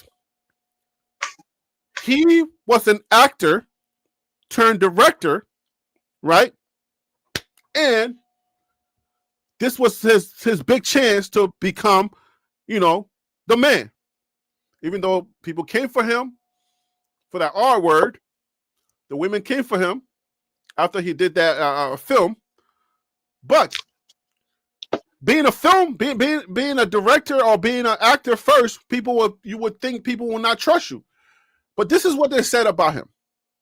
They said this guy was so prepared when he walked up, they knew right away because he said, I want this camera over there, that camera over there, boom, boom, boom, boom, boom. And they were able to shoot, and he was on his game. He set the temperature right from the jump. He knew exactly what he wanted, and they were able to do the dang thing, right? Not Polanski, not him. I'm talking about the black guy, Nick Carter. Not Nick Carter, but what's the guy that did the movie? It was about a slave who revolted. You remember the man, the slave guy who revolted, and he led a lot of people into battle. That guy, was it Nick? I forget his. I cannot believe I can't remember the young black man name. And right before the movie came out, everybody was about to support that movie. But right before that movie came out, women came for him, and he was the one that was in The Great Debater, the Denzel Washington movie. He was the one of the leads in The Great Debater, or the Debaters. Oh. You know who I'm talking about. He was, and then he turned a director. I can see his face, but I can't remember. Yeah, I can't remember his name. Nick. I can't remember his name right now. Nate or Nick or something like that. He did the movie right before the movie came out. It was about a revolt. It was about the slave guy who was a pastor, and he revolted against his masters. And he led some people into battle. Was that the Haitian revolt? Nat Turner. Thank you. Yes, that Nat Turner movie. Right? Okay. The director of the Nat Turner movie. Thank you so much, Mr. W. The Nat Turner movie. Right before that Nat Turner movie came out, women came for him about something that was in his past. They came and they canceled him, and the movie flopped. It was unfortunate, but hey, that's what happens in our culture. But yes, it was the Nat Turner movie. Thank you so much but anyways, in that movie, as a director, as an actor, a former actor turned director, he came out, he was like, boom, boom, boom, boom, boom, boom, boom. All right, so now, going back to Prime, right? Nate Parker, thank you. Lord have mercy. Sheesh. Thank you, Peter. Man, I'm like, hey, I know the dude's name, but why the heck am I? Lord have mercy. Oh, man. Matt Turner, Nick Parker.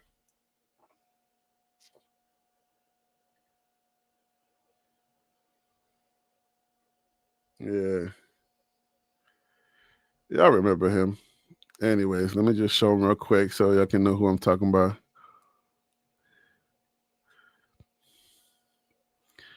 All right, let me get this off the screen. This guy right here in the middle, this young black man right here. Y'all remember they canceled him when his movie was just about to come out? They canceled him. All right. So that's the young man I'm talking about right here. This movie right here. This one. All right. Nate Parker. They canceled him. But anyways. But yeah, man, no. I guess the reason why I went down this whole long road or whatever is because, look, we know who Prime is. All right? We know who Prime is as a player, as a former player. We know who Prime is as a man, as a dad. We know that he's a great dad. He takes care of his family, right? And we know that he's a motivator.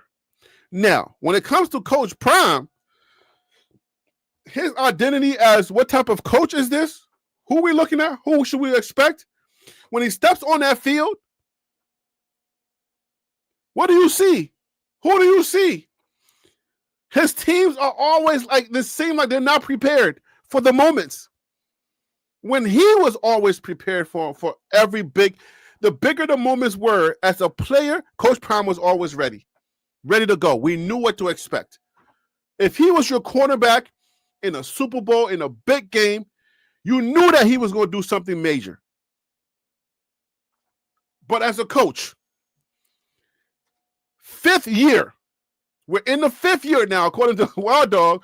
He's just a 4 solid years as a coach, but 5th year he's still working on. But now that we're in the 5th year, who can you say Coach Prime is? Can you tell me who Coach Prime is? And for his teams to have an identity, because it's the leader that sets the temperature for the team, right? It's the leader that sets everything up for the team. Because we don't know who Coach Prime is, and I don't know if he has actually taken that into consideration to really identify who he is or who he wants to be as a coach, because we know that he wanted to help his children. That's how he got into coaching. But now that his children are gone, is he interested in coaching? And if he's interested, then who is he? Who does he want to be as a coach? We don't know. And his teams, the same way. Year after year, we don't know who they are. If the leader identifies who he is and what type of team that he wants to play, the players are going to fall into line, and they're also going to take on that spirit. They're going to embody that spirit that their coach has, and they're going to go out there and try to play. And if somebody within that group does not understand what the journey or what it is that we're trying to accomplish, you know what they're going to do? They're going to call a players-only meeting. You know how I know this? Because Alabama got their butt handed to them in the beginning of the season, and the players took it personally. Nick Saban, prior to Nick Saban, was another coach, Bear Bryant. Prior to Bear Bryant, there was other coaches. But Alabama has an identity that from other coaches that have come through, whether it was either Nick Saban, Bear Bryant, or whoever, their legacy and what they built at Alabama, when other players, the players that are there are going to inherit that whatever identity is. The new coach comes in, but they still remember that this is who we are. We had Coach Mack. Was it Matt? Is it Coach Mack? Yeah, Coach Mack. If I start going down the line of Colorado coaches, right? Oh Lord, we have Midnight Mel. So from all of the Colorado coaches, the best of them was Coach Mack. May his soul rest in power. Right? Christian man, did a lot. I pray that the Lord is receiving his soul and he's going to, last forever.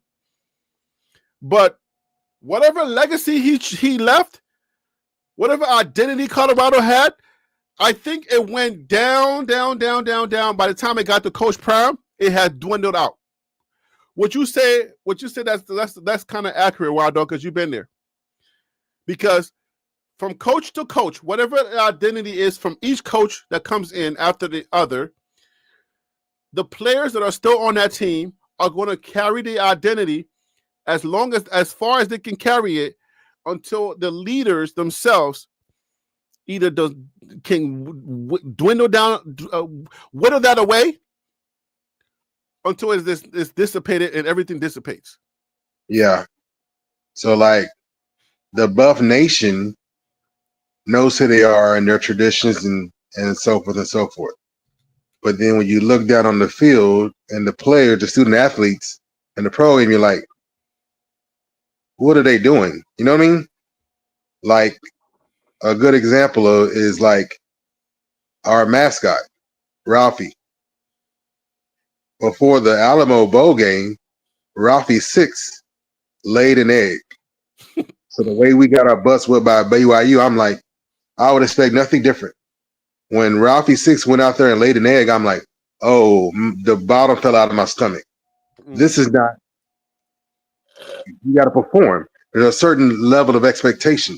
There's a certain level of energy and performance when Ralphie comes out, and then heads out. And you're like, oh, yeah, Ralphie, yeah. And oh, God, yeah, Ralphie, go back, go away. Right? That anticipation that, oh, they can mess around and Ralphie could get cut loose kind of on the edge of your seat a little bit. Like, wait a minute, okay, put her back, right? Mm-hmm. So with your team, you want the same thing. Is it going to be toughness, tenacity, physicality? Is it going to be speed, air raid, and hands? Is it going to be discipline where, like, I can't remember the last time we had a penalty. I can't remember the last time we did something stupid.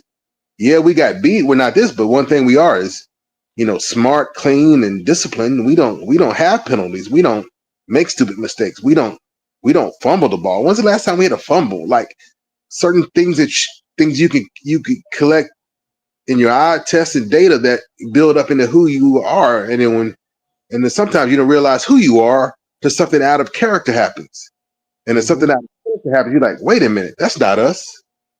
You see what I mean? And then it's so ingrained in the culture of the team that every player wears that on their sleeve.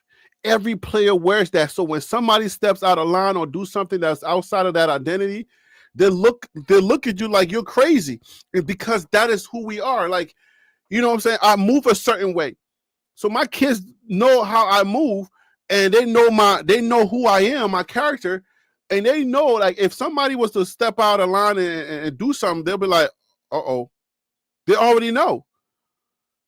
But we need that same identity from Colorado. We need to know, hey, who is Prime as a coach?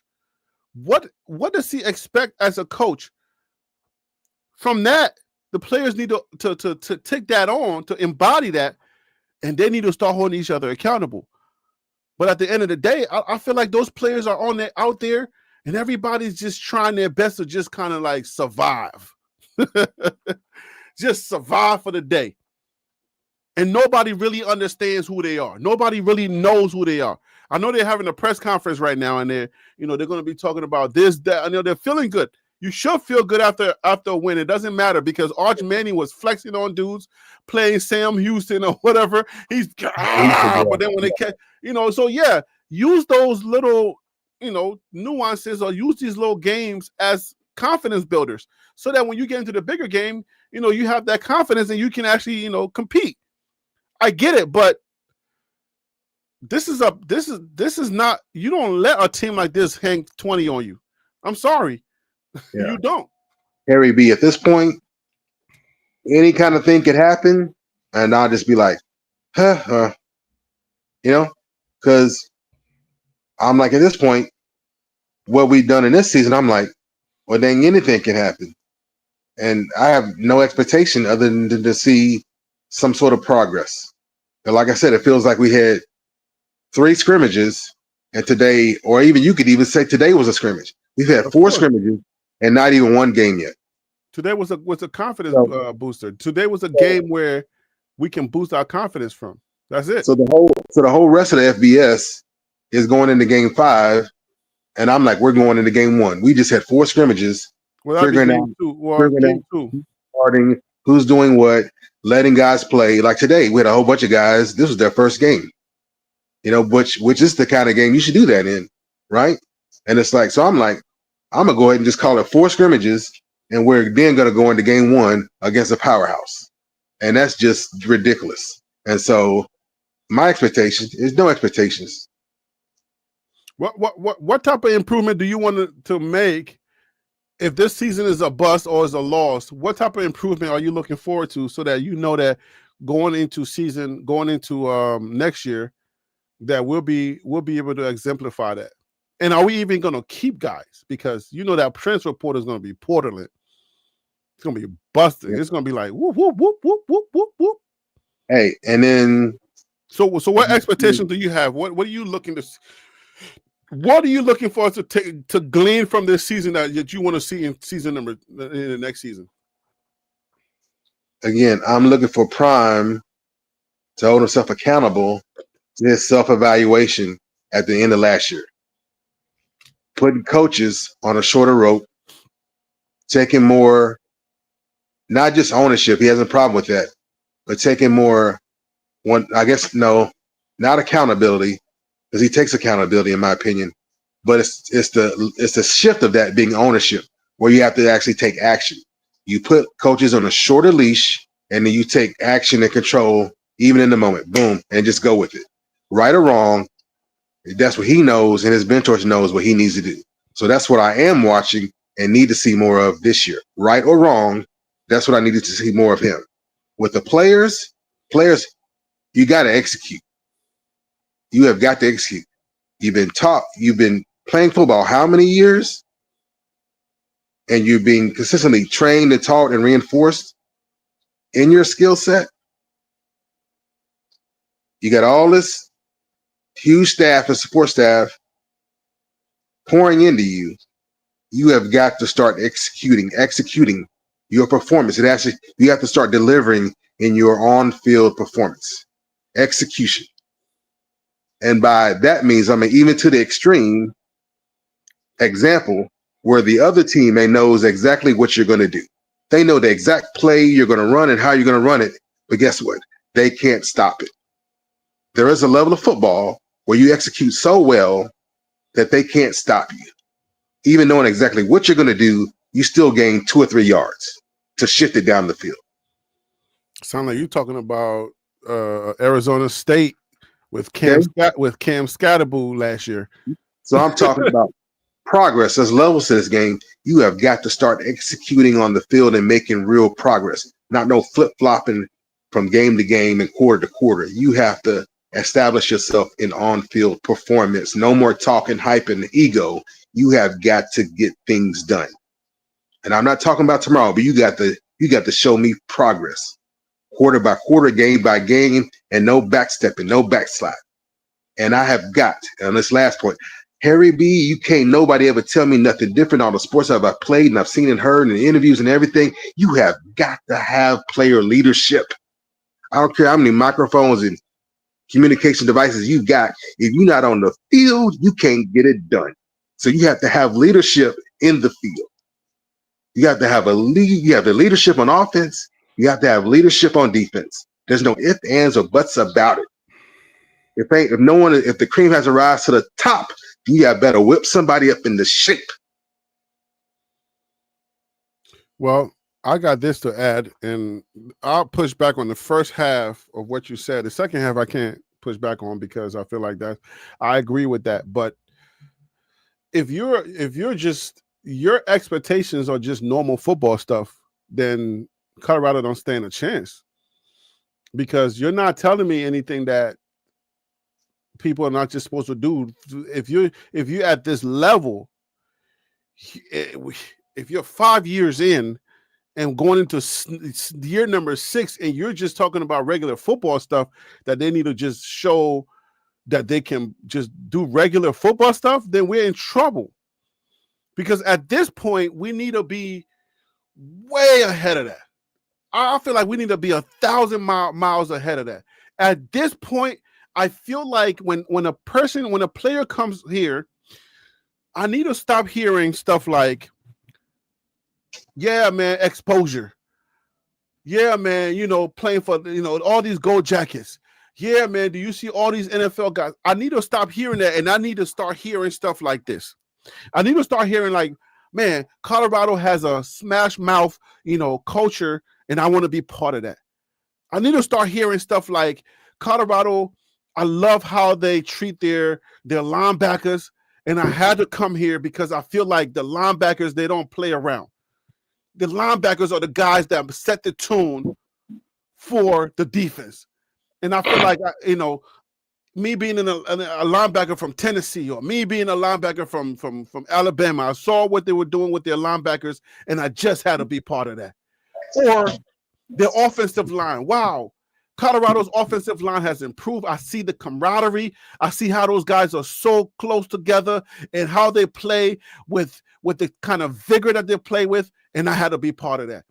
That's the type of stuff I'm talking about. That'll be, for me, it'll be improvement where somewhere the players are coming in because they have identified something on that team, specifically outside of exposure and gold jackets, and they say, if Colorado is consistently doing this, then I want to be a part of that. And that's what I'm looking forward to. That's why I'm like, there's no way if Wild Dog is just like if we're still talking about, oh, they're just gonna be regular football stuff, then they're not ready. Then that means, like, what are you expecting Coach Prime to actually be? then that means he's going to be himself. We're still, like Peter said, we need to give him some grace because of the cancer. All right, something else is going to happen. He's going to be needing grace for the next 10 years. We're going to have to. He's going to need more grace than anything. No, it's about to be 3 full years, and it's. I said it before, and I got pushback like, "Oh no, Coach Prime's job." And nobody's talking about his job being in jeopardy, but there's going to be a shift after 3 full years, and that's just regardless of any sport and any organization. Yeah, and Prime knows it, and I know it, and so, like I said, for him, I need to see ongoing progress. So for him at this point in time in the game. Overall, as a coach, 5th full year, but he's at a whole new school, whole new program that he's trying to establish. So in this third, so I'm not. I hope I didn't sound satisfactory, or that I'm making excuses. I'm calling him on what he called out on himself. Yeah, but I don't know that you're identifying what the progress that you need to see is. Holding a man accountable to his own standards. So let me ask you, what is the progress that you want to see him make at this time in the process? I mean, you're looking for something specific. I don't have it for you, Harry B. Is that actually how he executes as a head coach and a facilitator. He has to make that major shift and putting people on a much shorter leash and getting directly involved, and even overriding folks, getting directly involved and overriding, because he knows football. Stop the nonsense. Don't let anything drag out. Jump in, fix it, correct. And even this year, people want to wash over it. And I made the statement and people were pushing back saying, well, no, Pat Shermer needs to be back on the sideline. What good has that done us?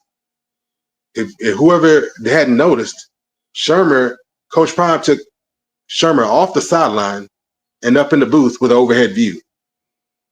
And all the system and cameras and replays that he needs, and that overhead view to see everything on the whole field. From the sideline, you have a limited view. So I'm tightening up your leash, and I'm sending you upstairs. So it's things like that.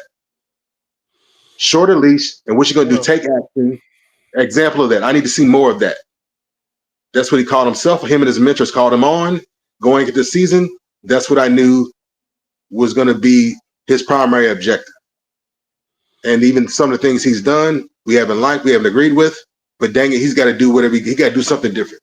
He got to push the limits to even keep sorting out who he is and push this.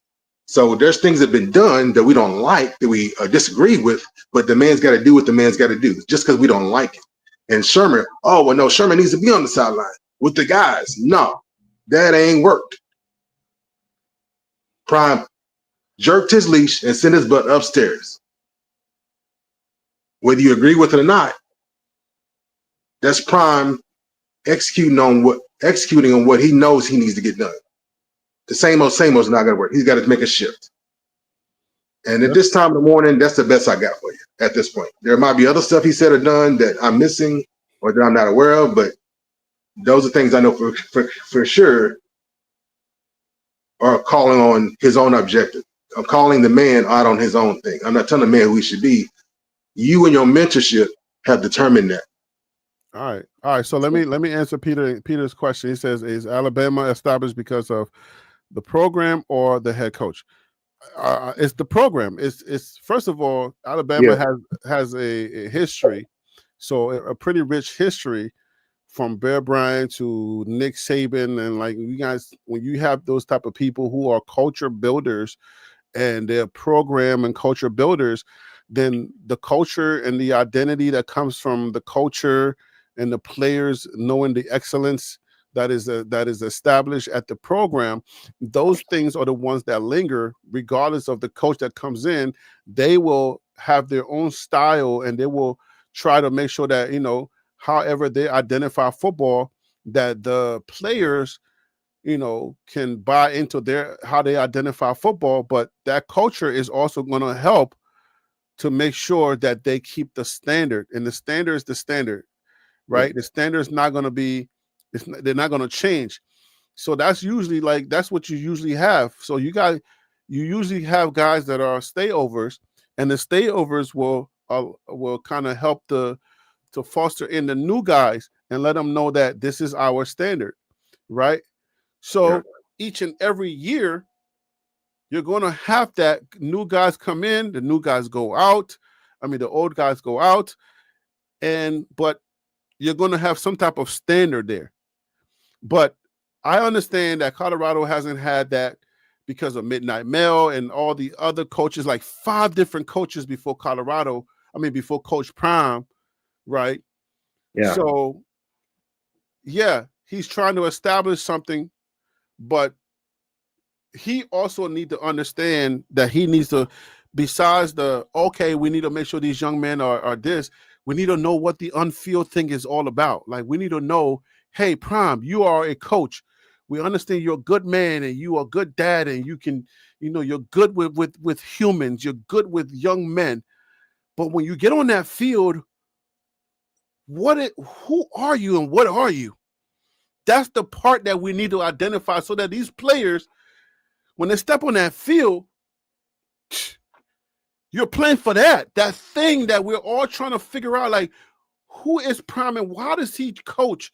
How does he really, like, when the game is on the line, like, what is the thing that he would do? Like, how does he lean on his opponents? How does he really give it to them? We're still trying to figure that out. And I think, each and every coach no matter what program it is, they have to figure it out for themselves. But the legacy program, the Blue Bloods, they usually have a culture there or they have a standard there that most people buy into before they even start.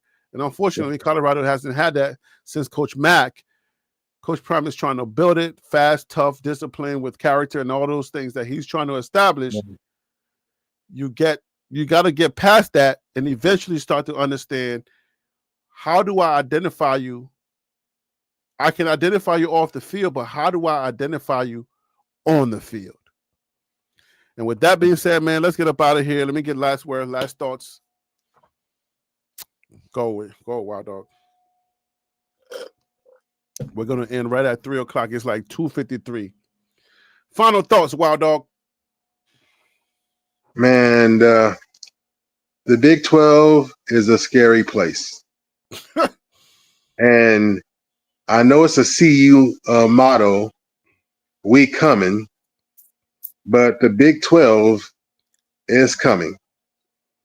And CU's program is running out of time. We're learning to tie our shoes.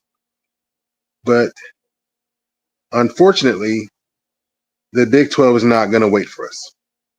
They have already laced up their running shoes, and they are about to take off. For a fact. While we are still learning to tie our shoes. That's a fact. Because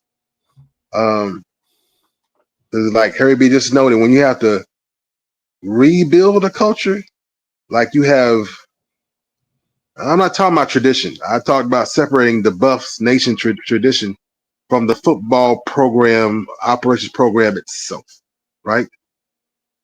If anything, the best you want to do is hold on to something. And when I tell you something was a mixed puzzle, mismatch, patched up shirt, jacket, pants, no. This is why Nick Saban, even in retirement, stayed on as an ambassador. He has a job. He's retired, but he's not gone from Alabama. He still helps them recruit. There's a reason for that, and there's value in that. So even with this new head coach, Alabama's not risking, you know what I'm saying? What it spent 100 years building. Let me get this in real quick. Candace Salter is the first Colorado quarterback in the last 30 years to score 3 touchdowns with 0 interceptions. Sheesh. Yep. And so, and what was it again? I don't know, man. It's late. Train of thought. I don't remember. But no, with culture, so yeah, Big 12. So we have to do, man, just regardless of the wins and losses, right? Because talent's going to come and go. Players, human beings, they're going to deliver and not deliver. But as a program, Mm-hmm. we have to build up the football operations from the janitor all the way up to Rick George. So Rick George is on board. The janitor is on board. Everything in between, Prom has got to get it together and hold it together. And a smart, fast, tough with discipline, it don't come overnight. Rebuilding a culture from scratch, that's why he had to bring his Louis luggage. But that was just like a Band-Aid on a bullet wound. Okay? So this is where we're at while the Big 12 is about to take off running on us. Okay? And so we don't want to stay at the bottom of the barrel like we've been and be like, well, he ain't this, he ain't that. Timing matters. This is what I'm trying to relay to you, right? He had no control over, the program had no control over when they had to reboot. Now that they had to reboot again, it is what it is. Final thoughts, or are you trying to, you're doing another show? And so we got to go. I'm tired. And so do not sleep. Like tonight, we try to, preface you, do not sleep on the Big 12. You can't just only focus on, CU this and CU that and CU's dogs, and we're gonna go undefeated this year because the Big 12 is about to take off on us. Okay? So pay attention. The AP poll is gonna work itself out. Or if you're not watching a CU game, please watch a Big 12 game. If you missed the Texas Tech versus Utah game, please catch a replay on YouTube somewhere. And blessings BWB bandwagon Buffs. Blessings BWB bandwagon Browns. Blessings. Salute. Hey man, great job, guys. Crime and Punishment TV.